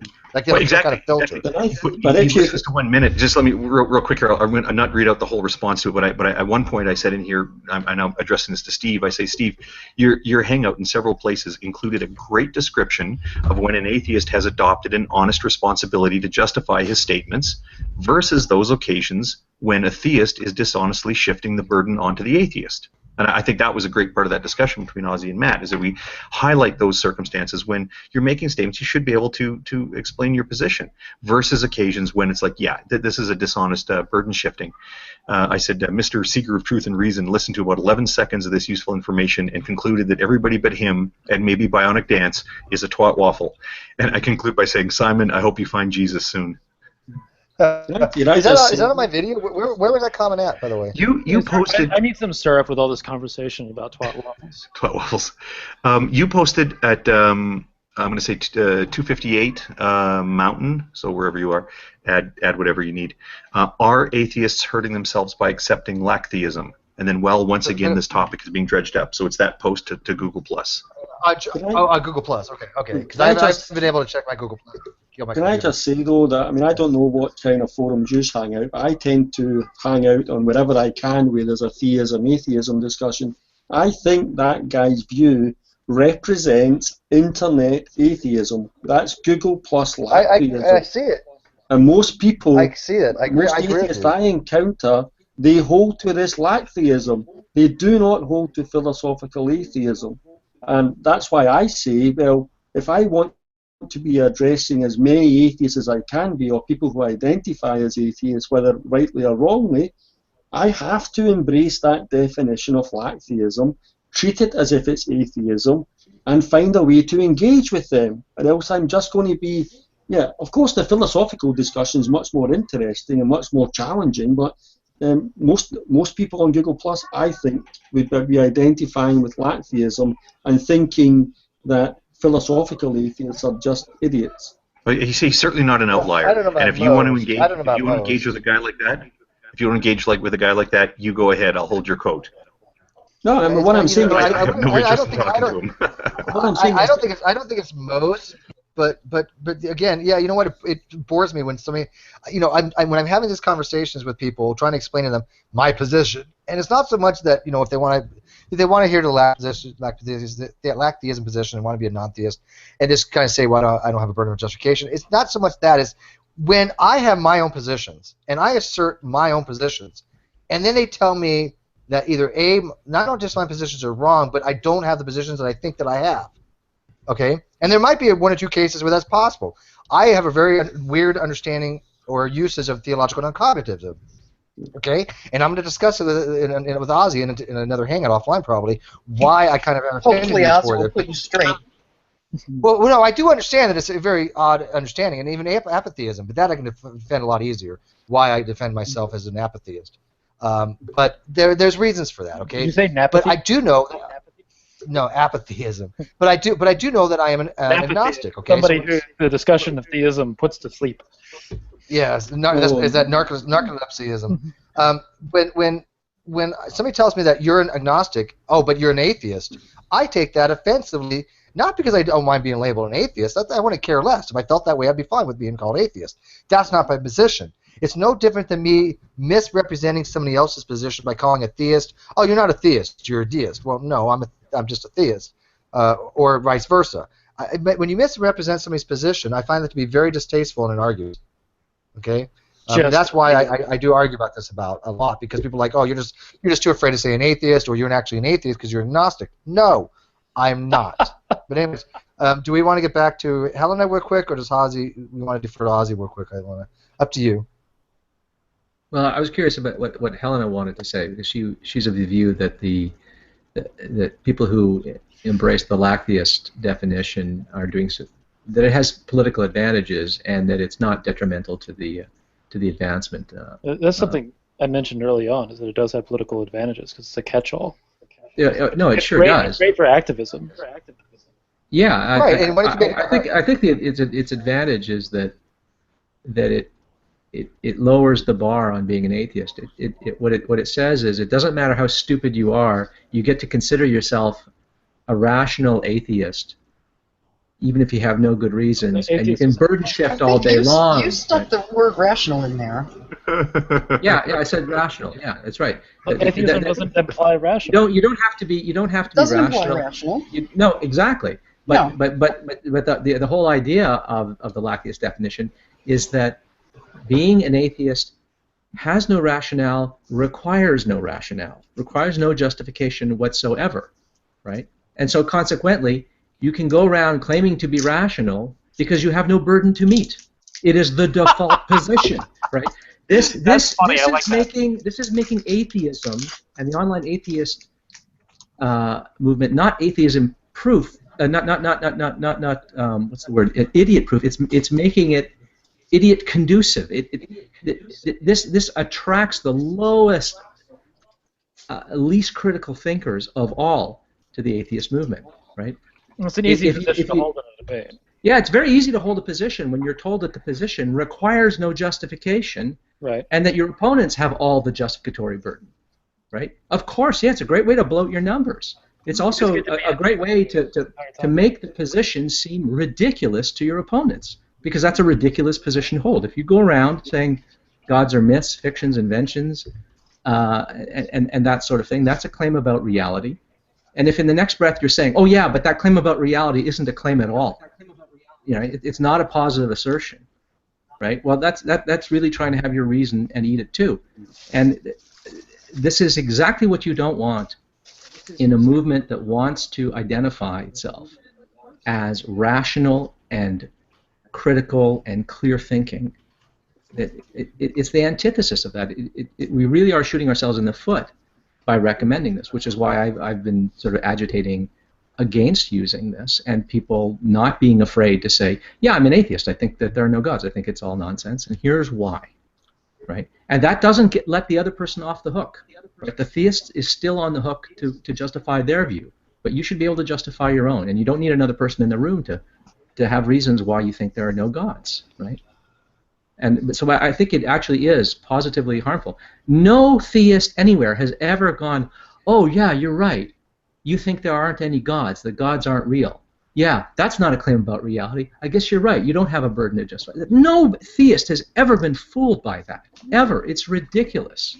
And I don't know how we have sort of those that do convinced ourselves in this movement that this is a great strategy. Well, G-Man might be fooled by that. I don't know. Because G-Man isn't fooled by it. That's what's Even G-Man isn't fooled by that. But he's called an idiot for not being fooled by it, but he's still not fooled. But I mean, you had a brilliant debate with Aaron.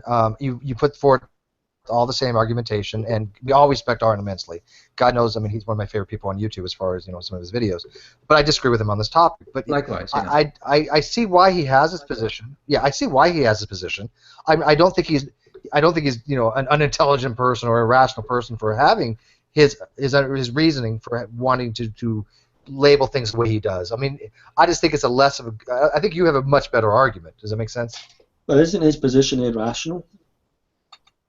I just think he hasn't thought it through very well. I think he's perhaps seduced by what he thinks is an enormous political advantage. Well, he wants to do it for statistical reasons. Which position? His position on the existence of gods, or his position? No, his position on what the proper and legitimate usage of the word atheist is, and that it has no other justification. Whose position are we talking about? Aaron. Oh, yeah. Aaron Ra. Oh, right. Oh, okay. Well, just clarify why I asked that. Because I have heard. Because the thing is, he doesn't do it as an escapist move. He doesn't say, well, he has a very lucid. He has a very lucid justification for his position with regard to the existence of gods. That was my point. And specifically emerging from a review of ancient scriptures. I mean, he's very lucid on this. I would say that the rational argument he can put for his conclusions, I think, very much passes muster. Now, he's also provided a justification for the use of words like atheism, and he relies a lot on etymology, sort of constructive etymology. Yeah, and you know what? I'll tell you what. I'll put both of those in the same bag. I don't think. Oh right, you were there for that, weren't we?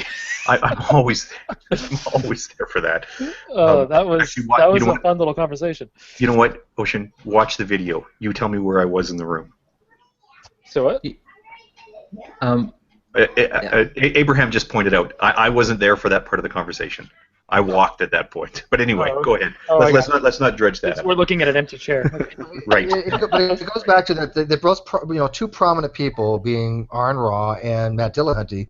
They do subscribe that if you have a lack of belief in God, you're considered an atheist. rather than just a lacktheist or non-theist. Because I use those terms synonymously because I do think they're absolutely interchangeable. I think they're the exact same thing, actually. But yeah, and so I mean, you've talked to both of them many times, Ozzy. Do you see them ever wavering from that? I mean, because again, I don't think that they're coming from a. Okay, go ahead. Well, I don't think Aaron's going to change his mind anytime soon. I don't anticipate him changing his mind at all. But I mean, Matt Dillahunty, I think, has actually. Dead horse. Matt Dillahunty has sort of modified his views, I think, a little over time, and I have heard him explicitly say that atheists do have some burden, and I don't know if that's a recent thing or if I've just noticed him saying these kinds of things a little more lately. I don't know. He may always have felt that way and sort of not talked up that much about it. But I want to sort of shore up what Hogtie was saying. Aaron Ra and Matt Dillahunty are not afraid to defend their atheism. They will tell you the reasons why they think there are no gods, right? They fully meet the burden of justification. They don't shy away from it. They're happy to tell you why they think atheism is true. Right? I haven't seen that from Dillahunty. Dillahunty does it all the time. Yeah, they both do it. They'll tell you why these gods don't exist, those gods don't exist. I mean, they're happy to. But that's not bearing the burden for atheism. That's burden. No. What I mean is I'm not saying they adequately satisfy the condition. I'm saying they're not shying away from it. They're not in retreat from it. Okay, whether or not they satisfy the burden to your satisfaction or to anyone's satisfaction. I'm not speaking about satisfaction.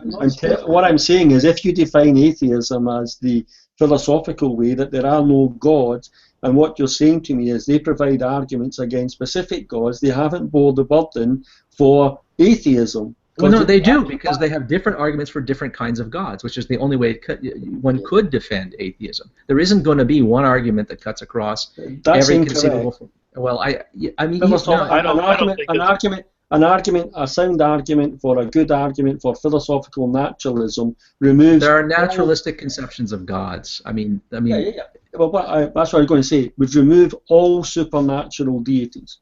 Yeah, well, exactly, but there are non-supernatural deities on the table on offer. But as I said earlier, that when I talk about atheism, I talk about atheism as the belief that no seriously proposed God exists. Right, but there might not be an argument for. There wouldn't have to be just because one could offer in principle an argument for philosophical naturalism, which would refute all supernatural entities. That wouldn't have to be the only way to skin the cat. One could go through seriatim each of the gods or types of gods, and prefer arguments against each of those gods or those types of gods, and defend one's atheism that way. In fact, I think that is the only way to do it, because I don't. And are you saying Matt Dillahunty's done that in videos? Yeah, I'm saying he tries to do that, and so does Aaron Ra. I mean, you can. I mean, they focus on the Abrahamic gods. Okay, but I mean, if you ask them about other kinds of gods, they will give you arguments against why. Now, whether or not they succeed is up for debate, and I'm sure you wouldn't agree, obviously. But the point is, they are not afraid to defend their atheism. Yet, paradoxically, they put forward a definition of atheism that says you don't have a burden of justification. In fact, they will even flat out tell you, although Matt Dillahunty doesn't say this quite so explicitly, and I think he might be moving away from that position, I'm not sure. But Aaron Ra, for instance, absolutely will, and someone like Maya Dance absolutely will tell you that you have no burden of justification as an atheist. Now, this is not to be confused with there's some test that you have to satisfy to be an atheist. But to be a rational atheist. They think you can be a rational atheist and yet have no argument, not a single argument. So you're just unconvinced, and you can be a rational. And that's why I atheist. disagree with them. I can't agree with them on that. You can be an atheist for no reason, of course. I mean, you can be a theist for no good reason, right? That's perfectly okay. You can be. You can be a Democrat or a Republican for no good reason. You can be an atheist for no good reason, right? All you need to be an atheist is to think that there are no gods, right? But if you want to say that atheism is rational by default, and that it has no rationale and requires no rationale, but it's also rational. I venture to say you're uttering a contradiction there. I might have to start wrapping this up here soon, so I'm kind of needed to do. Let's get to Helena real quick so she can continue where she left off, because I kind of left her in the wayside there a while ago. I'll say. I kind of want to finish this. Yeah, we forgot about Helena. I mean, I have to be possible. Get in there with the elbow. I want to wrap this up by 7, so maybe by 30 minutes more max. But yeah, Helena, go ahead, and finally you get a chance to. I just think that it's we may not want to be so hasty and just tossing those people out merely because they want to say that they merely lack a belief, and that there's plenty of room for them, and that it's not true that they're lying, not all of them. If you look at the live chat, there are plenty of people who really think that that's the way it is, and they nonetheless, these Lacktheist types, nonetheless would make arguments, most of them. I mean, Hogtie, you found a very specific example, right? And not everybody's like that. Dillahunty's not like that. Raw's not like that. Even Bionic Dance is not like that. The whole, from 2010-ish, that whole crew, they were pushing this new definition. I think it was a worthwhile look. I don't agree with it. I think it's stupid, right? But it's not so stupid that that if someone says, I'm an atheist, I lack a belief, that we ought to scoff and laugh. They have a point, and that this whole attempt to get agnostic as an adjective and all of that, it's not true necessarily that it was all shady, right? I think that there's an honesty behind it. I think that there are plenty of atheists who really think that they lack a thing that theists have, and that thing is a belief in gods. And if they give their reasons, I'm fine for them to call themselves someone who lacks a belief. Yeah, I don't think it's not such a big deal. No one is denying that. But just to clarify, I never accused all Lacktheists of lying. When I refer to atheists lying, I'm referring to the Silvermans and that, to encouraging people to misidentify themselves as atheists for polls and political gain. Well, no, Silverman's not lying when he says that. He has swallowed this Lacktheist definition, and so he thinks that is the correct definition of an atheist. So even he's not lying, right? I mean, he's doing it for explicitly political ends. That's why I think he favors that definition. But I think he genuinely believes that that is the appropriate definition. He'll double down on it all day. Yeah. But I don't think anyone was accusing people of lying. I accuse people of playing hide the ball, but I think that they don't realize, a lot of them don't realize they play hide the ball. I mean, most online atheists have learned the definition of atheism from prominent YouTubers like Aaron Ra and Bionic Dance and stuff like that. From the movement that started around 2010 and was going pretty strong in 2012 and then just ended abruptly. Of which were the stragglers, right? Mm-hmm. Those guys were really pushing this. To the point that it's in our dictionaries now. Yeah. It is what it is.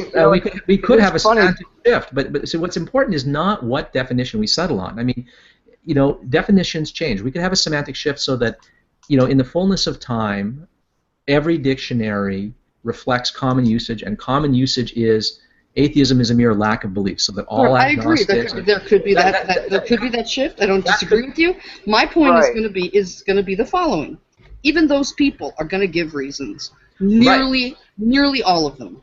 So it's not. I disagree with the title of this YouTube discussion that we are hurting ourselves by allowing these Lacktheists to define themselves that way. I think that there's very few that actually hurt anything. I think there is harm here. Oh, go ahead, Steve. I think so too. There's absolutely harm. But here's the problem that I'm running into. Okay, and we're witnessing it over and over again. For example, Richard McDaniel, who I like, right? I mean, but he doesn't. He's sitting there once again. Somebody who says, because they drunk this Kool-Aid of this Lacktheism equals atheism thing, and they keep on asserting that atheism is not a claim because they haven't done any research to understand that philosophically speaking, atheism is most certainly a claim that God does not exist. And so they're, as Ozzy has said, they get drunk on this YouTube videos, right, of Arn and YouTube activism. That's a good way of putting it. I'm going to steal that. And Matt Dillahunty saying, "Oh look, well I'm just going to parrot what they say, and no, atheism is not a claim." Well, all they're doing is they're parroting some people that they've heard without going to read the books. You're just saying they're parroting just because you feel like saying they're parroting. What makes you think they haven't considered? It's not the parroting that's the problem. Hold on. The problem. I think Ozzy enunciated what the problem was fairly clearly when he said basically that this set of belief being around offers the idea that you don't have to necessarily put forward any rationale to claim that you're the rational one.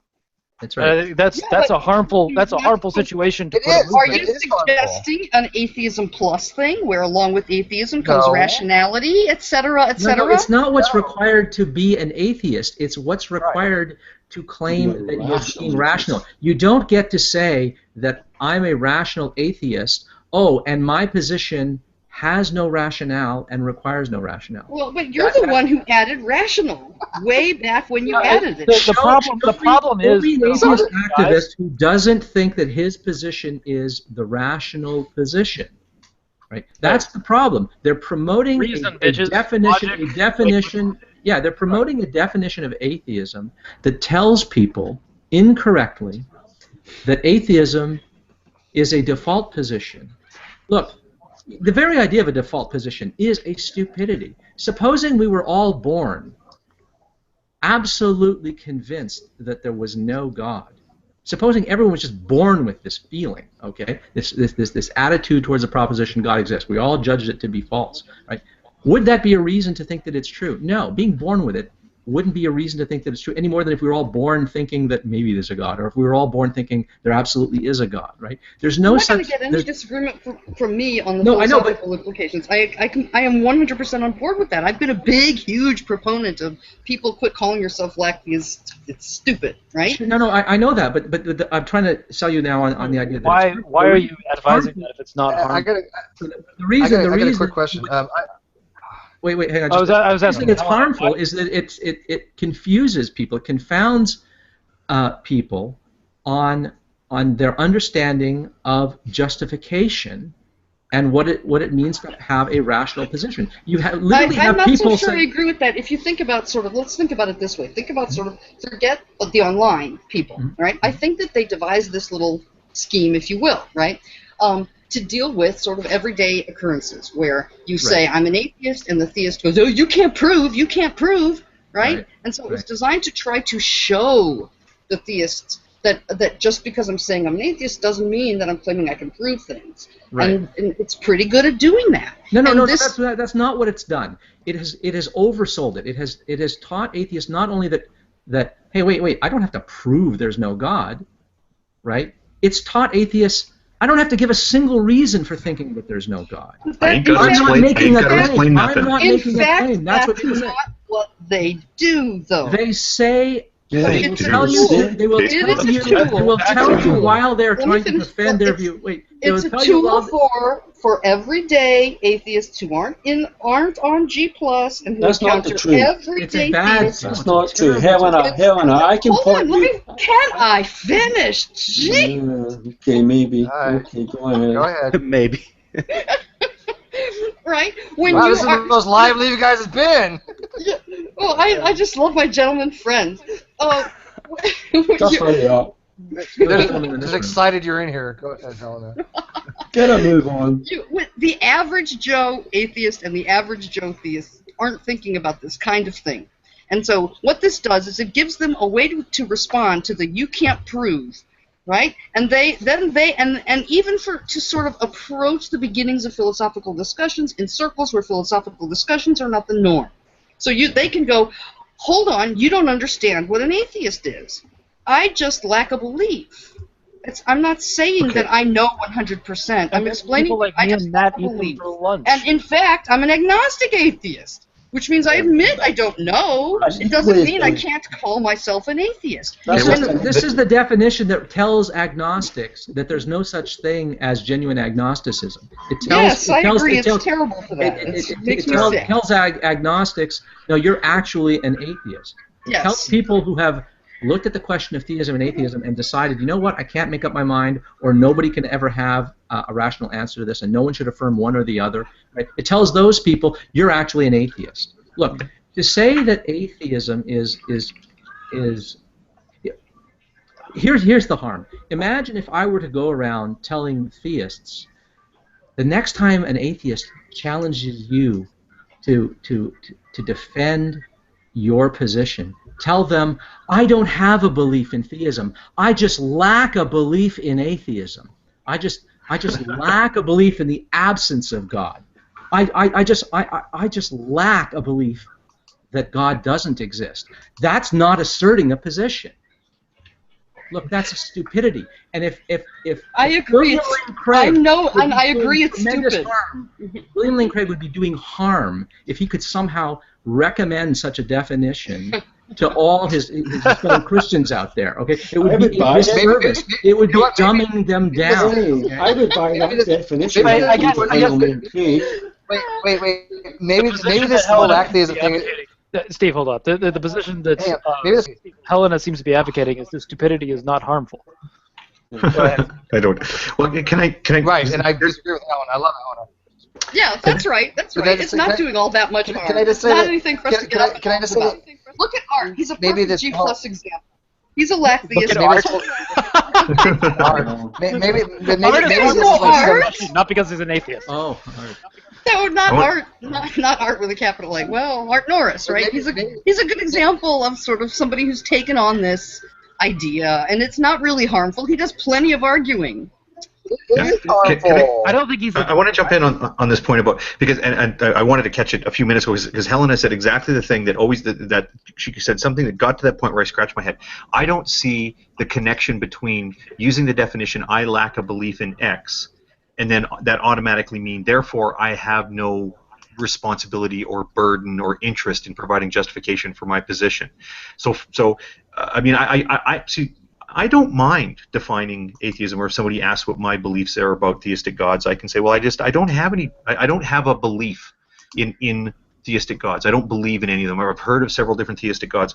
I don't believe in any of them. You can call me an atheist. I lack a belief in any of these gods that have been presented. That's not your position. That's the problem. That's not your position. No, your position is that you think that it's false. That's what's wrong with Lacktheism. That's true. But no, hold on a second. No, but you're reading something into it that I'm not saying. I'm not saying that I have no position about it at all. I'm saying that it's totally fair of me to say that I lack a belief in any of those gods. That's true. The reason you're kind of sensitive to that, Ozzy, is because you hear the next step, which I've never known why this is the next step, is as soon as you say, well, why do you hold that position? I say, whoa, I didn't say I had a position. I said I have a lack of a position. No, I do have a position on those things. My position is I lack a belief in those gods. Further, I would even go as far to say I actually don't believe that those gods exist. But it's the same thing if I say, just because you have a lack doesn't mean that you also lack a burden or to put yourself in a position to justify. So, for example, they're sold together. That's the problem. I know, and I don't know why. I don't understand how those two things became inseparable. Because one is motive for the other. One motivates the other. Right. It's because atheism, unlike any other. Okay. Yep, I'm going. Okay. Because atheism done shut you down. You let me repeat. Okay. For once. That was my fault, Mark. I'm sorry. Atheism, unlike any other sort of description that we use for ourselves, doesn't come with the automatic understanding, although it should, that of course I'm not saying that I know anything for certain, right? And so I think that they're trying to emphasize doesn't that. come with certainty. We're not talking about certainty at all. I think what it boils down is this. I'm trying to give an explanation to Hogtie as to why it has become what it is now and what it meant, what it was trying to be accurate beforehand. It has to be accurate. Well, I think we're targeting the wrong part of it. By focusing on the word lack, I think we're targeting the wrong part of it. I think the issue is about whether or not people should feel some responsibility or feel warranted to provide their justification. So the example I was going to use a moment, I can say, look, I've been driving around the city here for the last several months, and I lack. You can ask me, what kind of car insurance do you have? Do you go to Prudential? Do you use Wawanesa? Who do you use for your insurance? I say, well, actually, I don't go to any of them. I lack insurance in my car. So you can now ask me to justify my choice. By the way, this is not true. There's a weird moment here. Everyone's all upset about me driving around with no insurance. You can now say, well, can you please justify your decision to can you justify your decision to drive around with a lack of car insurance? And I say, no, I don't have a justificatory burden because I lack insurance. I'm not, I'm not justifying the particular insurance that I purchased. Mm-hmm. You're asking me to justify a lack of insurance. I don't have insurance. How can I justify? No. You anytime you have a lack of something, that's the conclusion you come to. Then you need to then be honest about whether or not you can provide some justification for that. Maybe you can, maybe you can't. But what you can't do is just because you use the word lack, it doesn't automatically a get out of explaining yourself free card. Right. But the reason those two things go together is that not having to shoulder a burden of justification is very easy. I mean, if you can just shirk it and just say, I'm not going to bother, that's certainly an attractive position, right? And it takes, I mean, now I don't have any heavy lifting to do. Now it's all on the other person, right? So this is a kind of grotesque overcompensation. A lot of atheists have labored under the problem of theists who demand that atheists prove there's no God, even when they haven't opened their mouth yet about what their position is, right? So a theist says, there's a God. God did such and such, or God has such and such properties, and you ask, really, why do you believe that? I don't think that's true. Why do you believe that, right? And right away, they're asked to prove that atheism is true, right? So as Helena says, in order to sort of correct for that burden shifting move, people have embraced this definition to try to put the burden back where they think it belongs. Okay, but the problem is that people think that this is the correct definition of atheism, the only definition of atheism that they will tolerate and abide. It doesn't matter how many dictionaries you show them and how many centuries across modern languages the word has been used to mean the denial and rejection of theism, right? They'll ignore all that, and they will insist that atheism is merely the lacking of belief, so that you actually have people insisting that infants and rocks are atheists out there, or that people who've never heard of a God are atheists, or that agnostics are actually a subspecies of atheist, okay? And that nobody who falls under the heading of atheism has to lift a finger.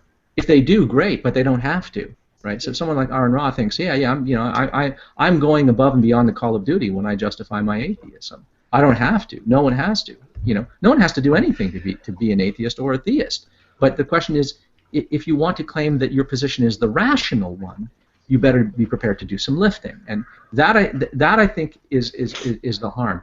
We disqualify ourselves as being on the winning team with respect to rationality, critical thinking, and skepticism when we insist that we are not claiming there are no gods. The same people who will tell you that they merely lack a belief will in the next breath, and tell you that they're not asserting anything, they're making no claims about reality, will in the next breath say things like gods are unreal, gods are myths, gods are fictions, gods are imaginary, gods are made up, and all of this stuff.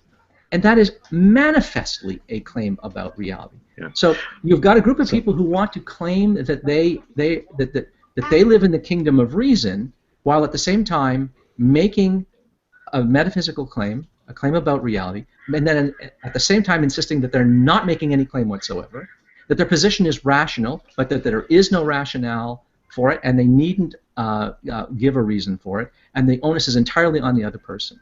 We look ridiculous. We disqualify ourselves. You're right. We disqualify ourselves as purveyors of reason when we do. We sound exactly the way that G-Man sounded when G-Man had that debate with Joe Sonseed, where in G-Man's opening of the debate, he said that he was not going to provide any evidence or argument at all in the debate because he didn't have to.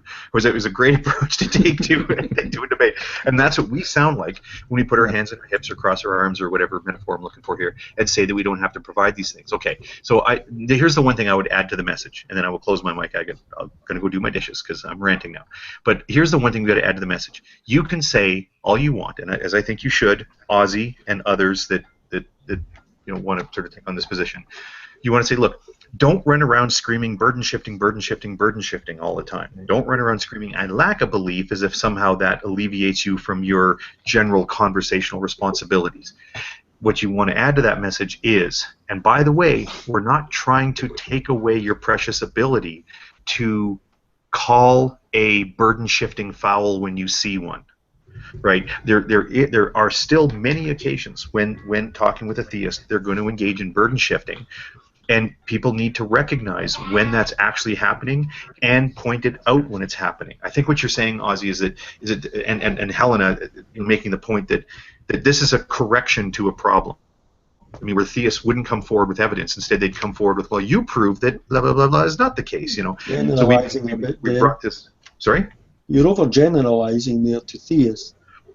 I'm not overgeneralizing to them. I'm saying that the theists have done so, and on occasions when theists have done so, we've learned to recognize when the burden shifting takes place. And you think atheists haven't done the same? No, I did not at any point say all atheists have done that. So I'm just. So did theists overcorrect that when they did that? Did theists overcorrect by adopting a silly thing like I just lack belief that God does not exist? I can't answer the question about what theists as a group have done overall, because as you know, they're not a cohesive group where everybody argues the same way. No theist has done that. That's what Ozzy said earlier. Has done what, sorry? No theist has been so silly as to overcorrect the burden shifting by atheists to say, no, I don't have a belief in God. I just lack a belief that God does not exist. Yeah, no, that would be silly. Well, just let me make my point here is that I think that it's been a correction to, we've seen the burden shifting happening, and now we've got a sort of a good answer for it, like when somebody says, you know, when they try to make you justify your atheism, otherwise you just, if for some reason it's not, whatever. We say, okay, that's burden shifting. But if we now say that, like, if we leave people with the impression that they're never allowed to call out burden shifting when they see it, they're going to react the way that Mr. Seeker of Truth and Rationality or whatever, they're going to react that way. And I really think that the important skill to teach here is the recognition of what an actual burden shifting fallacy is, and help people recognize that that actually happens surprisingly rarely in quality conversations with theists. That was literally my point. Okay. I just want to get in something real quick. Oh my God, will you stop talking? So, kind of something I wanted to add to what Ozzy was saying earlier. One of the mistakes that makes this harmful that I see is that, so philosophically, atheism is a knowledge claim. Is that correct? So you're saying yes or no to God, right? It's a belief claim. It's a belief claim. Leave the word knowledge out of it. Whether or not a person knows it to be the case or is very confident about it doesn't matter. You can be an atheist who's not very confident. I mean, I'm very confident about that some gods don't exist, but you know, other conceptions of God, well, probably those gods don't exist. So basically, whether or not he exists, essentially. You're asserting that gods don't exist. Right. And you don't have to be certain of it. You don't have to be able to prove it beyond any possible contradiction, right? Yeah. So basically, so that's the definition we should be using, right? You're saying that gods don't exist. Why it's harmful is when you say, well, I just don't believe in gods, and then what you said afterwards, then they will use the other definition that we use. They'll say, well, gods don't exist, after they say, well, I don't believe in gods. And so essentially what's happening is they say one thing but do another. And it's to a theist. And they don't most of them don't realize they're doing it. That's the problem. Right. They don't realize that they are equivocating between I do not believe God exists and I believe that gods don't exist. They are terrified of saying gods don't exist. They won't ever utter those words, but they will utter the expression I don't believe gods exist, and mean that gods don't exist. Right. And they will, in the next breath, say all kinds of things that imply or are equivalent to gods are unreal. Reality includes no gods. Right. That is a claim about reality. It is a positive claim, but they have been told it's not a positive claim, and there's a kind of doublethink going on here. And it doesn't fool the opponents of atheism one It bit. just looks disingenuous. Yeah, even if you're not lying, you end up either looking like a liar or a fool, right? And I don't think that's helping anybody. One of the most common things they'll say that belies that they are actually believing that no gods exist and making that claim is they'll refer to, oh, you and your imaginary friend. You know, that's a statement they're making about God, that God's imaginary. That's a claim. Right. And that's a frequent claim by atheists on the low level kind of thing. You and your imaginary friend, or I heard someone saying, your fictitious conscious creator. Well, that's a claim. But this is a guy who's a Lacktheist, who doesn't believe he has any burden of evidence for their atheism. But on the other hand, they're making claims that gods are like that, imaginary, fictitious things. And it happens frequently. To address Helena's point, I do frequent many communities on Google+. There's one called Theist versus Atheist, and I have been drawn over the coals because I put up a philosophical definition along with which was the no gods exist, but I also put up the layperson definition, which is Lacktheism. And I was told, oh, get rid of that philosophical nonsense. And as I said in the side chat, it seems to me that most of these Lacktheists, they are very dismissive of philosophy, and they are borderline scientism. And I think that that's true. I think that's true. That's kind of the motivation for why they're so attached to this Lacktheism. I want to put forward a point as well. I think, as far as to whether or not it's harmful, I think that if there's a definition or an attitude that is perpetrating basically an intellectual minefield for everybody else that's involved in the discussion and creating a situation in which it's frustrating for a lot of people that are trying to approach the issue honestly, I don't know what else is harmful. That seems to be something that would be very harmful.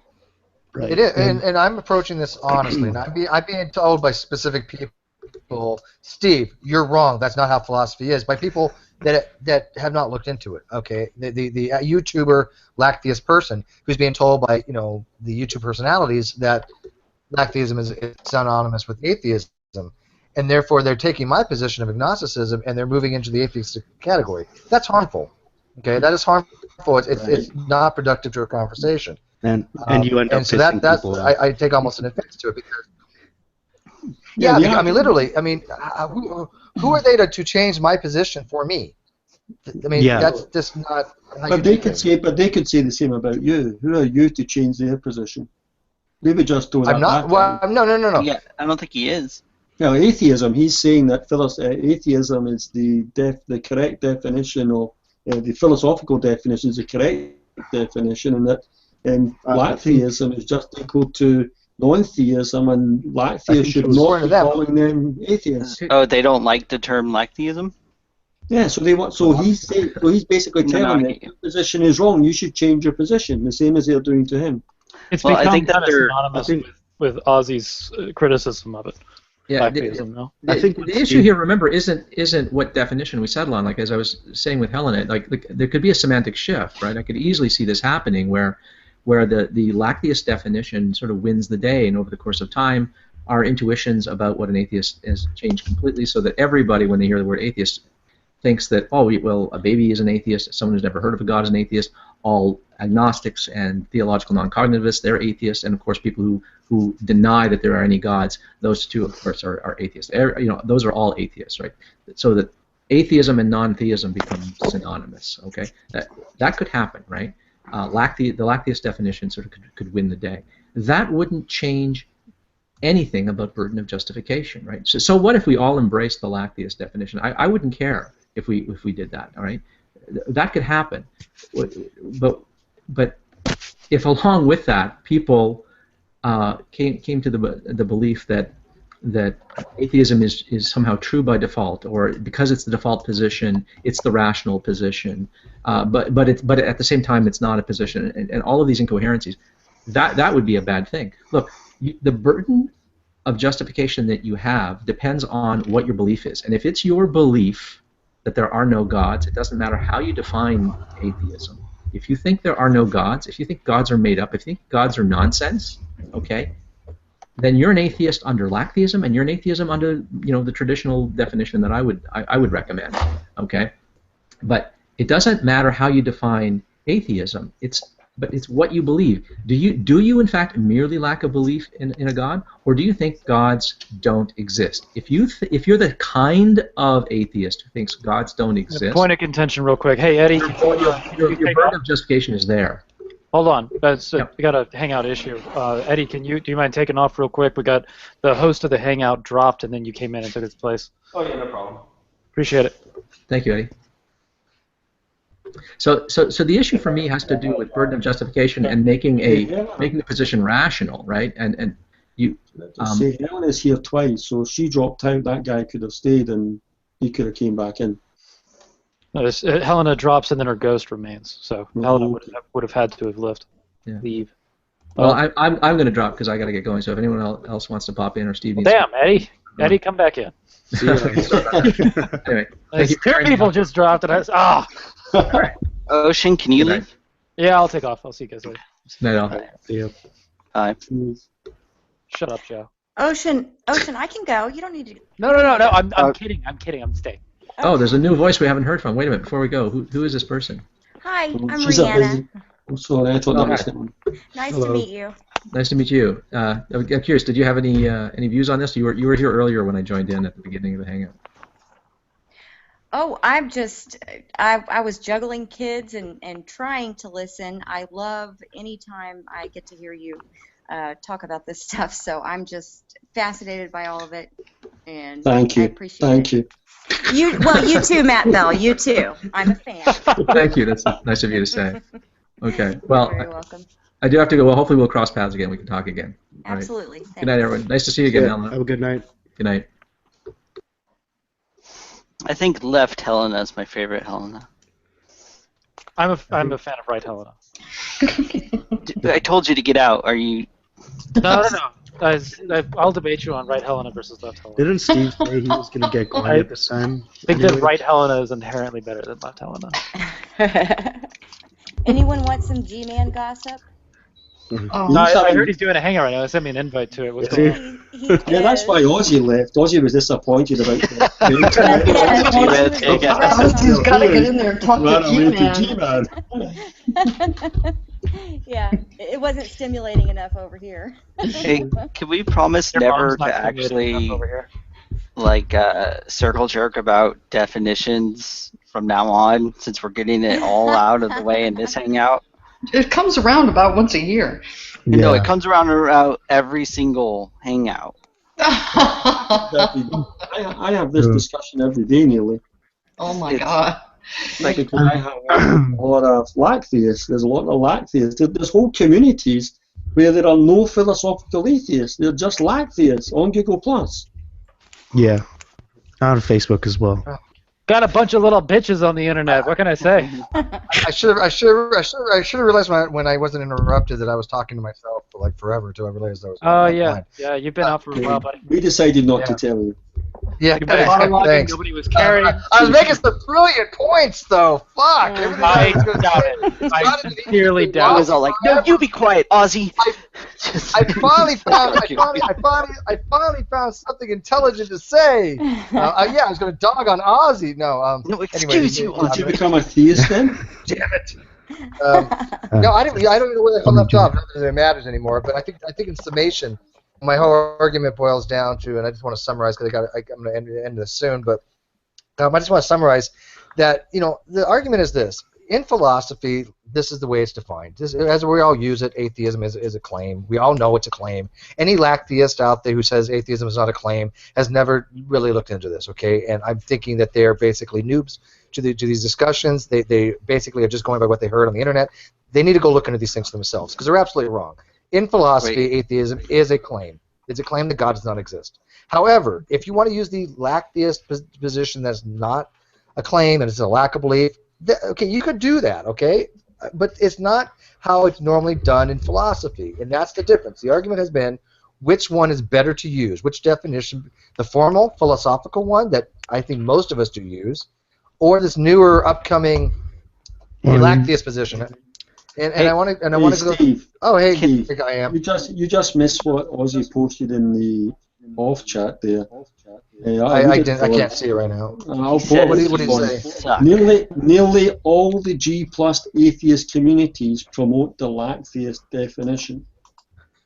The communities, Since we're talking about the philosophical, go ahead. You're about to the great debate community. I'm talking about specifically in the great debate community. Some of the other communities where they're talking about atheism. Don't see. I'm talking about the great debate community, our community, the people we know, like, right? We're not. Okay. Yeah, when you go to the other ones, right? When you do, I agree with you, and I agree with Ozzy. If you go to like atheism versus theism, right? Another community I'm in, yeah, most of them they're going to have the Lacktheist, the Lacktheist type of atheism. I get that, right? But I'm saying I think the great debate community is a more eclectic, and I think it's more educated for the most part. But they're with some part exceptions, they're part of the great debate community. No, I don't. Well, it depends how you define it. I don't define them as such. The big community is We're circle jerking on atheism. Yeah, well, the little G, they're little G great debate community. Okay, but anyways, I got the great I am in here. Do you want me to use your first name, or do you want me to just call you the great I am? Yeah, whatever. Eddie is fine.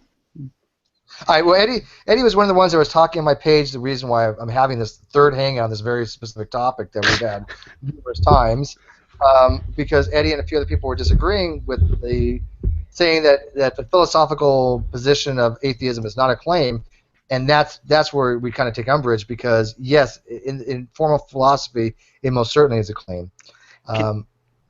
Okay, Graham Oppie, he's like the leading atheist philosopher of religion. This is his definition.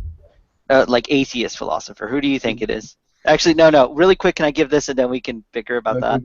Go ahead. Okay. This is his definition. Quote, atheism is the rejection of theism. Atheism. Atheists maintain some or all of the following claims. That theism is false. That theism is unbelievable. That theism is rationally unacceptable. That theism is morally unacceptable. Who do you think is the? Well, I mean, I believe that's adding a lot of things. ration rather than rational. I'm sorry. The correct pronunciation is rationo. Ratiano. Get it right, man. Ratiano. Yeah. I understand that you read these things, you don't hear them very much, but that's the correct pronunciation. Fort. That seems to be adding a lot of for the claims longest on time, that I pronounced vagina ocean. I still do. The good vagina. We all do. Yeah, that was a mighty good-looking ocean there. Okay, let's get to Eddie because, like I said, I want to wrap this up real quick.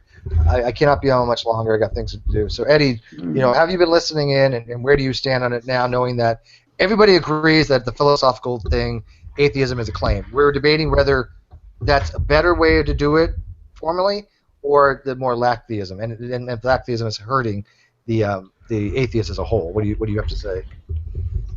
All right. So before I get started, I do have to do a little quick shout out. I think that I wanted to congratulate you guys on actually talking about topics right now. For a while there, it seemed like a really constant mention about who said what, and I mean, I think y'all spent like 8 hours talking about like some stuff, and I just want to throw it out there. I'm glad you guys are talking about topics right now, so it's kind of cool. We tried. Yeah, these things get overboard real quick. But I mean, do you agree though that atheism, by formal definition, by formal philosophy, that it is an assertion that God does not exist? Do you accept that? Absolutely not. Okay. Can you? Damn it! Can you show me? Yeah. So that's the impasse. Can you show us anywhere in philosophy textbook that's in any college textbook or anything like that is saying anything other than what we're saying? How about instead of doing that, just ask why? Like, yeah. Okay. Well, I mean, you're doing too much evolution evidence strategy there. Well, somebody on the live chat said, "Oh, Steve's." Hey, provide me with Dino music. They're saying Steve's. Ask him why. Let him explain himself. Shut up. Why? They're saying why? Why have you not listened to the entire Hangout? I haven't muted anybody yet. You're going to be my first. I will be. Don't tell him that. It's going to be a challenge for him. Somebody was saying I was sounding like Ronnie, so I might as well be Ronnie and just start muting people and hiding you from fucking broadcast and talking over you and raising my mic game. Broadcast, get over here. Okay, let's hear what Eddie says. Let's hear what. Let's hear. I'm sorry. Yes, let's hear what Eddie says. Why do you think that way, Eddie?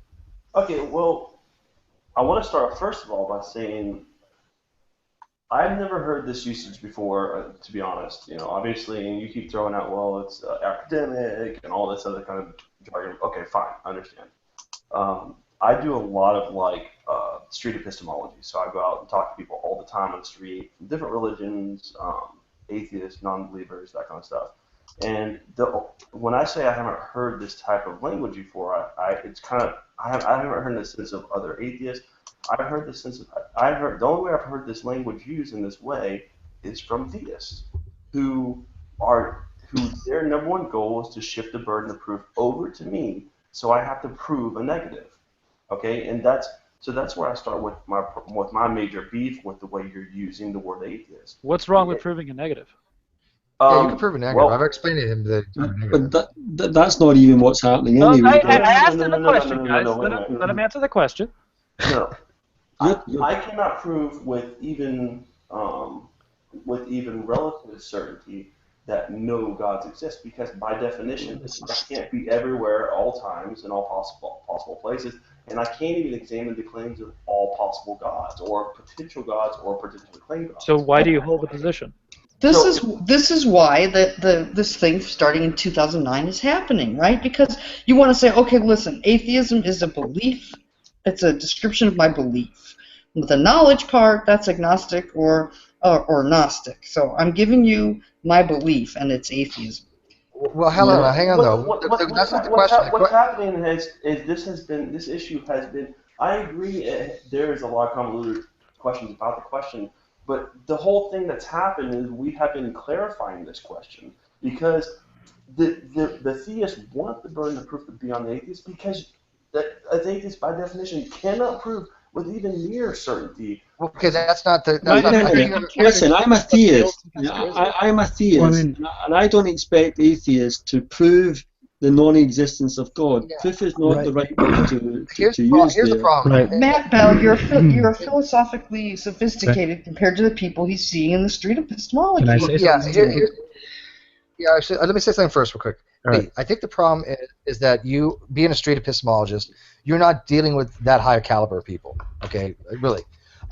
We have an eclectic group in here. There's 2 theists, 3 atheists, 4 atheists, and myself. Okay, we all concur that in philosophy, this is how it actually is taught. Okay, so it doesn't matter whether you're an atheist or theist. Now, to be fair, Steve, you are going to be surrounded by people who are like you. I mean, no.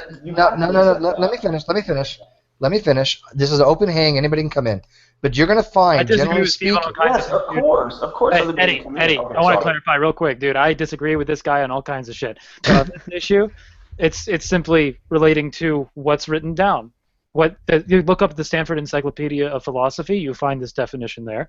Who cares? Can we get to the heart of the matter? I mean, quit with this. I'm right. Crap. Can we hear what he has? It's not that I'm right. It's not just about that. He's saying that the reason why we're all in here is because we agree with Steve, and that's it. No, he meant you're going to have people who consider the same types of things. Where he deals with people who've never been confronted with G+, never been confronted with philosophy in this area. And he's saying that this has been his experience. He's getting confronted with stuff. So what we do is we dumb the conversation down. Well, let's at least hear him out. I think it's hard to hear you. We forgo the philosophical definition to accommodate a layperson bad definition. Well, hang on. We're exploring this, man. Hang on. But I think the problem is, Eddie. You said it before. You said you never heard of it before, and therefore you're just assuming that it's wrong. No, okay, that is not the case, Steve. I'm sorry. But now you are hearing of it. Okay, what we're telling you is what we're telling you. Will you be intellectually honest enough to go research what we're telling you and find out for yourself if what we're telling you is correct as far as a philosophical formal definitions of these words and how they're used in conversation generally, among us and other people, in academic and things like that nature? Would you at least do that? Of course I will. And by the way, I appreciate the video you and Ozzy did a while back. Responding to some of this stuff. Unfortunately, right when you guys put that video, I went to super busy seat for my job, and I literally had 5 minutes. I was sitting here, I watch your videos after they're done and so I haven't had a chance to really participate in the conversation. I've wanted to, and I have done research since I've listened to those conversations. But I mean, and that's, you know, right now I have a few minutes to jump in tonight. Yes, I mean the answer is obviously yes. Yeah, I want you in the conversation. I like. I mean, obviously, everybody thought exactly alike could be very boring. Conversations would be dull. But I mean, this is one of those things that I don't find to be very debatable as far as what is actually the philosophical understanding of it is. The Eddie, debate to me is more which one's better. Tell us what it's like when you go out on the street. What generally happens? If you can do your best to give us a basic story, if you have enough of a sample. Okay, so. And this gets kind of down to the heart of one part of my problem, and I've got a couple other issues I want to talk about with this. But when I talk to atheists, there's a conversation about what their beliefs are, etc. And you know, there's an exchange of dialogue between what my beliefs are, and their position is, and rightfully so, what they want to point out to me is, Eddie, you cannot say there is not a God. You can't say it. Because by definition, you would have to be able to explore all known possible. Now, and they're not even talking about absolute knowledge. They're talking about reasonable knowledge. Because I could say there's not a God that we know of, but it could be very well possible that a God exists that abides by a different set of laws, or maybe is living under some rock on Mars that we haven't yet explored. So I can't say there are no gods absolutely as a positive claim. And they are right, and that's why I don't take that position. And it's intellectually dishonest to make the positive assertion there are no gods. And this is what Steve is trying to tell me that I have to do to be considered an atheist. Okay, I would say that there's a slight misunderstanding going on with what you think Steve's trying to do. Right. And this is something that I find very interesting. You know, in all these other labels that we give to our beliefs, or even what we call knowledge, there is always an understanding that it's provisionally held, and that, you know, this is the weight of the evidence as I see it now. If things would change, I would change my position, and this is true in all kinds of sort of self-describing words like Democrat, Republican, whatever. Right? It's only with this tiny little narrow thing of atheism where there is this assumption that if you claim you're an atheist, it means that you are claiming you have absolute knowledge. And so I can understand where it came from, this idea to go, look, atheism is about belief, it's not about knowledge, and to steal agnostic as an adjective. But I think that there's a legit problem. So maybe we could work out a solution that doesn't require us so-called dumbing down, but a distinct way that people who are doing street epistemology can use. What do you think of that? I mean, yeah, absolutely. I want to come to a better understanding of what it means, and that's kind of why I'm in the Hangout tonight and why I want to talk to you guys, because I obviously, you know, I am sort of new to the great debate community and such, and I want to find out more information. But where I'm finding the problem here, there's a huge disconnect where, to me, this plays directly into the hands of the people who I talk to on a daily basis. They want this definition to be the case because and honestly, they're not even talking about absolute knowledge. They'll specifically say, I'm not talking about absolute knowledge. I'm talking about you can't have reasonable certainty that there is no God. You can't have reasonable certainty about it because by definition, it's just like saying there are no unicorns. Hang on. I can't listen. There are two theists on here, and we have both pleaded for atheists to keep defining atheism as Lacktheism, because it gives us a good sign that we are dealing with people who are not very philosophically informed on the great debate. Gatling gun. So that's true. Eddie, we like it. We like how you're defining atheism. We need a better way. We need a concise way to explain this, right? You philosophers. You need a concise, street way to explain this quickly in a brief period of time that gets the message across. If you are all worried about harm, right? Because you know, a theist on the street is not going to watch a 3-hour hangout. That definition is is asserting that there are no gods. But yeah, exactly. But I want Eddie to understand. I think it's pretty concise. It is pretty concise. Eddie, I want you to understand this. Hang on, Eddie, listen. I want you to understand this because you're talking about burden shifting, and Ozzy has explained earlier that both sides do have a burden. You cannot discharge a burden. Period. No, and you ever believe. But hang on, let me explain to you why this is good for the atheist. Okay, this is good for the atheist. Take it and own it. Okay, don't pull this Lacktheism. Well, I don't need to have a burden of justification. Take that burden for justification and own it, and say, look, yes, I have a burden, and I'm going to meet that fucking burden, and I'm going to show you why I don't believe in this particular God or this particular God does not exist, and shove it up the theist's ass. Okay, notice because I like to see Matt get shoved up Matt's ass. No offense, Matt. Notice you had to use the word particular in that sentence. Notice that's what you had to use because you can't use the word. When you're using the definition the way you are. You're only talking about specific gods. So, I mean, okay, so... Not necessarily. No. Why did you have to use the word particular in that sentence? Why? And you've done it a lot of times, so why did you say particular God? Well, I'm only talking about particular gods because I can refute particular gods easier than other ones. Because I want to believe for example, in the sex God. Who cares? Because because whatever theist you're going to go up against, right? Whatever the God they want to talk about, that's what you're going to be arguing, right? I mean, because the fallback plan is always, well, even if you just, we've seen this with William Lane Craig, we've seen this with a lot of the other ones. The fallback is always as soon as you say, well, you can try to disprove my God, but you can't disprove any God. No. William Lane Craig has never put that forward. Never, ever. I've never seen that from him either. William Lane Craig is a saint. No, he's not. He's a sinner saved by the grace of God. I really don't like William Lane Craig, but that's not. I've never seen him do that. Eddie, defending like the general philosopher's God. No, I actually have seen William Lane Craig do that. He was in a debate with. Picture didn't happen. I'm trying to remember who it was, but he was in a debate, and the debate was on the topic of the biblical God. I mean, I'm sorry. He always runs the resurrection. And so I want to ask you a question. Let him talk, Jesus. I'm trying to listen to the guy. Jesus is letting him talk. You're not. You have three people talking over him right now. Okay. You're one of them. Yeah, but I'm trying to get. Steve. Shut up. Go ahead, Eddie. The debate. I can't remember the specific debate, but I've seen a couple of debates where he's thrown out this tactic. The debate topic was, does God exist? And so his counter debater brought up some very good convincing points. He went off topic and went specifically towards the Christian God, because obviously that's what William Lane believes in. William Lane Craig simply took a step back and said, wait a minute. Remember, tonight's debate is not about my God.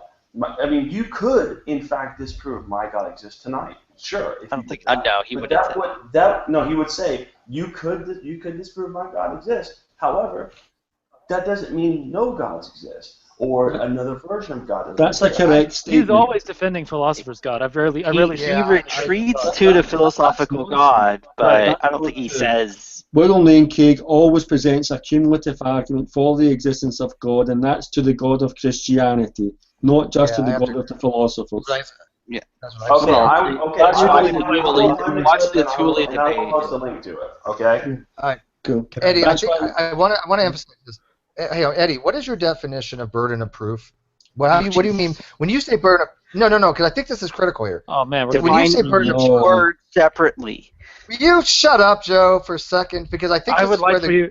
I don't know the depth. Can you define shut and up? And the reason I'm asking this is because I think Eddie thinks that burden of proof means you have to prove something. That's why I'm asking. No, just call it the burden of evidence then. I call it the burden of justification. Can I give an example of usage as opposed to definition? Yeah, he doesn't. If you listen to what he said about what theists say, they're saying you can't even reasonably demonstrate. You can demonstrate. Says that. Yeah, no that's what that would make sense. Theist would be saying that. Yeah, then tell that. No God. If you cannot reasonably demonstrate that. But the burden of justification is not demonstrating whether God exists or not. It's providing the evidence to support your claim that why you think there's no God or why you think there is a God. Neither side can prove it conclusively one way or another. That's not the situation. Okay, the burden of justification, aka the burden of proof, is a misnomer. That's why I want to make sure it's not. People realize it's not proof. But burden of justification, when a theist tells you this, Eddie, say, look, you need to provide me your criteria, your justifications for why you're a theist. I will give you my justification why I'm an atheist, and let's see who has a better argument. Okay, and this gets back to, okay, if you don't mind, let's get back to you asked me something about, I'd like to provide you with a usage definition, like a usage, like, I'm sorry, let me go back. Earlier, Oz was talking about this burden of proof, and we got into a discussion about burden of proof. And this brings it home to me, okay? If I say x equals 1, I have a burden of proof to demonstrate that, okay? I do. Okay. You disagree with that? Depends. Yeah, that depends on what you mean by that. I mean, x equals 1. You're just variable. There's no demonstration. You're actually telling people that you're axiomatic, then. Well, if I say, as a matter of fact, I'm not using it in that sense. I'm saying, okay, let me just say x equals true. Okay. If I say x equals true, and I'm speaking about something, okay, whatever it is. Okay. I have a burden of proof. If I were to say x equals false, I as well have a burden of proof, and that's what you're saying here. Okay. If I say I do not know, if I do not know or I do not believe if x equals if x equals either one of those, I have zero burden of proof. I haven't made any claim. I have not said something. I not said it's true, and I said it's false. You can demonstrate why you don't have access to information, or why you believe that you don't know. Or you can demonstrate why you're in the situation you're in. Yes, you do. Yes, you do. No. Yeah, Eddie, you do. Eddie, I'm an agnostic. I'm not. I'm an agnostic, okay? I'm the person who says I don't know if it's true or false, okay? I still have a burden of justification of why to explain to people why I'm agnostic, okay? Anytime you have a position, and agnosticism is a position, I don't know, is a position, you need to justify why you have that particular. No, it is. You are stating your belief that you have. You are not making any claim about reality outside of what you're saying. I'm an agnostic. I am not comporting it to reality. I'm comporting it to what I'm believing. I'm telling you what my position is on the claim. And the claim is I don't know. That's my particular position. Now, it's a binary dichotomy, right? It's going to be an assertion about reality, Steve. You are making a statement of your belief. You are not making any assertion. I agree. I agree. And I'm not. And I don't have a burden for justification towards reality. There we right? go. I don't have to say. Well, I don't have to say. Justify your position. That's what he's saying. Thank you. No, yeah, I agree. You don't have to justify. You want to try to explain you don't have to justify your belief. Saying I'm an agnostic or atheist. Okay, you don't have to prove that to anybody except for you know that's a fact that is a fact. Okay, but when you say that X is true or X is false, you are making a claim about reality, and thereby you have to demonstrate that if you want other people to accept. Yes, X is false is atheist. Exactly. No. X is true is a theist. X is false is an atheist. And I don't know is an agnostic or would be a non-theist. So you still have to demonstrate the I don't know. Or you still have to justify the I don't know. Once you answer the question, you have to justify your answer, regardless of what it is.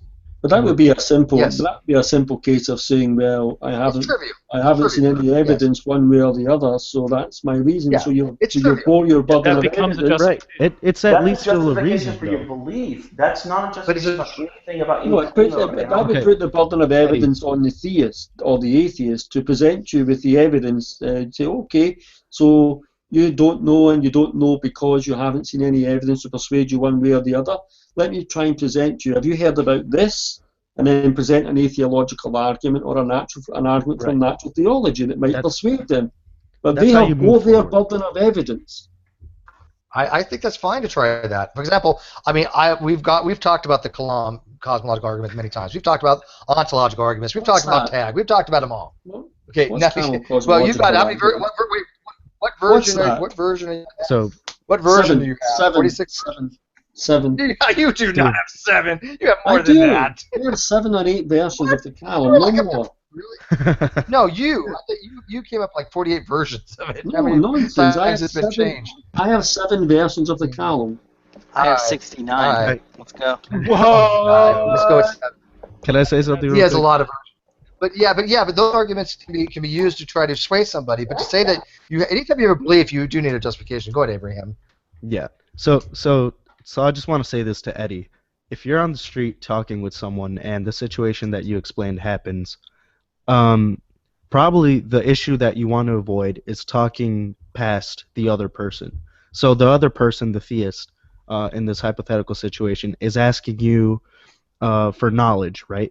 They want to know whether or not you know or can prove that a God does or doesn't exist. They say that a God does exist. You want to avoid, so what you're saying is that you want to avoid saying that a God doesn't exist. So what you instead do is default to Lacktheism. At that point, you don't necessarily have to do that. You can still argue your point with the philosophical definition of atheism. So there's different ways to do that, but I'll get into that a little later. But you can still move forward with the conversation. You still haven't lost your burden, right? If someone says that they believe in God, they can give reasons for that. If you say you don't, and they ask for those reasons, you still have to give those reasons. You can't just say, well, I don't have a burden, right? You're just going to end up looking disingenuous. So there's different ways of moving forward with the conversation. Even if you're saying that you're a philosophical atheist and they bring up the burden of proof, let's say they bring up that phrase specifically, and they tell you, well, you can't prove that God doesn't exist. That burden of proof still applies to them equally. So you move forward with that. You say, well, you haven't proved God in the first place, right? So you're saying specifically that it's a burden shift. If they've shifted it to you, they still have that same burden. So you can still argue and move forward with the conversation. What you're doing is actually, I would think, so what you're doing specifically with the Lacktheism, I would think that that's going a little extra step.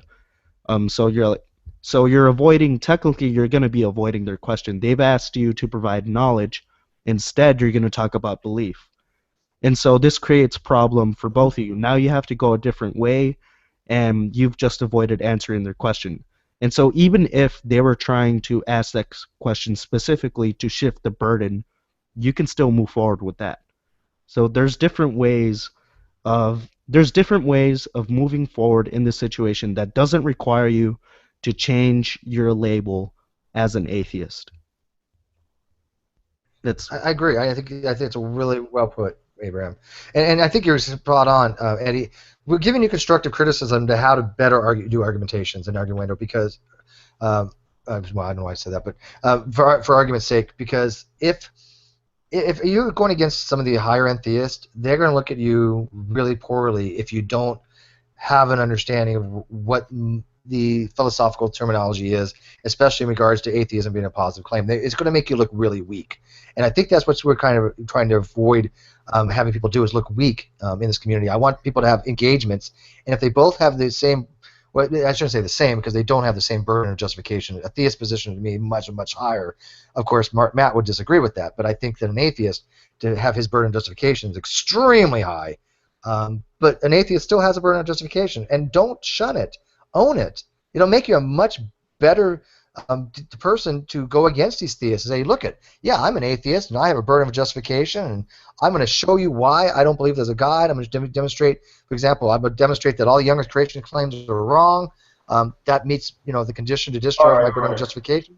That kind of stuff. Are there any according to the way you're using the word atheist, are there any atheists in this Google Hangout right now? Yeah, Joe's an atheist. Helen is an atheist, and Abraham's an atheist. I challenge anybody, and Rihanna too. I challenge anybody right now to demonstrate that there are no gods positively. Right now, do it. You don't have to do that to be an atheist. We're not talking about positive. You just we're not talking about. You have a burden of proof. Burden of justification. Joe, go ahead. Well, I don't know if I could. I could tell you there are arguments out there that are used to go for the stronger atheistic position. Like usually it focuses on substance dualism. There's also a commitment to metaphysical naturalism, that kind of thing. That wouldn't get you to atheism.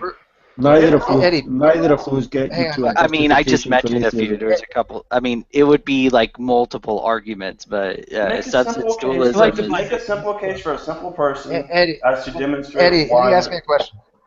Eddie, a burden of proof is not proof. Okay, matter of fact, let's not even use that word. Let's use the better way of burden of justification. Okay, every atheist in here has a burden of justification of why they're an atheist. They don't have to disprove God exists. They don't have to prove an atheist wrong. That's not how it works. All they have to do is give a justification of why they're an atheist. Okay, Eddie, specifically to answer your question, if someone tells you to prove positively that there is no God, first of all, what Steve just said, so I don't even need to repeat that. What Steve just said, also, you don't, okay, so that's not how it works, first of all. Second of all, I'm kind of disagreeing. they still have the burden of proof, even if they tell you that. Yeah, but you have, but if you make the assertion there are no gods, and someone says, okay, give me your evidence, you are obligated to provide that evidence. If you can't provide that evidence, you have no justification for your position. Yes, exactly, and I have no problem with that. So he asked you for your justification, and we're still waiting for it. That is my justification. For example, I've used this a million times. I don't know how many times I can say it, and he was asking Abraham here, but I don't know how many say it. If somebody says, "What's your justification why there's no God creation God?" I'm going to say, "Look at all the evidence that I can possibly give you." That doesn't get you to no gods. That doesn't get you to your affirmation is no gods exist. Okay, then you can say that I have seen no evidence of any kind to lend credence that there's a deity. But wait a minute. If you no, say that's not an argument. That's the argument from ignorance. There is no evidence for X. Exactly. There is no evidence for X, therefore X is false. We're talking about belief. Okay. Steve, that's an informal fallacy. Steve. Okay. Specifically, see what the Eddie problems that are created when you use this type of definition. Do you see what happens? No. I think one of the problems is the interruption. But there's an answer to it, Eddie. Yeah. The atheist can say, okay. Go ahead, you're the atheist. Okay. Or agnostic. The problem is nobody's talking long enough to actually explain their point of view because Matt keeps interrupting. Matt, just hang tight real quick. Let Abraham finish this because I agree. Technically, it is obviously an argument from ignorance. However, I can still make a justification is where's the evidence of the theist? Where's the evidence to support the existence of God? Okay. That's what I've got. The burden of evidence. That's not shifting. It is shifting. It is shifting. It's definitely shifting. You're saying you give me your evidence. Give me your evidence and let's talk about your evidence. Okay? No. You haven't provided your evidence yet. You're arguing like a Lacktheist right now. Where's your evidence? Steve holds a position that's actually very similar to Lacktheism because he's having an I don't know position. This is great. Well, no, I could say here's my position. Why? Again, I'm an agnostic here. Okay, come on, you guys have to look for take my worldview. That's not what I asked for. An atheist to give me to demonstrate or to take up their burden of justification right now. Fine, Abraham. Fine, everybody do that for you. So let Abraham. If I say no gods exist, so I think you're technically right. I can't prove that. However, I can give reasons for why I think that. So I'm still justifying my position. If someone asks me to prove my position, you're asking me to prove a negative. And where's the good reasons for that position? Oh, okay. Good reasons for that position. Well, I don't fucking know. Just give us one. There's so many. This is the problem. Actually, what happened is earlier on, Ozzy answered this earlier on. He said this earlier on. Ozymandias said, there's no silver bullet argument that's going to get you to that conclusion. It's an accumulation of various arguments, all seriously proposed. If the atheist can okay, so here's one, okay? Let's say the God of Christianity. The God of Christianity is defined with certain properties. No, those not properties. Christianity. Oh my gosh! You said just one. You said just one. Oh my God! Let me give an example of what would be evidence against a God. Holy no, Steve. What? Evidential problem of evil. There you go. Joe, argument, thank you. Gods. Argument from physicalism. What else? Divine hiddenness. Yeah, incompatibility. General contradiction. Argument from Wait a minute. Argument against moral realism. Argument against free will. No, you can destroy Max's argument here next, okay? No, this is to Eddie. This is not to me. This is to Eddie. This is for Eddie, not me. I've got to end this soon, so I want to just finish. He's asking why. He's asking we should why let Eddie all say gods what don't happens to him. Eddie wants to say, wait a minute, because I think this is what happens to him. Okay, go. What happens next, Eddie? Okay, so I'm going to tackle. There was a bunch of stuff thrown out, but let's just go with the one I heard. Argument from evil. Okay, so there's bad things that happen. Okay, well, fine. Then maybe my good God doesn't exist. Maybe there's an evil God that exists. Right. You haven't demonstrated. You have not given one good reason to believe that there are no gods that exist. You have to address the conversation on each god that's argument to you. No, that's not what I asked for. I asked specifically. Eddie, if you say, why are you asking for something so stupid? Guys, can I go one-on-one with him for a second? That's going to be real all the gods on the fucking in the universe. Let me go one-on-one with him. I gotta end this, guys. Okay, then, if you want to end it, let me deal with it quickly. Yeah, can't you just leave? Fine, hurry up. All right. You got 5 minutes. Go. Cool. Can't you just 5 leave minutes and leave great. the I'll take Hangout 5 minutes. Hey, all right, Eddie, you're talking. Hey, in these conversations, as far as if you're going to be holding a position of there are no gods, then you're going to be put into situations in which people put gods up against your assertion. At which point there will be arguments against each of those assertions. There's not going to be, as Ozymandias said earlier in this conversation, there's no silver bullet that gets rid of any God justification because they're all so different and even contradictory. So there's not going to be one argument that covers everything. Okay, well, here's the whole thing. But there are multiple arguments for most. Steve is putting forward a definition of atheism that says it is a positive assertion that no God or gods exist. Right. Right. Now you're talking about the Christian God. You're talking about whatever gods you want to. Fine, whatever. You cannot give one good reason that you are an atheist by that definition. If the definition you're not going to give. Right. Because you're approaching. Then there are no atheists. You're approaching the conversation wrong. You can. There's no one-shot kill. I guess Ocean's speaking for atheists. So. The definition is wrong. As I said earlier, the definition is wrong. I asked to go one-on-one with him for a second. Everybody mute besides Ocean. Ocean, you're the one that's going to talk with him for the next 5 minutes, and then we're going to wrap things up. I'm going to leave the Hangout open, okay, and everybody can continue on after I'm gone, but I want you to continue with him. I'm going to have final thoughts and then move on. Is that cool? That'll be great. Cool. So when you're in this, as I said, there's not going to be, when you're saying, hey, there's no gods, there's not going to be one argument that gives a justification for all of that. That doesn't mean you can't hold the position. What justifies that position is when there are things that challenge that position, you can address them. No, that's ridiculous. If somebody says to you, what do you believe about God? And you say, I'm an atheist because I believe that no gods exist. Right. Quote, unquote. You have made an assertion that no gods exist. And you now have a burden of justification to give a good reason why you believe that. Now you can say Now from there, I think a good answer is that you hold the position provisionally until something else comes up. At which point you stated that you hold it provisionally. It's no longer an argument from ignorance. That is an argument from ignorance. No, it's not. It's a provisional holding of a position. What you're saying is it's admitting the ignorance. What you're saying is because I don't know, because I do not know of a God, or I do not know of a this and that, then no gods exist. And you can't believe in that which you don't know, right? So then some people start putting forward justifications for their position. Now, in the case of the Christian God or the polytheist God or whatever it is that they want to put forward, you're going to be able to address that position because you're familiar with them at that point. If you're going to be holding a position that you don't believe any of them exist. The whole point, and I'm sorry, who am I speaking to? Ocean.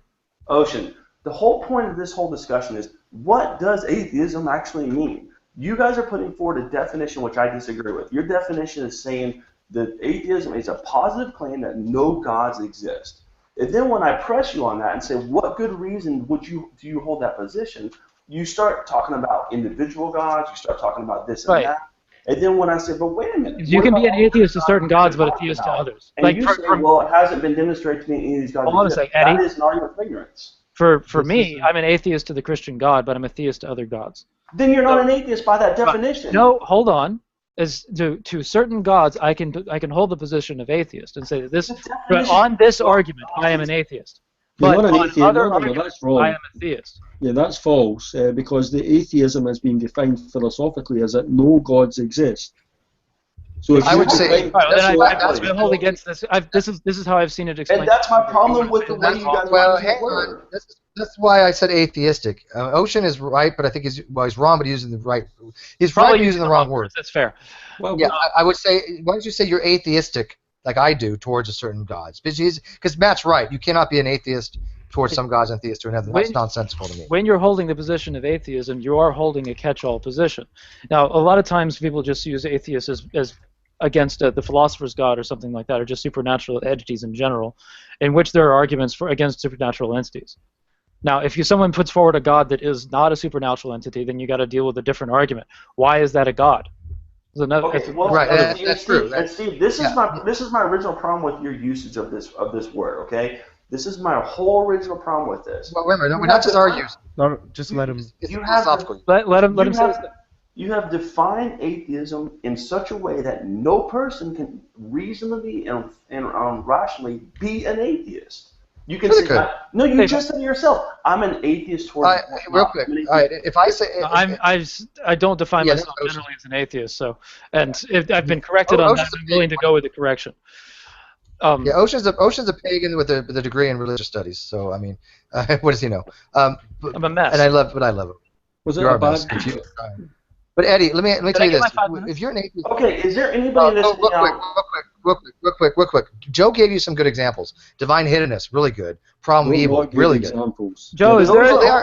Those only affect a personal good God. Those do not affect any other gods.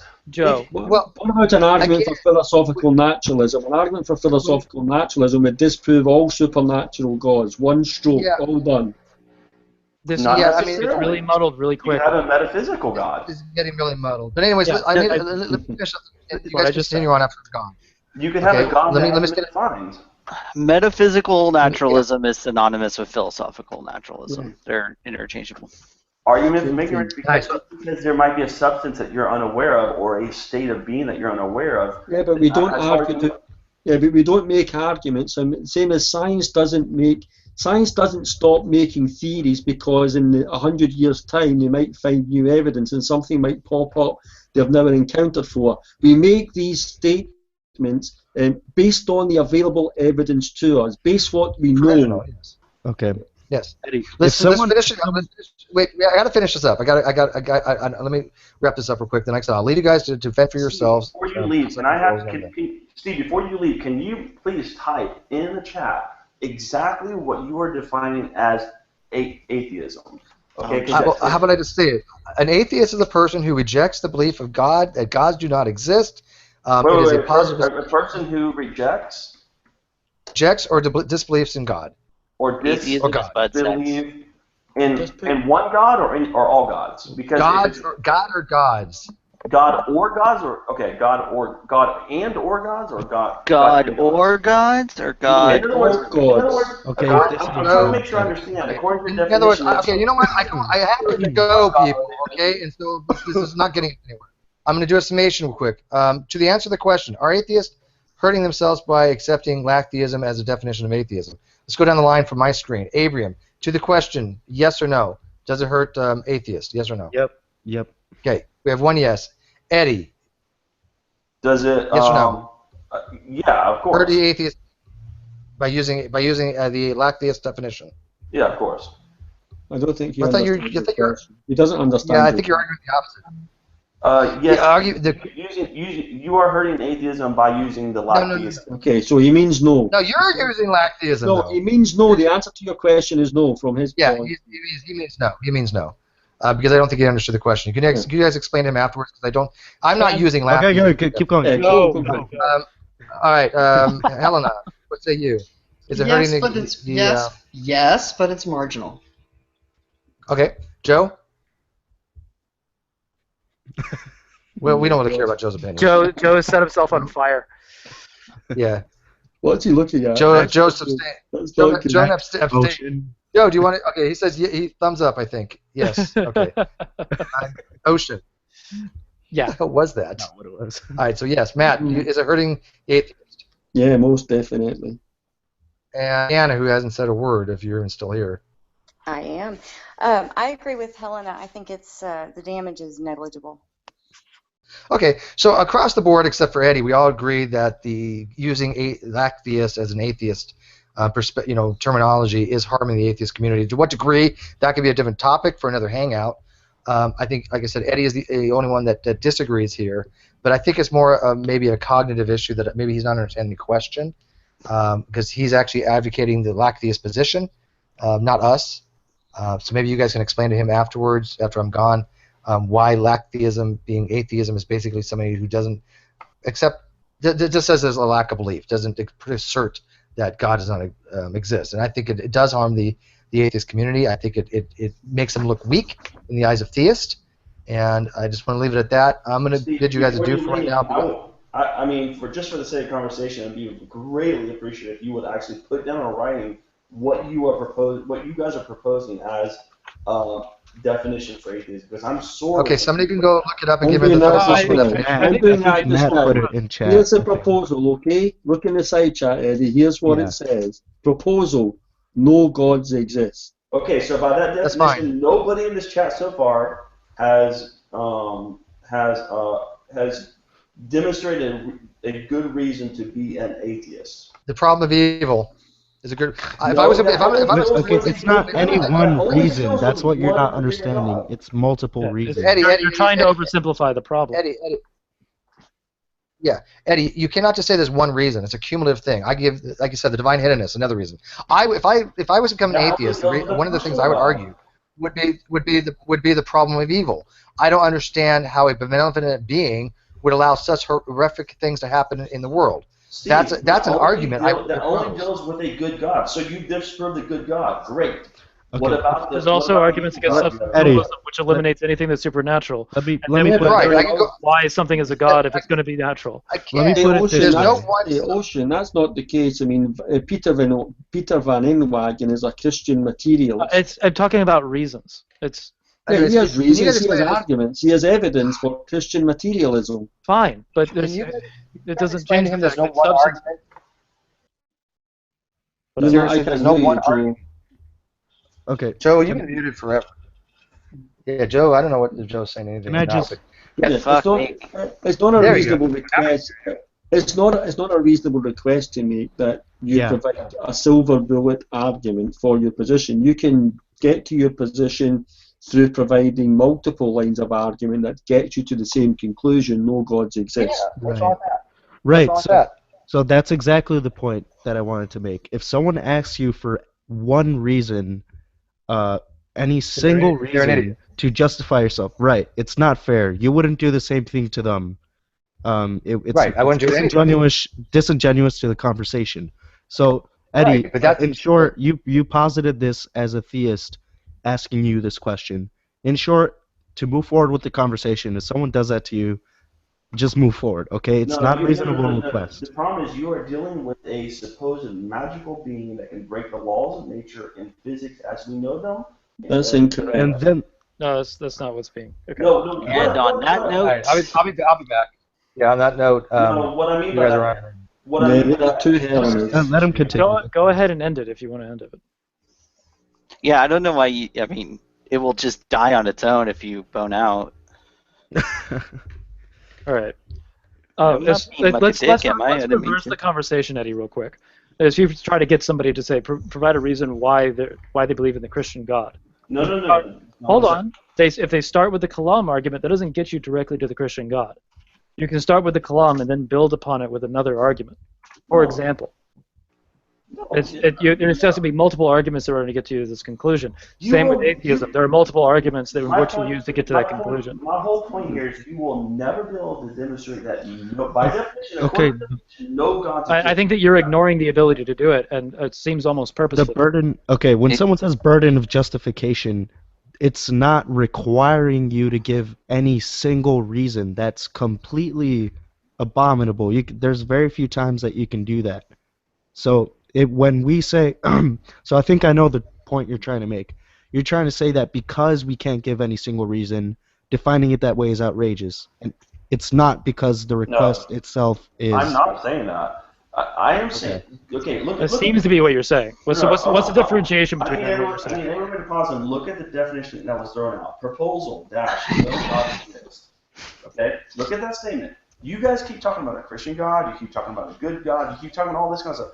That's not what the definition you guys are laying out. Saying you are saying an atheist is a person.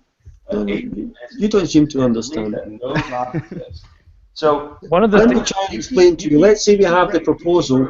You keep bringing up the argument from evil. You keep bringing up. Have a go, Matt. Hey, Eddie, let's say we have the proposition. Okay, no gods exist. And then the theist says to the atheist, okay, so let's see your evidence. Bear your burden of justification for that assertion. Yeah, give me a good reason for that. No, wait a minute. Then they say to you, okay, I'm going to do that. It's going to be quite a lengthy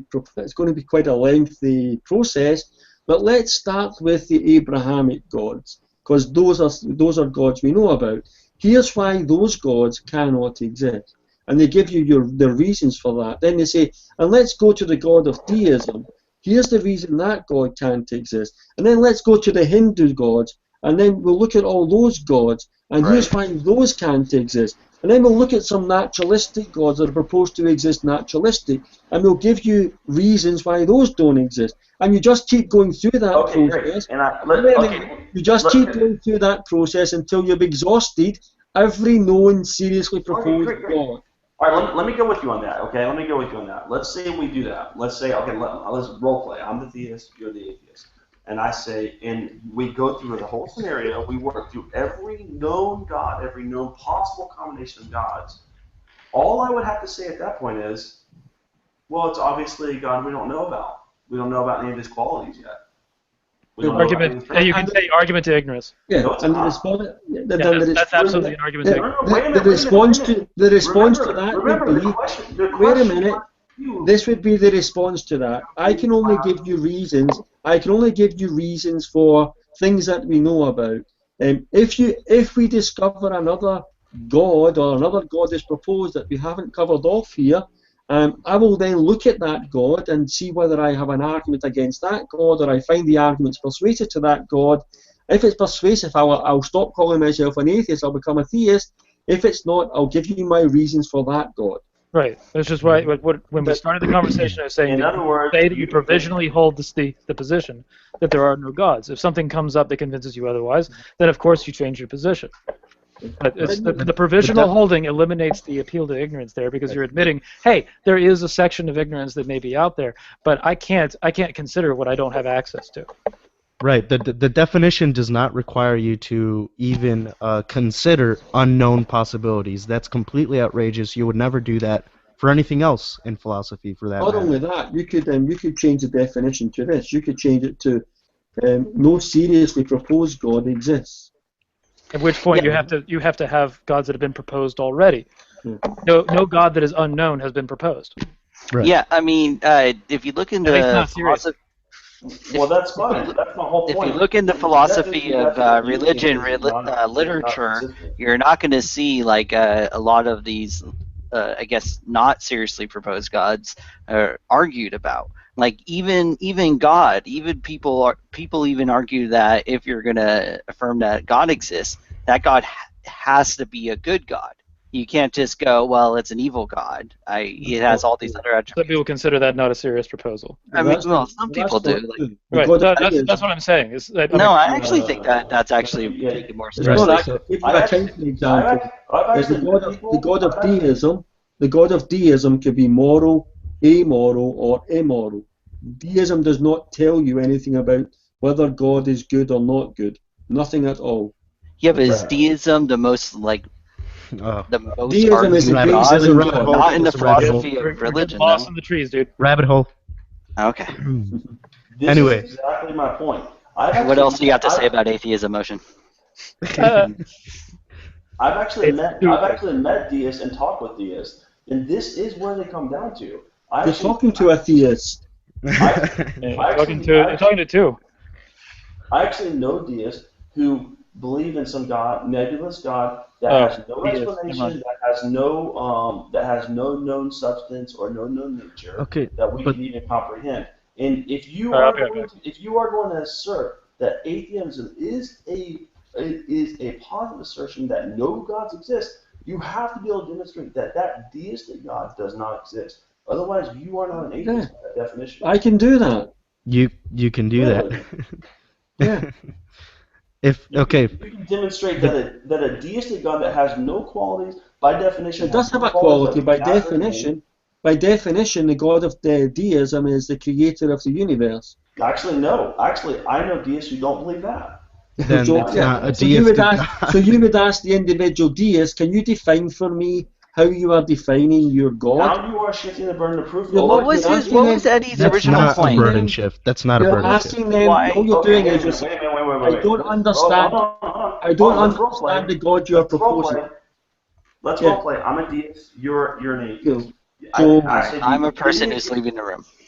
Give me a good reason that you're an atheist. Okay, so tell me this. How you say you're a deist, what do you mean by that? What do you mean by deist? Oh, you're avoiding my question. I asked you. I'm Give not, me a I good don't know reason what why you you're mean. an You can't atheist. I answer your don't know. question I without don't know clarifying. what you mean when you identify yourself as a deist. So I'm asking you to explain what you mean.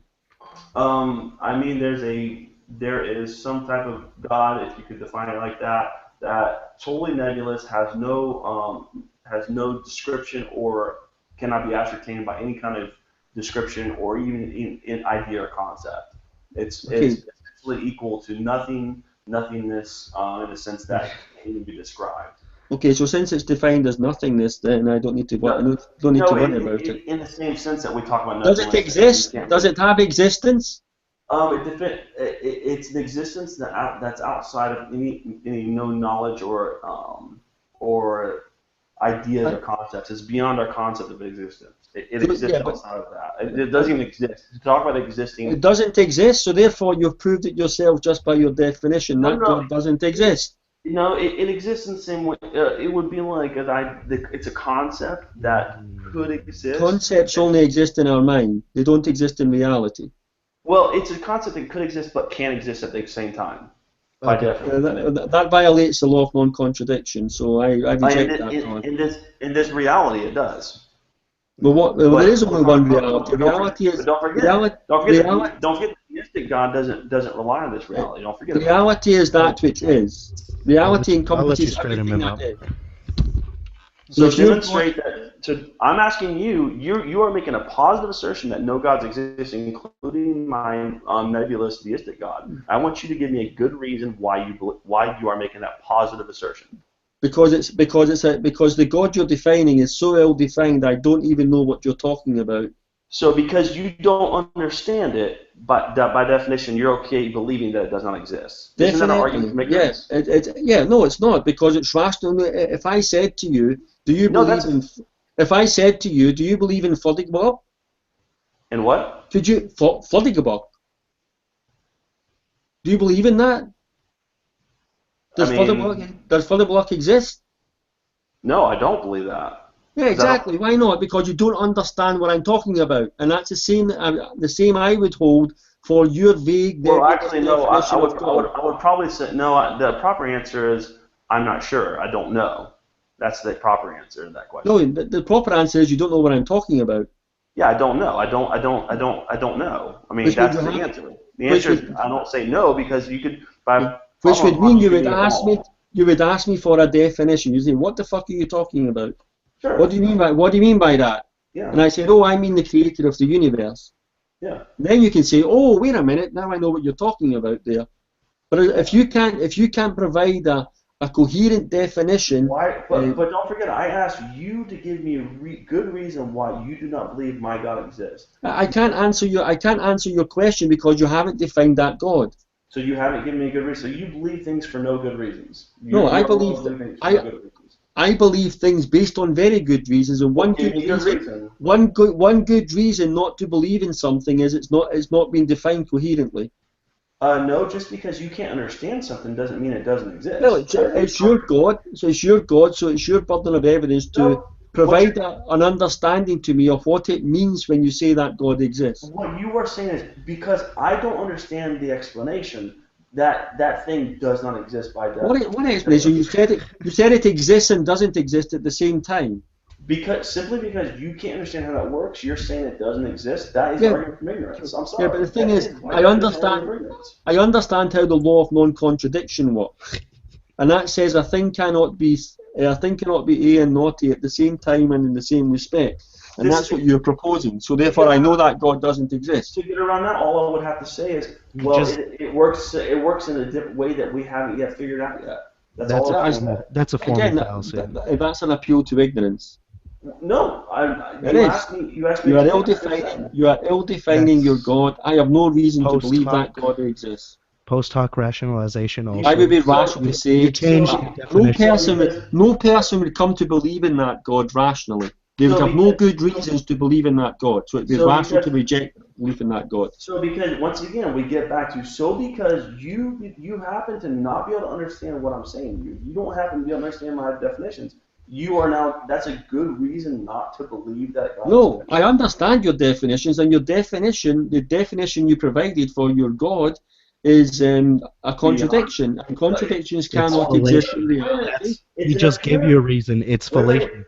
No, it's an apparent contradiction.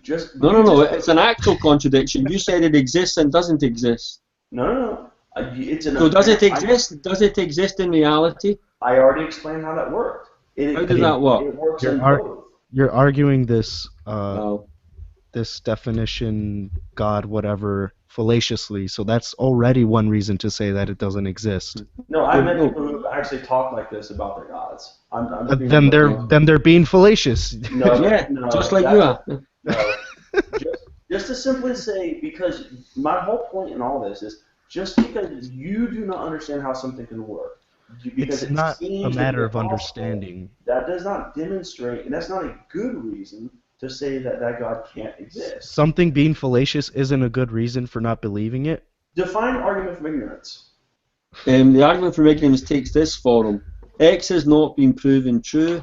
There's no evidence for X, therefore X is false, or there's no evidence against X, therefore X is true. There we go. It's the exact same thing you're doing with this negative. I haven't done that anywhere. All I've said is you haven't the way you've defined your God violates the law of non-contradiction. Therefore, because I hold that the law of non-contradiction cannot be broken, I say quite clearly, like married bachelor, that God does not exist. Sorry, I just got back with this. No, it's okay. Somebody else can take over from there. My whole point in all this is, like I said, I'm arguing from a position. I don't have obviously I don't believe in it. I know. Yeah. All I'm saying is that if you are going to define atheism as a statement that no gods exist, then by that definition, you will never be able to show that you have a good reason to actually hold that position. Yes, you can. I'm a theist, but I know if I was an atheist, I could rationally defend that position. And if someone came in like you and they started to throw out those ridiculous definitions, I know they're just making shit up. No, you're just making shit up. No one believes in that God you just defined. It's an ad hoc definition. The only reason you're proposing that, there's no other reason you're proposing that except for your desire to have the definition be false, and it's not even false because I can revise the definition, easily revise the definition to atheism is the belief that no seriously proposed, well-defined gods exist. Okay, but wait a minute, you're forgetting about one key component. It's called magic. When you have at the core of your claim that magic is involved, that can overthrow the very laws of nature, physics, and reason. I have no reason to believe that's the case. I have no reason to believe that's the What's your name, by the way? Matt. Okay, Matt. I'm not saying you believe that. All I'm saying is that when a person has magic involved in their core argument, they would have a burden of evidence to show me that magic can exist. If they propose a magical God, I would say, okay, so you're proposing a magical God. I don't believe in magic, so can you show me that magic exists? They have taken on a burden of evidence with their definition. Wait a minute. Don't forget, in this scenario I'm giving you, the deist or the theist in this case now is I ask you come up to me and tell me, hey, no gods exist. I'm saying, wait a minute. I believe in a God that's magical, that can do anything. And then I asked you, what do you mean? Then I asked you, what do you mean by magical? Can you show me that magical things can exist? No, by magical, this God can do anything, by definition. That's the So way I define this God. then I would say, so can he violate the law? Can he put himself out of existence? Yes. He can Okay, so can he create married bachelors? Yes, he can. Okay, so it doesn't exist because that's a violation of the law of non-contradiction. Wait a minute. My definition of this God is he exists as a magical being that can do anything. Pre-sup. So if he exists, where does he exist? Anywhere and everywhere, and at all times. Okay, so that's a contradiction. No, it's not. Not to a magical being, and that's my whole problem here. I've already told you. As soon as you define your God as a magical being or a being that's capable of magic, that's a claim that magic can exist. That puts upon yourself a burden of justification to demonstrate to me that magic can exist. But if you can't demonstrate that, this is called shifting the burden of proof. You are the atheist. There's no shifting of the burden of proof. Hold on. You're the atheist coming up to me making the positive assertion that no gods exist. Okay, let's do the role play then. No gods exist. All right. I'm sorry. Yeah. I don't believe you on that. Sorry. Okay. So what? Here's my evidence, and then I start going through all the seriously proposed gods, and then you come up with something different. Yeah. Well, I mean, none of those matter. By the way, okay. Here we go. So none of those matter because my God's magical, and by definition, it can do anything, anytime, anywhere. Okay, so can you give me evidence that magical things can exist? Actually, I'm not my whole point in this discussion was I'm trying to find out what good. I felt like you won't have a good reason to be an atheist. Well, yeah, because I don't believe that magic exists in reality. So. You have claimed that your God has the property of being magical, so I'm asking you to demonstrate, I'm asking you to bear your burden of justification that magical things can exist. You've made the claim. Let me role play here. I'm not asking you to believe that. No, I know that. I'm saying to you that unless you can demonstrate to me that magical things can exist in reality, then you have failed to meet your burden of evidence. I have good reasons to believe magic does not exist, and I'll put those to you. I'm a philosophical naturalist, so the only thing that exists is the natural world and natural explanations in that. There is no magic. So let me continue. All right, you just haven't witnessed what I have. Yeah, but I'm a philosophical naturalist. It doesn't matter what you believe. I'm a philosophical naturalist. So right, but you're sitting here trying to tell me, and I'm continuing the role play. This is kind of awkward for me. You're sitting here trying to tell me that my magical God doesn't exist simply because you haven't seen him, or you haven't. No, your magical God doesn't. Your magical God doesn't exist because the only things that exist is the natural world and natural explanations. That's philosophical. Wait a minute. Have you been everywhere in the universe at all times? I don't need to be. If I have a why would I need to? How do you know my magical God? My magical God exists by definition. My magical God exists in all places that you are not at. By definition. I'm sorry. Do you guys really want to go down this line? I mean, honestly. Yeah, I think it's getting exhausted. Yeah. Yeah, seriously. Come on. Well, my point is, this is what I deal with on the streets in Street Epistemology. This is what I deal with. Now, I've heard the same arguments. It's wrong for different reasons. Right, yeah. I've heard the same arguments, but then we get down this rabbit hole, and we're shoving our heads so far down this rabbit hole, I could see Matt's asshole from now.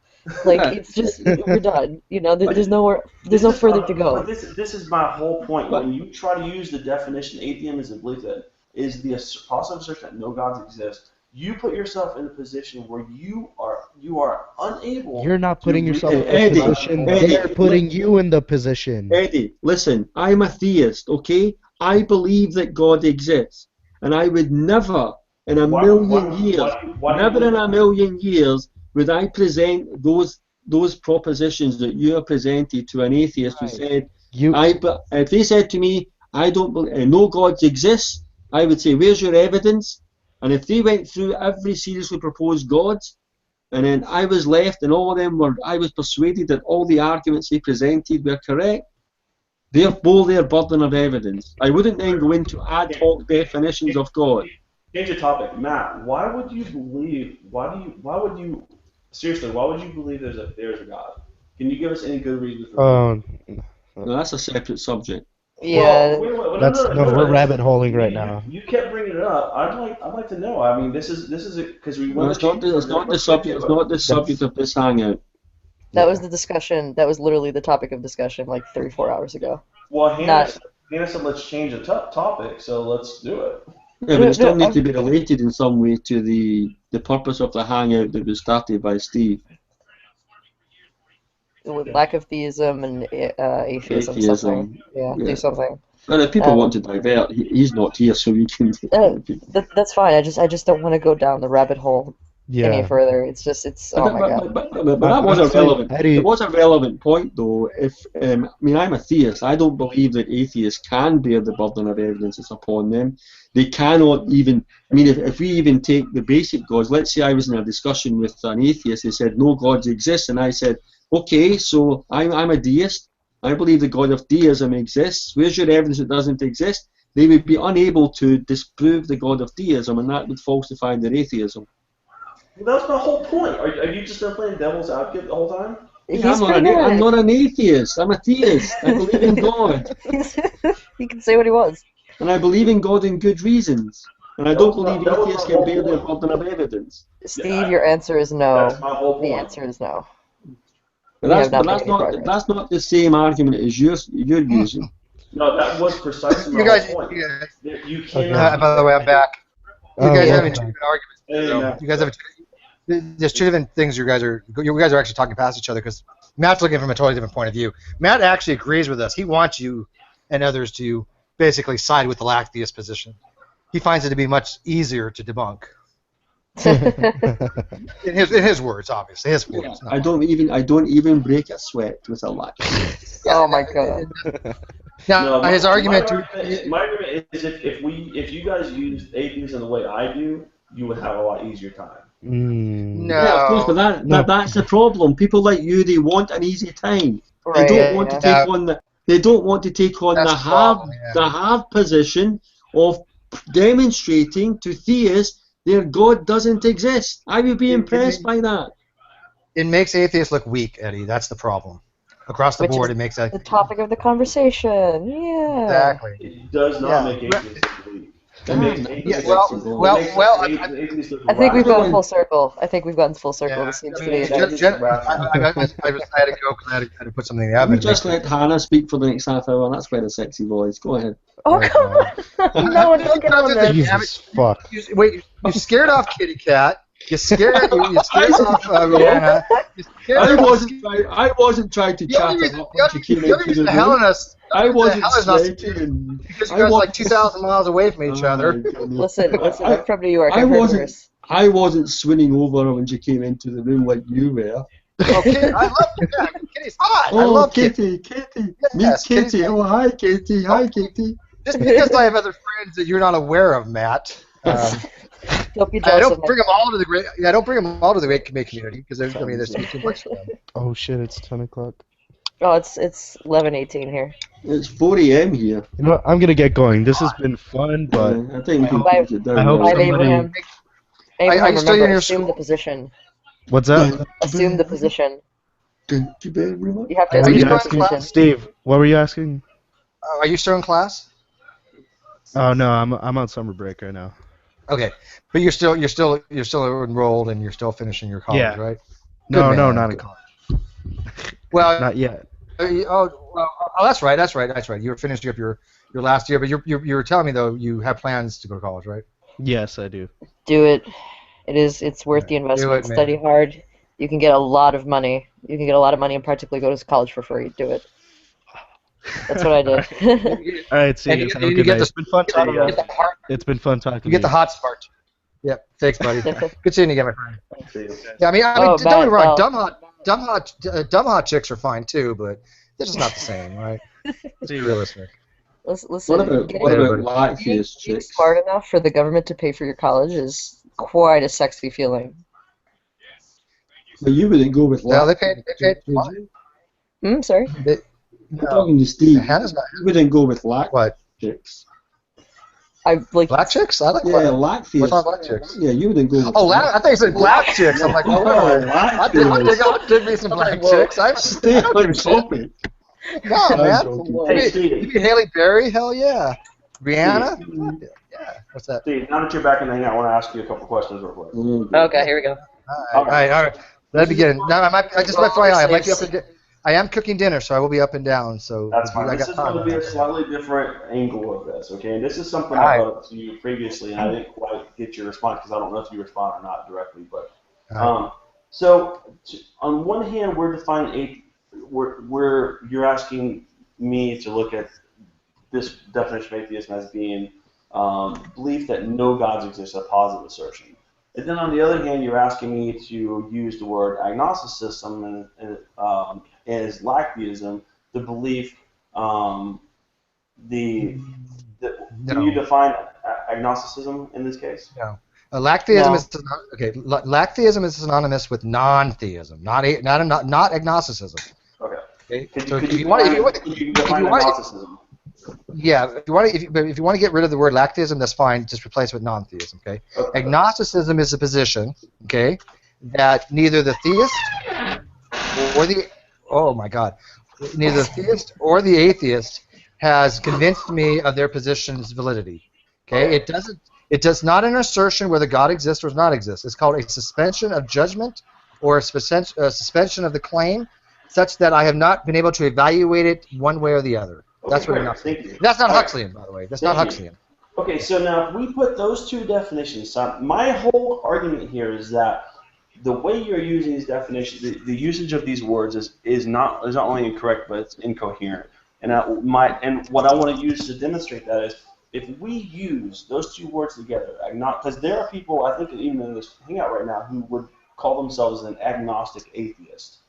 By the way you are using these words, how can one be an agnostic atheist if they are defined the way you're defining them? You couldn't, and that's why agnostic atheism we don't use. Okay, to me, it's a nonsensical way of phrasing it. So nobody in this room or nobody in the chat would define themselves as an agnostic atheist? I would not, definitely not. I wouldn't. I don't know, but I can't speak for anybody else. I don't find it to make sense because all atheists are under that definition agnostic to some reason. I mean, obviously, an atheist is not asserting without a doubt God does not exist. They can't. I mean, anybody who asserts it one way or another with 100% certainty that they're claiming, they're automatically in a position of impossibility. Okay. So I want to make sure we put this on. I want to make sure this is on the record. You're saying that according to the way you're using these words, the proper use I want to clarify something, Randy, before you do. The way I'm using them is the way that philosophy students use it, not the colloquial general understanding. There are people out there you can go find and look up agnostic atheism. It doesn't make much sense. As a matter of fact, there's actually a flaw in that. Actually, if you do the square and you actually look at agnostic theism, agnostic atheism, there's actually a flaw in that, and I can't remember what it was, but it's kind of like the Aristotelian square of oppositions. There actually is a flaw in one of them where it doesn't actually match up. But I think it's agnostic, or Gnostic theism, but I'm not positive. But okay, so I just want to make sure I clarify here. Sure. You are saying that based upon the what you are considering the proper usage of these words, agnosticism and atheism, that there cannot be a agnostic atheist, is what you're saying by definition. No, it's not what I'm saying. It's not a matter of proper. There's the formal definition. I'm saying you're proposing that I should use that other people should accept that people according to academic definitions. You're saying that an agnostic atheist is not an actual position that a person can hold, correct? No, it's not what I'm saying. Okay, I'm trying to. Can you just make one statement about this that summarizes whether or not somebody can be an agnostic atheist? If you do not hold to the formal definitions, you can be an agnostic atheist. Okay. Obviously so. I'm talking about the way you're using it. Because agnosticism is a separate position. Okay. So you either have the position you're agnostic, or you're the position you're an atheist. Both of them falling under non-theism. Okay, they're two different positions. One is not a modifier of the other. You cannot, in formal, you cannot say I'm an agnostic atheist because it really doesn't tell you anything because, again, all atheists are agnostic under that way. Okay, so it really makes no sense to say you're agnostic atheist. I mean, what does that mean? Well, according to the way I'm presented, I can tell you what it means. But the way you're presented, I'm still not clear whether or not you. I don't want to say accept, but I'm trying to say. I hope you understand the spirit of what I'm saying. I'm asking you, what is your opinion on somebody who says, okay, I guess let me just double clarify this. What is your opinion on someone who says, I am an agnostic atheist? You're saying that's not a valid position, right? No, what I'm saying is they're using it as an adjective. They're using it as a modifier rather than a position. Would everybody agree with? Does anybody disagree with me on that? That if I say agnostic atheism, I'm using it as a modifier and not a position of the claim? That's how I've always understood it to be, unless someone can correct that. So you agree? I felt like you were saying that's not a valid position to hold because they're contradictory. I never said it. I don't think it's been used as an adjective. What I said was there was a specific time where certain people were telling me that agnosticism falls under atheism. Remember? And if they posit that agnosticism falls under atheism, then you have a contradiction because when you have agnostic atheism, you're fine, but you cannot have agnostic theism then. Because if you have agnostic theism, now you have a contradiction if you're saying agnosticism is atheism, right? Because now you're having atheism, theism. Okay, that's a contradiction. I'm more confused now. I just real. I'm sorry. Maybe it's just not. That's not true, Steve. Of course, it's true. If you look at the side chart, I put in a definition of agnostic atheism, taking out the word knowledge. Yeah, but it follows through from there. So you didn't hear me. I did. Agnostic theist. I heard you fine. Okay, then an agnostic is if there are people who are arguing with me that agnosticism is a form of atheism. If agnosticism is a form of theism, then agnostic theism would not make any sense. You wouldn't agree with that? Yeah. No, what I was understanding is that they would define themselves as an agnostic atheist. So that's two different things. So they're saying they're without a justified true belief. You're arguing a different thing, Matt. You're arguing a different thing. I'm talking about Eddie asking. What I was asking about. I was asking. Wait. Let Matt finish. I'm trying to understand this. Continue. He's arguing a different thing because it's not. This is not what I was saying. What I said was somebody had asked me about using it as a modifier, and they said agnosticism is atheism. That's when I said it wouldn't make any sense because if you say agnostic. Yeah, if you say agnosticism is a modifier, and then you say it's also atheistic, then you cannot have agnostic theism. That was my argument to Eddie. That's what he's bringing up right now. Yeah, okay, cool. Okay, now we're on the same page? Yeah, but if nobody doesn't get my... Yeah, I get your point. Yeah, that's cool. Agnostic atheism, you can say that. You can use it as a modifier. I don't particularly care for it. I think it's kind of redundant and superfluous. Okay, so we're defining agnosticism. Okay, you're defining an atheist. Agnostic atheist. You're defining atheist. This is where I'm really confused. Over here, you're defining atheist as a person who makes a positive assertion that no gods exist. And you're following that by defining agnosticism as a person who does not believe either the theist or the atheist has sufficient justification for their belief. And I'm asking you, can you combine those two words based upon the way you're defining them? And now you're saying you can't. Agnostic atheism is a redundancy. It's saying I'm without a justified true belief that gods exist, and I'm without belief that gods exist. Exactly. It's a redundancy. So why not just say the one? Why don't you say atheism? Yeah, but you can also be an agnostic theist who would say I'm without a justified true belief that God exists, but I'm with a belief that God exists. Yeah. Yeah, exactly my argument. Exactly, Matt. I mean, you could say agnostic atheism, but you're not telling anybody anything new by it. Yeah. It's a redundancy. Really it's really and that's because the people who use those terminology don't understand that agnostic or knowledge, it's a knowledge claim. Knowledge is a belief. It's a type of belief. It's a justified true belief or a reliable produced belief. It's still a belief. So it's not as if one refers to knowledge, something different from belief, and the other one refers to belief. They both refer to beliefs, just different types of beliefs. I completely agree. Yeah, I mean, I'm not a big fan of JGB. I don't agree with justified true belief. I'm a pragmatist, but I definitely agree that knowledge is required to be true and be believed. If you have knowledge, it must have some kind of You must believe it for certainty, and you also have some kind of correspondence to reality of some kind to make it true. Now, I don't know if you're a deflationist, if you're correspondence. I don't know what you particularly think, Matt, but to me, my theory of truth that I use is just pragmatism, and it's very simple. I like it. It works for me. You know, you probably are correspondent. You're probably a correspondence theory, right? Yeah. But I can also be a coherentist as well, so I can go both ways. It depends. And I don't. You know, I can't go both ways. That sounds kind of. I bet you do. I need to go back on it. Can you delete that from the Hangout? I'm just going to loop that. I'm going to loop it on the next video.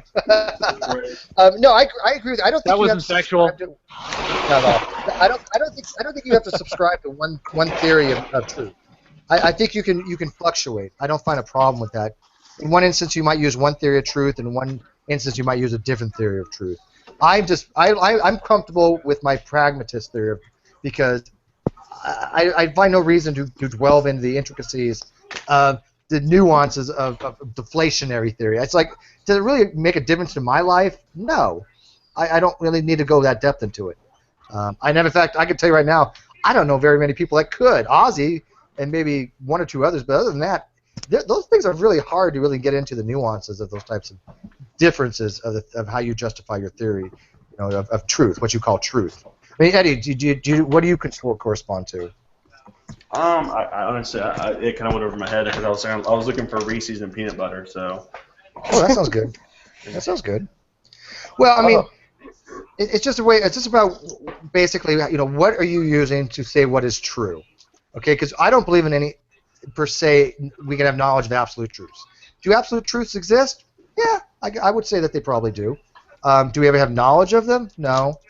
But if it works for us, I would say absolute truths there are absolute truths. I would say, but yeah, but I mean, very few of them can we ever know. I mean, I will say that the logical absolutes, I would accept those as absolute truths.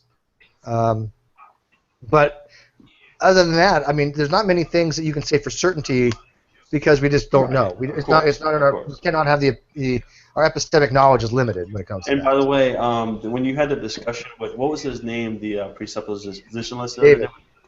Yeah. By the way, props to you on your response to him at the beginning. I was like, man, I've heard people, I've never heard anybody actually explain that to somebody as well as you did. Just shut them right up with that. Thank you.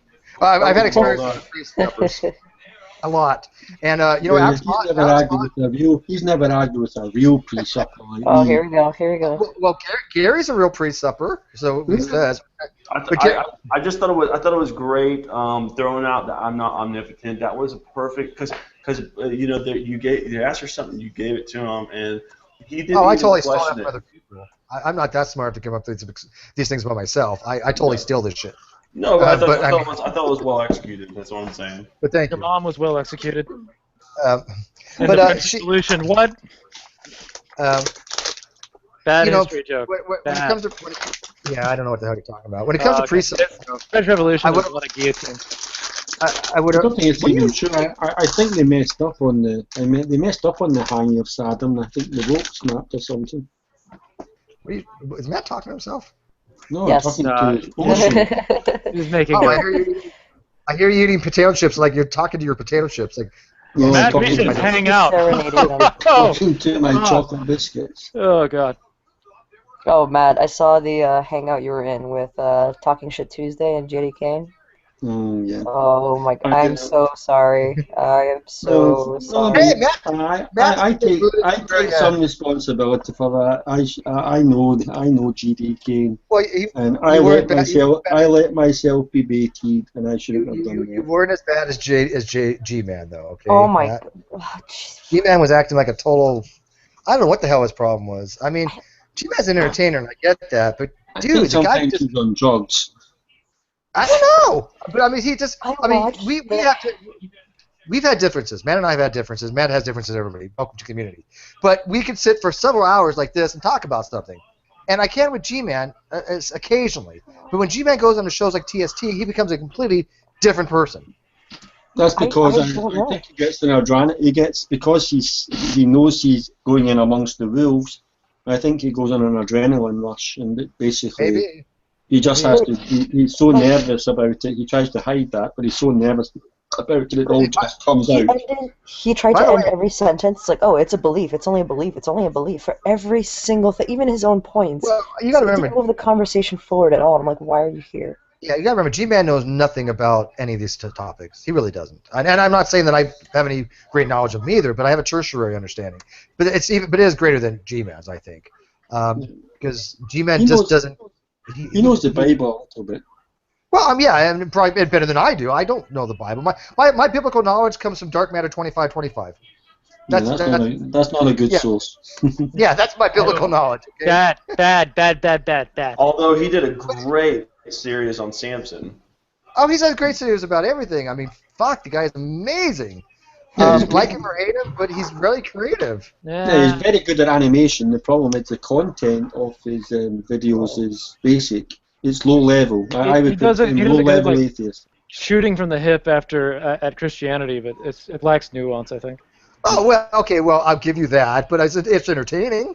It's definitely taking. Yeah, so is G-Man. It's taking one thing and just kind of runs with it a lot of times.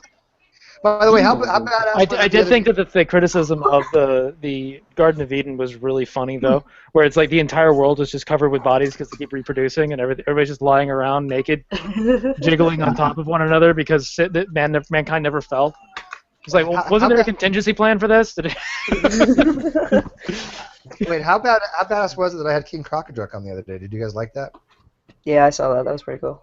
I never actually got to hear him talk. I was like, at what point did he start talking? Because I came in, I didn't watch it. I think it was right there at the beginning, didn't he? Wasn't he?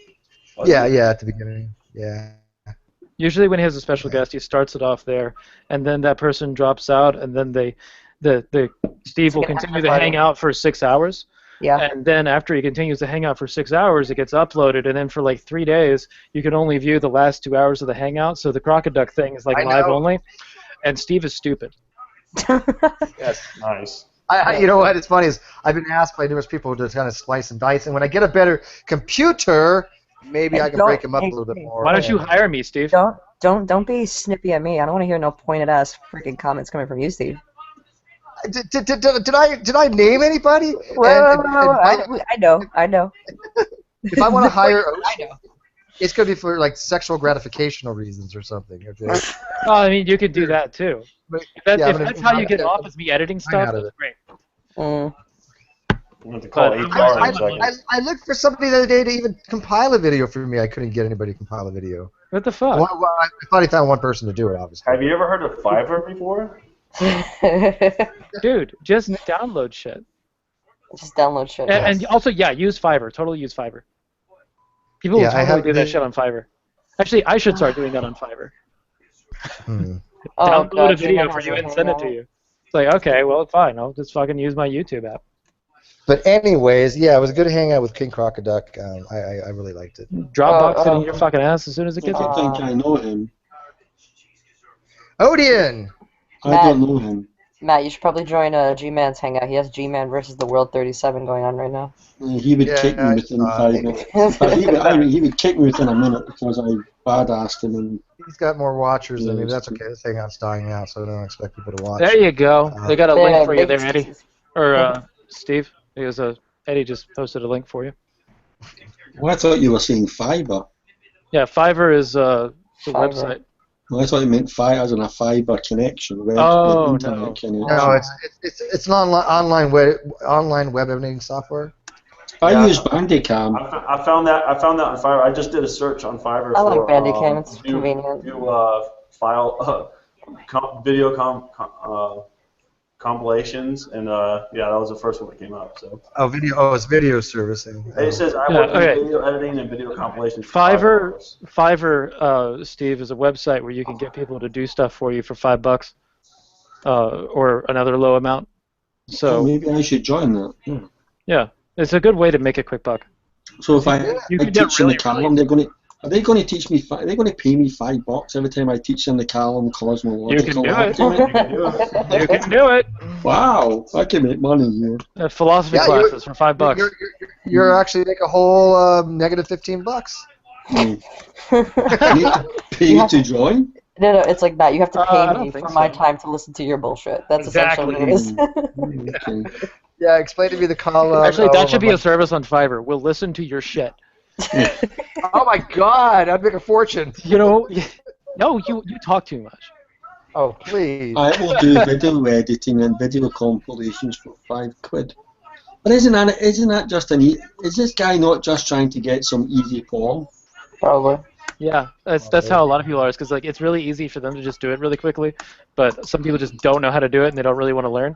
There's some stuff where there's like it'll be something really simple. There's a lot of people that will do this like also through other sites, because there's other sites where you can charge for more expensive services, and then you take the money from those expensive services and you get someone from Fiverr to do it. You send it off. Matt, you need to be my guru right now. You need to be my honest to God guru. Should I attempt? You can get paid for proofreading and editing. I can do There's that. someone on here that I will make an Anna and Elsa from Frozen Fight for your logo for $5. You should do that for your channel. I've actually got somebody making. Okay, I had somebody making me thumbnails. Well, I'll make a logo for you for $5. Well, this one is, I will make Anna and Elsa fight over your logo. Well, hang on. Ocean did a bunch for free, and yet he never made me one, so I don't know why he's in my Hangouts anymore. No, that's because you never paid me. They didn't pay you either. That doesn't figure into the problem. Oh, okay. I have somebody who's making me a trailer.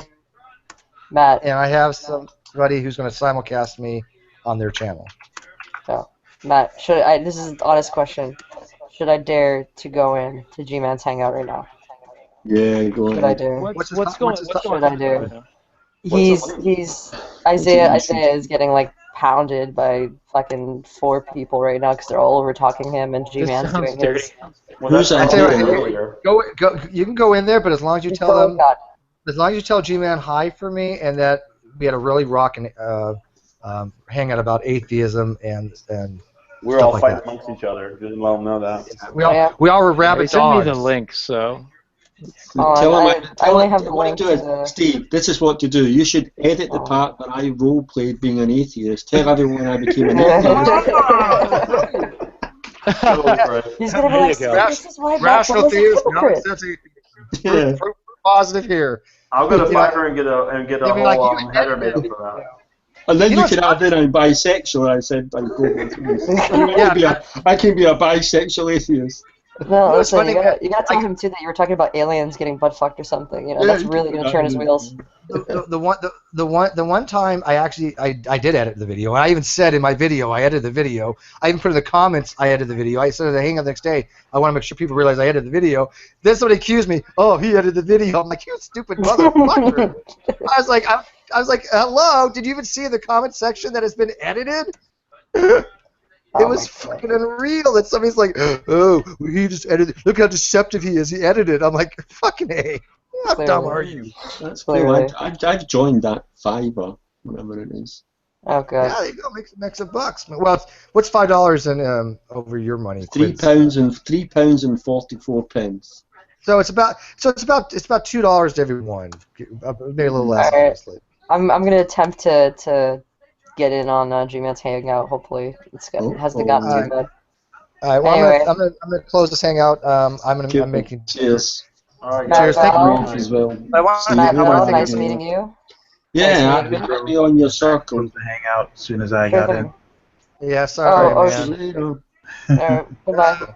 I'll have another one later on, man. But thank you, Matt. Hey, Matt, you did really good today, man. I really liked having you in here today, Matt.